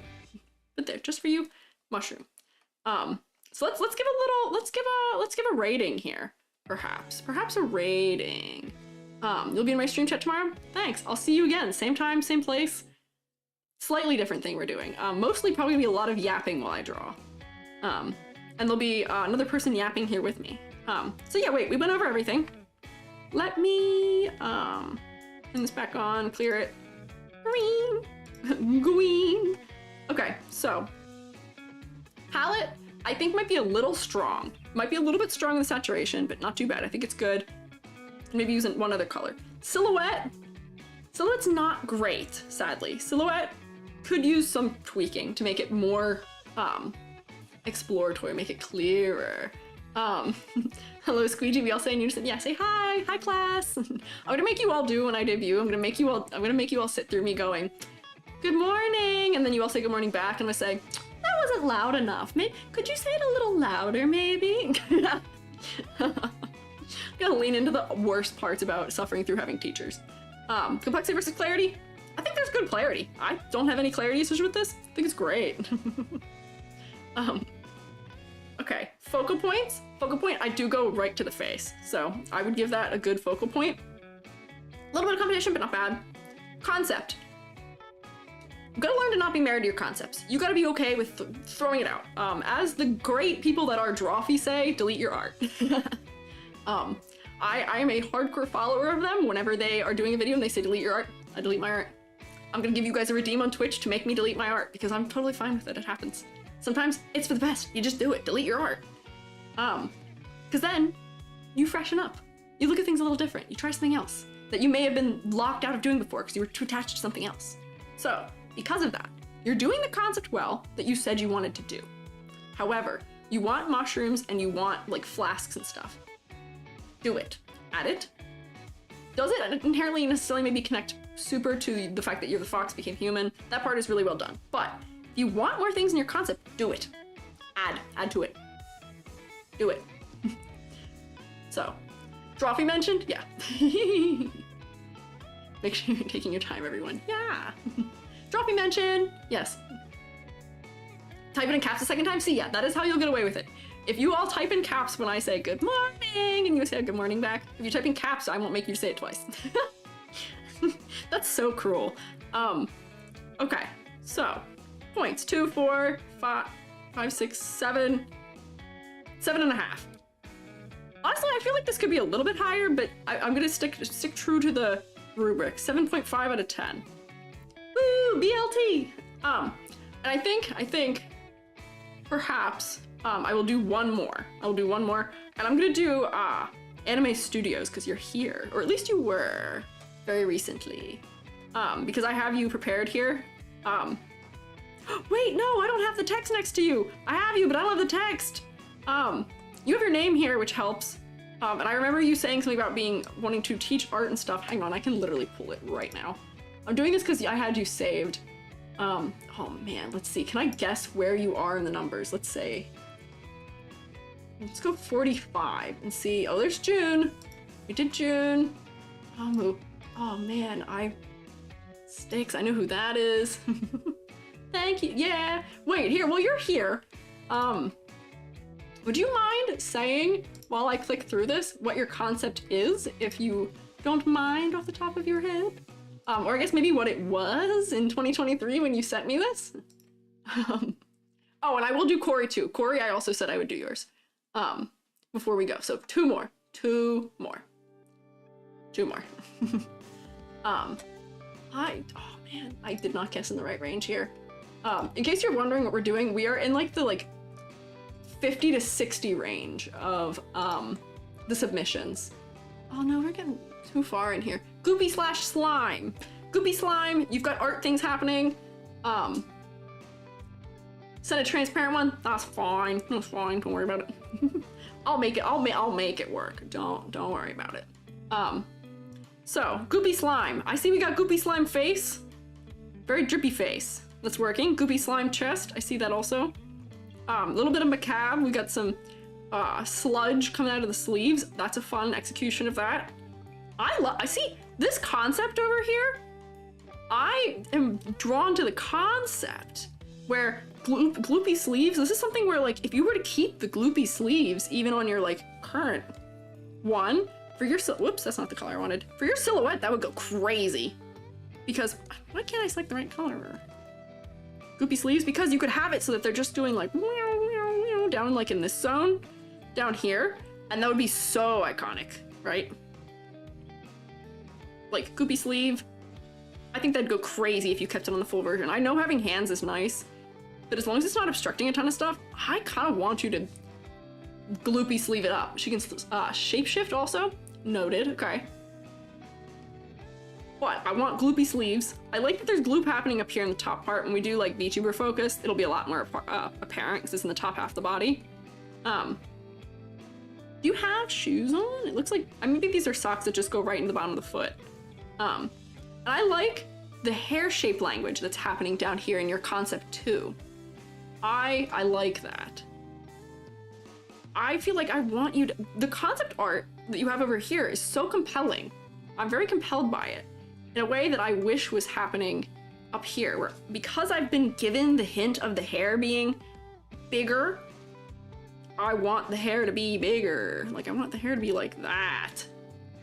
No shoes, that's fine. We're gonna ignore your hand for a second while I make this bigger. Whoops, I didn't do a good job. Sorry, I'm breaking your wrist.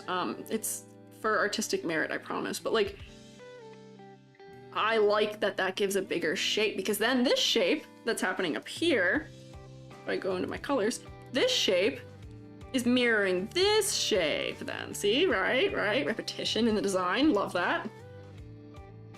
So like, and then also the way you've drawn this concept, like the sleeves and some of the shape language happening in the skirt feels more gloopy, where these are coming to sharp points. What if these were still gold trimmed, but instead we're like, yeah, gloop it up is what I'm saying. Gloop it up. Wrist annihilated, yeah, sorry. Me too, wrist always annihilated. So is the life of an artist, but like, gloop it up. I like this cutout in the chest. That's kind of horrifying.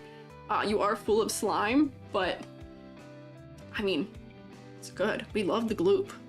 I love a good gloop tuber. Gloop Queen is a good gloop tuber too, if you are aware of Gloop Queen. Gloop it up. Gloop up the ribbons maybe too. I'm just gonna, if you can't tell, I like gloop. I like goo. I have a little myself. I got a little bit of drippies myself. But like, maybe just a little asymmetrical drip happening. Yeah, her heart was stolen if I remember correctly. If you remember correctly, it's your lore. Wrist annihilated. We're focused on the hole in the face. It could be because the hole is a contrast point that's happening, and it's also shaded a little differently than everything else. It's more smooth shaded, but I think I'm drawn in pretty quickly to the face. The hair frames the face pretty well. I mean, I think it is pulling me in for the most part. I think that pen, I know the pen's not part of the design, but the pen should probably be a little bit of a different color, just because you are holding it up close to your face. I know I annihilated it, I'm so sorry, but you're holding it against your hair, which is something I'm sure will happen when you're streaming with it, but it's just like, oh, that didn't help either. It's disguising into your hair right now. So maybe consider a different color, or maybe darker or lighter. Lore's too deep, they've been lost in it. Oh, we lost you, oh no. Bloop it up! Yeah, more focused on the hole. Oh, that's a statement. Oh no. That's an out of context statement. And then even here too, I wonder, because for the silhouette, we could like, gloop it up and do that. Like, you see what I mean? Break that shape a little more. So it's not as smooth, you know what I mean? Fun. But honestly, otherwise, like, colors seem pretty well distributed. Mostly monochromatic, got a hint of gold, that's good. Classic, this is the other classic palette I see. There's the black, white, and a color, and then there's monochromatic plus gold is the other common one. Make it gold, make the pen gold. Honestly, maybe do make the pen gold. Pen gold could be the move here, because then that will stand out. Punk. Yeah, it's very confusing right now. I'm so sorry about your wrist again. Quote of the day, gloop it up. Absolutely. Gloop it up, focus on the hole. I'm a teacher. I teach the college level. We can make jokes like that at the college level. I'm also allowed to curse at the college level, but you'll see I'm not very inclined to do it.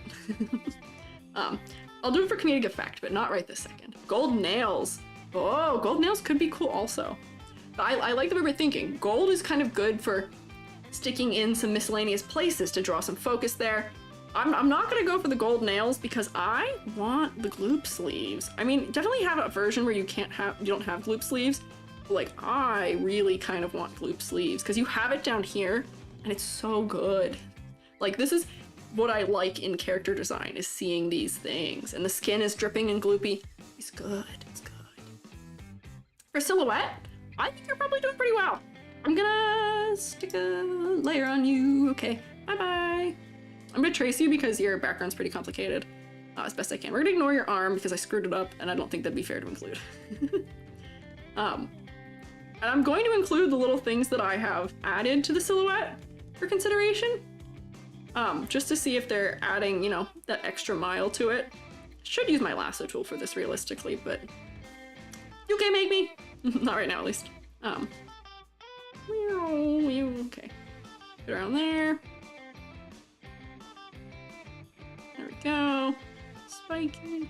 There we go. You know what we also have not had today is we have not had a bullet head today either. That's my old foe that I feel like I see all the time when it comes to designs, and so many of the ones that are submitted have it.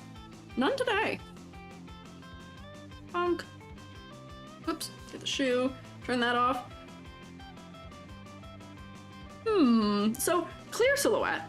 Is it a distinct silhouette? I'm not sure.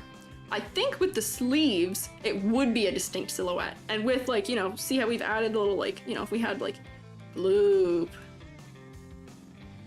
I think it could be more distinct because of that. But it's not bad. I can see what's going on. But it could be more unique and could be, you know, more informative to see that. You didn't know Squiiji goes live? I do now. It's the first day. So, well, thank you for being here. So silhouette, not bad. It works. Could be better. Long sleeves would be nice on a plush too. Yeah, plushification test. I think you'd work as a plushie. Whoops, I've turned the wrong thing off. I think you'd work as a plushie. I think the sleeves would be fun on a plushie, and I think that with the expanded hair shape I've given you, that would also be fun on a plushie.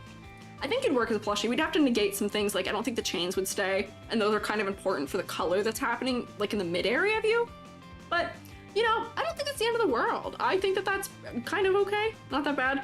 The chest hole would be terrifying on a plushie because you could actually like cut a hole in and maybe have an inset. That'd be too complicated. It'd probably just be a decal on the top, but like, what if? Crazy. Very symmetrical, which I might fix. See, we're getting there. I'm gonna go to ladder design now. So I'm wondering, you might be the first ladder. Almost. You don't have a lot going on in your legs. Whoops. Zigzag. So top of the head, bottom of the hair. This is breaking it up a little bit. This is breaking up a little bit. It's breaking up and then that. Okay, so. Almost ladder design, because you're very symmetrical. I should put one for the bottom of the feet too. The only thing that's stopping you from being a ladder is the fact that you have stilts. Essentially. So not a very easy ladder to get on, but I could climb this relatively easy once I got onto it. Right now, we're probably not feeling that way about it because some of the minor details are giving you a little bit of extra shape in the torso area here. And like I could maybe split it there, perhaps, but mostly, you are mostly very evenly split here. Not the end of the world. You're still working mostly okay like that. However, room for improvement, perhaps. I think that could be useful. So, what have we not done yet? We talked a little concept, we talked a little silhouette, complexity versus clarity. We did talk about focal points, face.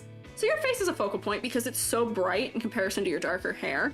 I wonder, because this is one of those monochromatic designs, is this one of those opportunities for the eyes being the only thing of that color? Maybe, perhaps. We're like, I almost want to give you teal eyes too. Where? Let me give you teal maybe? Let's see, would this be good? I'm gonna play around for a second. Give me a color layer. Or maybe that'll be too much. Monochromatic might be good the way it is, but see, that's pretty striking, right? See the difference here where like cute versus now we're really looking, right? Could make the eyes maybe a darker purple too. I see some suggestions for that. I think a hue shift would be more important than a value shift here. Right now the value is working, the contrast is working in that way.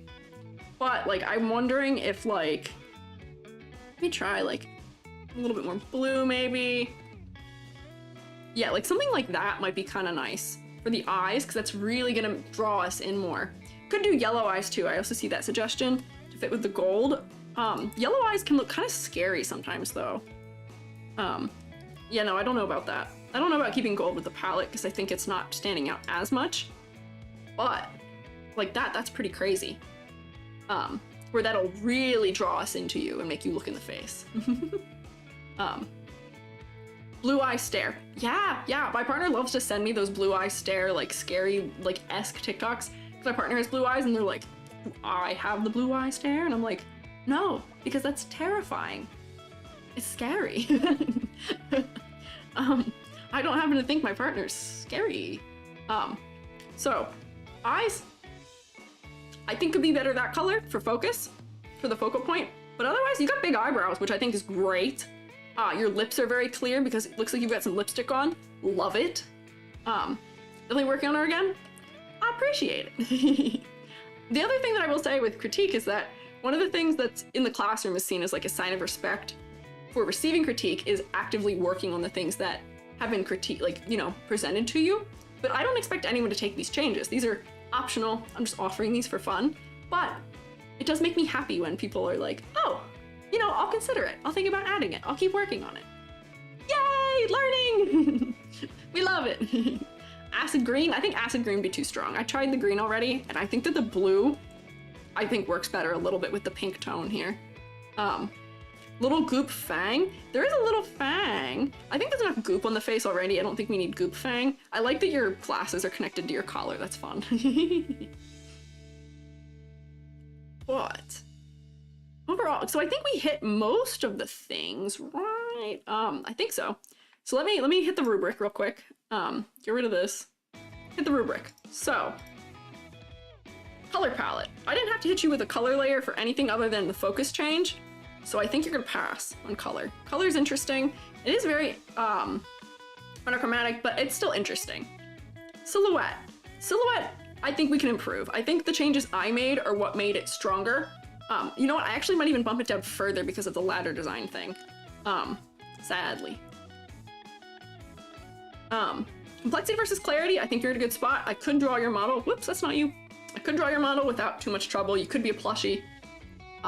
Little disconcerting with the hole in your heart there maybe, but could be a plushie without too much trouble. I'll give you points on that. Focal points. I'm gonna take a little bit off for, we had to change the eyes and we also changed the, whoops, why do I keep selecting the wrong one? Change the eyes and also needing to change the pen perhaps. For those things to have the right contrast.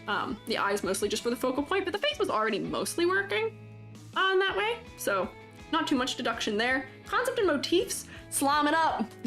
That's my critique. Slime it up. So I'm gonna give you a little bit less on that one because I think you can lean into the gloop even further, but you got a lot of it mostly there.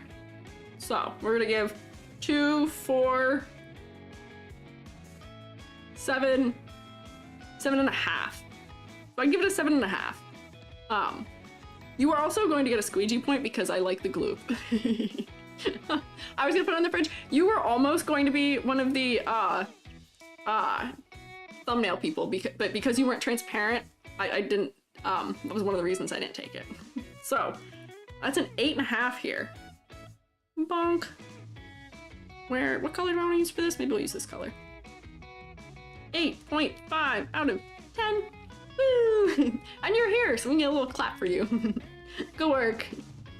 EP forgot to say gloop. No, I mean gloop it up. I said gloop it up. Don't worry. You convinced somebody you know to submit to it too? Thanks. Did you let them know that it might be a moment? Dang it. Next time maybe? Are you aiming for a perfect 10? If you're aiming for a perfect 10, you're allowed to resubmit. It just might be a hot second before I get there. But you are allowed to resubmit if you'd like me to take into consideration changes you've made. It is allowed. So, it is getting past 11. I'm approaching beyond 4 hours of streaming. We're gonna do one more. And we're gonna do, did I open yours? We're gonna do the old design of, let's see if I can find you. Where are you? I do have yours annotated. I think I remember annotating it. Corey Bite. Yes, here we go. Open that one up. Corey, you here? Love to get a squeegee, love to get a squeegee grade one day. You probably will, perhaps. Perhaps, we'll see. Not perhaps, if you submitted, you will. We'll get there one day. Okay, so, Corey, if you're still here, oh, there you are, you still here? Okay, so, yours is one of the ones I actually remembered from when I went through this, from before. Corey White, they, she, I don't really have much I can, paragraph. I don't really have much I can give you in terms of lore, because I'm still figuring it out. But to put the basics down, I do have. She's a digital cat girl, digital entity in a glitched and broken down digital world. She has exposed code due to the glitch in the system that moves around her body like the flow of a lava lamp. Ooh, this model is accomplished with a custom shader on the 3D model. Woo, 3D! Motions change the color of the code and part of her hair. Hair clips a little slime character companion calling Pix. A reference to an older character design from ages ago. Didn't work out.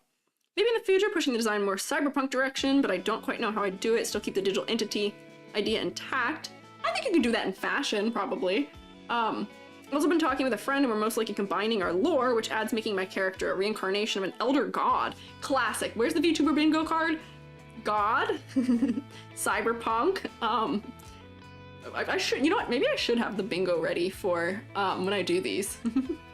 But I think it's fun. Not that there's anything wrong with those. Those tropes exist for a reason, but I think that there are unique ways of working with them, which I think this is doing. I always like the design. You see 3D modeled and rigged for VTubing, dropped over 500 for it. Expensive for me in current situation. Haven't gotten much use out of it, so any critique probably won't be taken into account and changed right away. Not fun. Do you think the design is too simple? Any advice for how to update the character design to make sense in a more cyberpunk aesthetic? And the Elder God note. Do you think you should stick with a 3D model to simplify to a live 2D for the possible future? That's all. Okay. Stay 3D! Stay 3D! Maybe I'm biased. Maybe I'm biased. I'm 3D. If you're 3D, you can do this. And have hands like me. If you are 2D, that does simplify some things. It does make things a little clearer in some places. But some thoughts to add to the design. Hang on. So some thoughts to add to the design before the pivot to my character design was adding some old PC loading symbols as decals, pins, or hair clips. Interesting. Okay. But floppy disk gearing. Oh, floppy disk gearing. I think for 3D, because I'm a 3D modeler, I can see all the ways that your thoughts of the lava lamp things and stuff like that could be really well implemented. It'd be really cool in 3D. I'm sure they'd work really cool in 2D too. But I don't know. I'm thinking about the ways it would work with shaders. I know too much. I'm biased, I will say that. But I think the versatility of a 3D model for something like this is probably good. I think that the design is cute. I think that it's working better in some colors than others, where you're displaying here. I'm not sure this red color is great. Like this color, the blue basic color, this color's good, yellow's good. Greens feels a little weird. I would like that green probably be more saturated. I know you're trying to go for envy and like being upset, but I think if, what does Inside Out has taught us anything, I think we could go for more saturation here. So I'm gonna give you a saturation layer. Because it's a little odd. And maybe, actually, I don't even know if that's enough. Maybe it's the yellow undertone. It might be that the undertone is not quite where I would want it to be. Let me pull it to like here. Normal, hit it with a color. But I think that these are all, this is a very creative like way to incorporate your emotions and expressions into the character. And I think this is a good take on the like cyberpunk and all those things because they're very common. Like that feels more in keeping with the rest of the way you've been very neon in your color palette. Broccoli green, I don't know, that might be too dark. Blue undertone in the green for sure. Yeah, I've tinted it a little more blue undertone.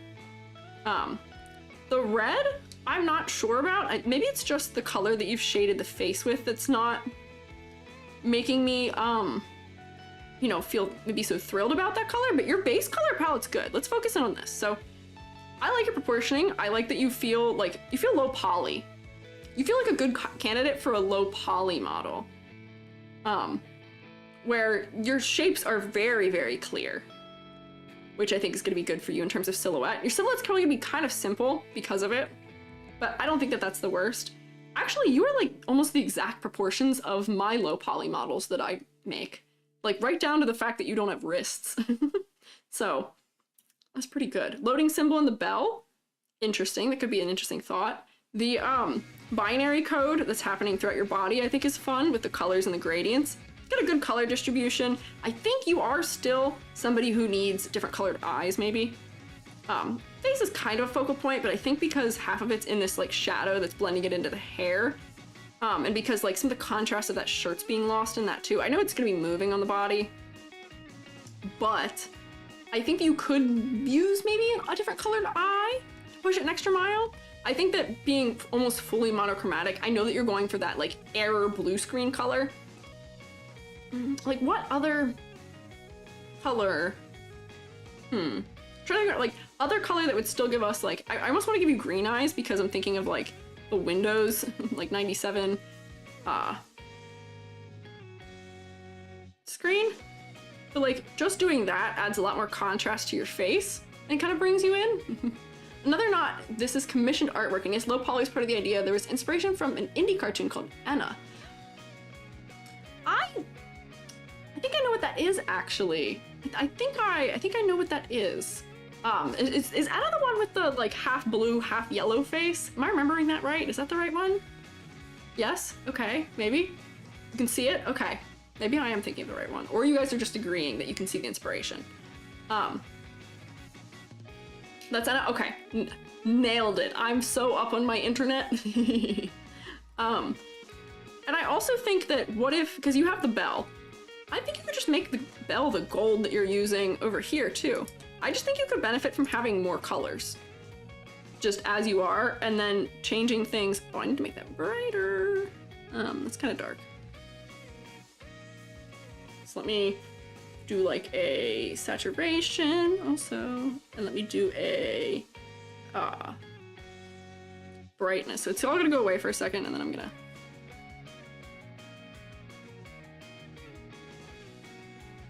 like, by doing that, I feel like there's a little more depth to the character, right? So we've added a couple more colors. White task manager, red for fatal errors, maybe black for PC shutdown. Oh, that's a good question. I wonder if for some of your ones here, you could have like an offline, a lost power where the eyes kind of fully like black out maybe. That could be interesting, perhaps. The eye and the code bars being broken screen, that might be too much. That might be too much for how like pared down this design is. Also, I love that your head's floating. I've seen that. If you're familiar with there's a low poly artist, Violet, who has done that for some models, and I think it's fun. Clip on the left helps separate the hair from the skin. You know, that might be true, is if we did move that to the other side and put the streak on this side, like if we did a little like reversal situation, I don't actually know if I can edit that very well, very quickly, but if we reversed this, oops, me doing it on the right layer, edit, cut, whoopsie, I took your skull out, paste. I do this constantly when I'm working on like designs and stuff. I constantly am cutting and pasting and like flipping things back and forth across the design. Whoops, that's not what I wanted to do. And it makes things look really crazy for a moment. Okay, so if we put that on that side and then we hide it for a second and then move you to the other side. Whoops, can I cut? There we go, cut. Paste. Okay, and move this over here and like put it down low. That might help a little bit with it. Fill this in back. But I think that the trouble more so is just that this color is so, of the hair is just so similar to the color of everything else. Although I will say, I do think having the little hair spike there pointing in opposite direction than the pigtail is adding some things to like the complexity level here that I think are good. Let me color over this a little bit more. I just think that this blue tone, they're just too similar. Where with the power of like a drop shadow, like on the hair where there's a little bit of shading, whoops, let me actually put this on a layer above everything. With the power of like if you have a drop shadow under these things a little bit, I know this is just a very simplified reference, but a drop shadow like that would probably just mostly take care of it, probably to some degree. Reminds me of when Cartoon Network characters look a little more anime than cartoon. That's true. This is like in the realm of My Life as a Teenage Robot, right? Hopefully you all know what that is. Don't need a skull or collective one brain cell's fine on its own. That's okay. If you're okay, I won't. I'll keep it. I'll keep the skull. If you say you're fine. But I think that, you know, making just a little bit of changes to the green and the gold adds more depth. I think switching that is the good move, because then we have pointing going off one way, pointing going off another way. I think that's good. I think maybe you could have more of the color that's happening up here happen in the lower part too, where like maybe the shoes could have like the pink happening in them too. So we've got a little more distribution of that pink color. Yeah, I think that's good. But I feel like this is adding a lot of depth, right? Where it felt like a little bit one-dimensional in terms of color before, and now we've given it a little more dimension in terms of color. Gold or white trim for the clothes, I think that might be getting a little too much though. This design is really erring on the side of being pared down, and I think that would be giving it a lot more if we were adding that. That's a very small detail when, you know, the small detail for this seems to be a focus on the code pattern. So I think that's probably what I would say for that. I don't even think we need to do a silhouette text for you because we can see what your silhouette is very immediately. It's really distinct and clear. I think you're going to pass pretty well on it. It's not super, like, I don't know if the word is like, I don't want to say like unique, but it's really distinct, and I think that that matters. And I think that anybody who's familiar with you would be able to be like, oh, that's Corey Bite. So let me do a ladder, because I think this might be the first deficit here too. Might be womp, womp, and then your head is floating. This might be too thick of a line, actually. Okay, there we go. Line. Nope. Line. Bangs kind of give us a line. Head gives us a line, but it's tilted. Ears at the top. And then we have here, here, here, here. This is giving a visual line because it's a darker color starting here, here, and here. Okay. So actually not as much as I thought it would. So we are getting a little, I'm gonna drag this over, we're getting a little bit of the ladder. This is a slightly dangerous ladder. A slightly dangerous ladder, but it's really stable in the bottom half, which is not bad. We're getting a little bit more like distinction in the top where we do need that higher interest to be. So that's probably okay, but it's a little samey on the bottom half. So maybe there's something you could do to break up that symmetry on the bottom to make it like a little bit less ladder down there, right? So I wonder what we could add to the bottom part that could break that, where I know that the lava lamp stuff is going to move and be in different places. So maybe that'll be doing it. It's just because we have the still of it that's not, but I don't know. Definitely something I could have pushed more. I've had people say it gives off the anime panty and stocking. I do see panty and stocking vibe in it. Gotta go to bed? Yeah, go to bed if you gotta go to bed. I gotta go to bed here soon. It's approaching 11:30 at night for me. Go to bed if you gotta go to sleep. Thank you for being here if you are here. I appreciate it. Maybe add a belt that says error. I'm not gonna read your typo. Do you a favor. Add a belt. Maybe we could do like a tilted belt, perhaps. Like this is not probably gonna be the color I actually want. I'm just doing it so I can see it. Like if you had like a wait. Hear me out. Hang on. Hear me out. What if this is like a window bar? Like, you know, the like at the top of a window, you have like X.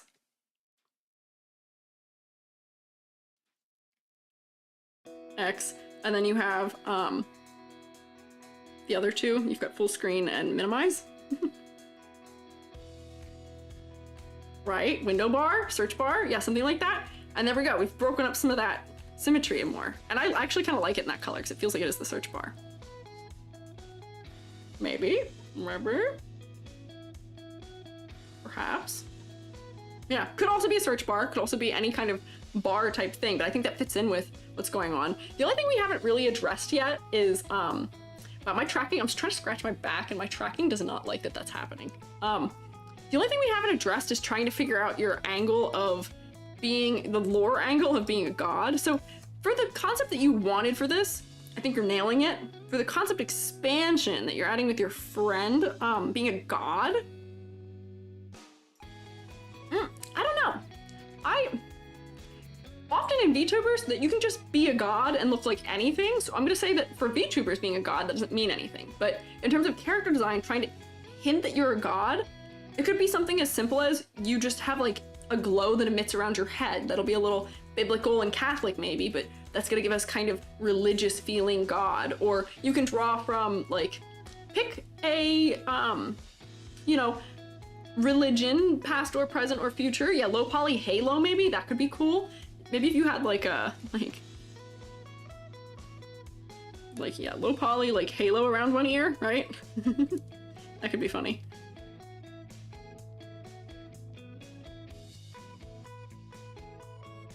Like, I think that could tell us some amount of God, but I think that might just be angel. Loading wheel halo? Loading wheel halo! Oh my gosh, that's funny. You guys have good ideas for this. Wi-Fi symbol somewhere or volume. Yeah, so like, I'm wondering like what ways we can incorporate digital imagery and God imagery, and if I had more time and awakeness, it is 11:30, I'd probably be like, Pinterest time, where we look just like for some ideas of, you know, what ways can we combine those two things? We gotta kind of pick a more specific God thing, reincarnation of a God too, where you aren't actually a God, you're a reincarnation of the God. I think you need to be more specific. I think you need more specificity in what you are the God of, because I think that would lend some of it in, or, you know, something to that degree, right? Floaty crown could be cute too. I agree. I think a floaty crown could also be cute. Silly gamer God, classic. Aren't we all? 404 error halo, errors all around. Yeah, you could lean more into that stuff. I think the error stuff would go well with the like red pattern here. The red for angry. But I think that is something where you probably want to do a bit more research into figuring it out. Symbol in the gloves or chest, little angel wings. I worry with angel wings and a halo that it might be a little overdone, and then we're gonna feel angel instead of God, right? I think you need to pick a, like, either a religion to like do it based on and say, okay, reincarnation of Norwegian god of something, or reincarnation, I am the reincarnated god of this, and then those things will be how we'll be able to incorporate it better.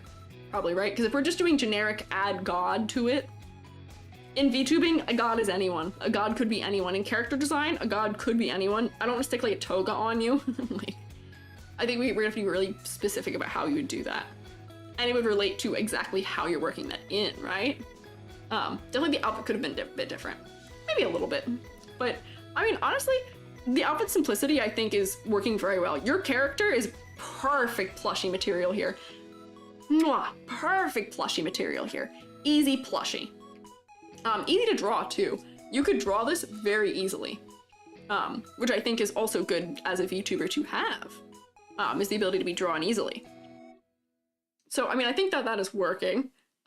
Some early discussion stuff about the combined lore. There's stuff that changed at the moment with the current design. Definitely good advice. Okay, I'm glad it's so good advice. I know this is very late based on when you'd submitted this. I'm thinking this was about like October. Yay, Corey plush. You could totally make a plush of this. It'd be totally doable. One day, for the sake of me saying this, I know how to make plushies. I want to make a plushie one of these days to prove my point. Not just like drawing one. I want to make a plushie. Squiiji 2.0, I'm gonna make a plushie for, to prove that I'm plushifiable. I am squeezable, huggable, plushifiable. We'll see. God programmed.exe, crazy. Prime plush material, that'd be so cute, thanks. There's a lot of really good tutorials online for how to make your own plushies. And I have like embroidery hoops, I know where to get fabric, like I do a lot of crochet. I could make it happen. I could make it happen. We'll see. And maybe if I make one, maybe one day I can make one of someone else, perhaps. We'll see. We'll see. So, I think it's rating time. I think it's rating time. So. Let me remember what we've done here. So, rubric. Clear this. Okay, color palette. We had some additions to the color palette, but the color palette wasn't like fully in need of recoloring. So, I'm gonna put it here, because we had some relatively major additions to it that I think were very necessary. Silhouette. Your silhouette is strong, but I don't know if it's super unique. So I'm gonna put it here. I didn't read the category. Complexity versus clarity. You have nailed clarity, and I think you're still distinct enough that I don't think that you're feeling generic, so full points on that one. Didn't read the category again. I'm gonna keep doing that. Focal points. I had to make your eyes darker, or make them green, to really make them work as a focal point. So I think that I have to deduct a bit from that. And because also on the face, it's also kind of like merging into the hair there a bit. So I think I would deduct from that. for the concept, if we're ignoring those future things that were planned but were not a part of the considerations when this design was made, I think you've nailed what it is that you wanted to do with that concept. So I would give you full points for that. And I'm gonna give you a bonus point for art style because I like that you're leaning into the low poly end of this. I think that being more low poly is fun. And I think that really paring that down and really simplifying the body shapes and all that was very good. I think that was a smart move. So let's see. 2, 4, 5, 6, 7.5, 8.5. Pretty good, dang. I'll give you an 8.5 in your blue. Out of 10. Go work. Definitely feel like the outfit could have been better. I changed because I felt a little too revealing for my taste now, but the code gimmick kind of required it. That's fair. I will say, I feel you. I am also somebody who is in that kind of outfit right now. I got some tummy on display here. My new model has about 60% less skin showing on it. I feel you. But you know, for what it is, pretty good, honestly. Misheard rating is raiding? Oh, we can do some raiding too. We'll play a game someday and then we can raid things and you can really storm and charge and say all of that. Also, hi there! Obsessed with my content on YouTube? Thanks! I appreciate it. Alright, so, tummy's nice. I get it, tummy is nice, but like, I'm a teacher. I don't show tum in the classroom. Maybe special occasion tummy only. But, well, like a Twitch raid? Yeah, we're gonna figure that out. You're all gonna watch me in real time figure out how to raid. Because I've never done it before. We'll figure it out. Code gimmick, it's unique? Thanks. I think it is unique too that they have going on. I'm glad you agree. All right, so. Will my head stay the same? More or less, yes. I think that's the thing that changed the least. And it's still very obviously clearly me. So, good work. Honestly, we're gonna do back to the chatting stream here, back here. Honestly, good work everyone. Good work to people who submitted. Also good work to literally all of you who are here giving suggestions this whole time. Like, it is such a kindness. They say in art, the greatest kindness you can give somebody in art is to provide them with good, helpful, kind critique. And you all were here, and we were all really nice and helpful and had very good suggestions. So I'm proud of all of you. I'm proud of everybody who submitted their designs. And I can't wait to see what else we have for them, right? Like, I'm really excited. I'm also excited that I'm chipping away at it finally. So since this seems to go relatively well, perhaps we will do more of this in the future, maybe more next week. Maybe we can do like a Monday crit, like consistent. We know Mondays we do crit. Could work. Good way to start the week. Not bad. Everyone remember to drink water, check your posture. Me included. Water. Cheers. First time staying the entire time for someone's stream. I'm honored. Thank you. I'm glad you think I did a good job. I definitely calmed down a lot since the beginning of the stream. I was kind of stressed. But I'm much more calm now. Fun brainstorming? Yeah! You are welcome to the process here. I'm a very hands-on person, especially when it comes to critique, and we do better together, I think, especially with crit, because, you know, I'm trying to think on my feet. I'm one person, but you're all, how many of us are there here? There were like 100 and some, 180-ish at the peak, between the two. 180 minds working together is so good. So many minds working together, coming together to make such a good output together. We could have so much good ideas, so much, so many. Grammar. I don't teach English. So I appreciate you all being here. I appreciate you all being willing and happy to give feedback for this too. Very kind. It is a kindness to give. You'd be surprised if one day submissions stop coming in. I'd be surprised too, because there's so many, and I'll get there. So I did get through, what, like 9-ish tonight? Not bad at this rate. What is that, 9 a stream? We'll run up to 10 a stream. I have 550, so I have a year's worth. Oh my gosh, when I put it like that, whoa! We may need to do some lightning rounds one day. That is, ooh, an undertaking. Oh man. But we'll get there. I want to get there. It'll happen. Do one at least at the start of every stream, you know? There's an idea. Maybe I will. Might be a good idea. Fantastic, got your work cut out for you. Thanks. I know. I signed up for this though, and I did so willingly. I would not complain. I'm glad you appreciate it. Thank you for being here. Thank you for hanging out for the whole 4 hours, almost 5 hours. Ah, that's a lot of hours. Watch every time you can. Thanks, I appreciate it. I'll be here tomorrow, same place, same time, and I'll be here with Billy, who is in my Twitch chat, my mod, also my friend. Billy is an animator, and we'll be doing some character design, some lightning round VTuber character design as quick as we can, and you'll see a very interesting thing, which is that I'm gonna draw something very anime, Billy's gonna draw something very American cartoon, and it'll be a very good contrast, right? So that'll be fun. Maybe a quick pre-screen of submissions so that you can sort them into lightning versus gold mine. Maybe. I just want to make sure that I'm able to give everyone the time they deserve for it, where like, I'm all about fairness here, where I feel like it would almost be unfair for me to lightning round people when I've given people so much time and consideration, but we'll see. We'll see. Will you always do critique on Mondays? Maybe? There's really no always yet. This was the first day. This was the first time. We'll see. Maybe I'll do critiques Mondays and we can say that that's a thing.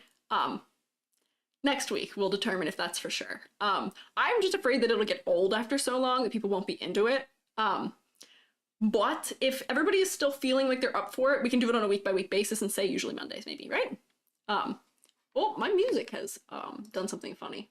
Let's see. Will it go back to being unfunny? There we go, I think so. Workaholic grind set. Oh boy, if I'm ever workaholic grind set. For sure am bit. But thank you all for being here. So before I go, I want to say thank you to everybody who like followed and all of the things and joined and all of that. I wish, is there a way that YouTube can actually tell me how many people, is there a way that YouTube can tell me who all joined since? I wish that was a thing I could see, but I don't quite know. Also forgot to open Twitch and panicked when you saw me. Panicked! Yeah, smash that like button, chat. I know people always say for the YouTube ones, are like, yeah, don't forget to hit the lives like button thing. But what can you do? I see people are peacing out. Bye-bye, thank you for being here. It's kind of late. Think I was nervous about running out. Yeah, I'm crazy, okay? I see. But let me just say some thank yous real quick. How many subscribers from the stream? You mean, yeah, from during the YouTube stream. You know what? There's probably a way that I can see that in YouTube. I'm new to this. You're gonna get to watch me try and raid someone in real time, probably. Because I know how it works on Twitch. I don't have any idea how it works on YouTube. Let's see, if I just go into my studio, I can actually see maybe people from the last hour or so, right? Maybe. Let's find out. Yeah. Does it tell me when? Date. Yes, so I can see. So. Oh, made their subscription public. Okay, so actually, as far as YouTube's gonna tell me, I don't actually have any from today. But I will give thank yous to Twitch though. If you gotta go, that is a-okay. I'm just doing a bit of reading now. Thank you for sticking around though. Not a lot of people here. I'm Mirai, soap tastes good, not what? Sunbeam 243, Doopy McSnoopy. These are crazy names. Re is for rice, The Haunted Lamp, Amy Ow, Gloam VT, Gloam. Interesting. Chaber, Ponzum, Lilich, Celeste Chimera, Retail Shrimp, Hantome, Coke's Technobite, I see you. I know who you are. Evil Little Lad, Sticker Mata, Wrong Lopez, whoops, I'm trying to combine that. Alan the Drake, Margaret, Yumiko, SRV Illustration, Naomi Miss, now Missed? Maybe. Kata Do 2, Holmes, there's Holmes, Bernadetta, Hella Israel. So you guys are really good at reading things. For those of you who are already subscribed, you know I'm thanking you already. You should look at my Twitter because I thank you periodically often. I don't always remember to do it on YouTube, but I do appreciate you all still all the same. Thank you. Hit your follower goal, 100 plus followers? Really, for real? That's crazy, thank you. Wow, what the heck? Hella Israel, Wired Flames, Amakan, Neku, Timeweaver 135, Akun VR, Who Wipes. This is like teacher moment for real. The big teacher moment, because I'm doing the thing where I mispronounce everybody's names on the first day of class. I don't understand Twitch.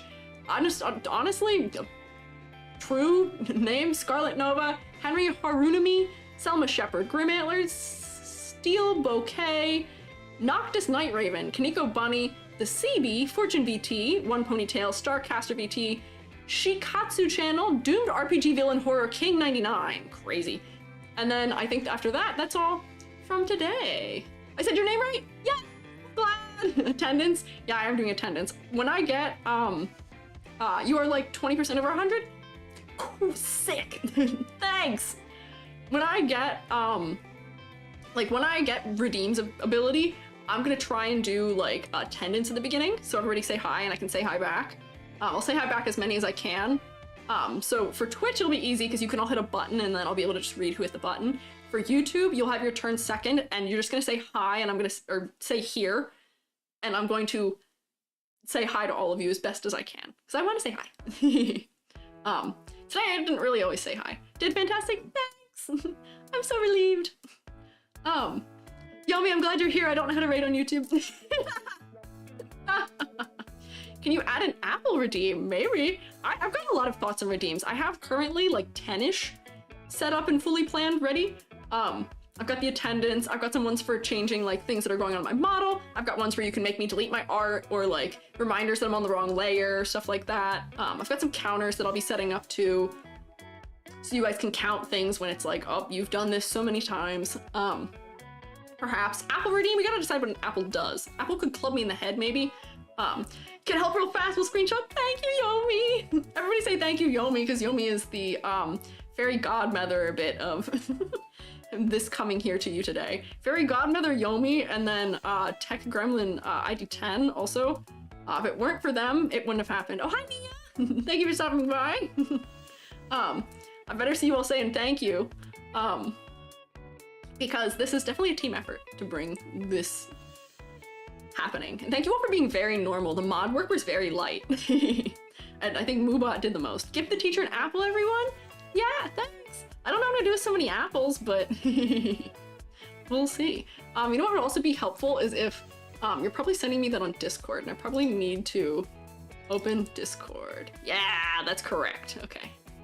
Let me open Discord. I restarted my computer actually before I went to stream just because I was having a little bit of funny business.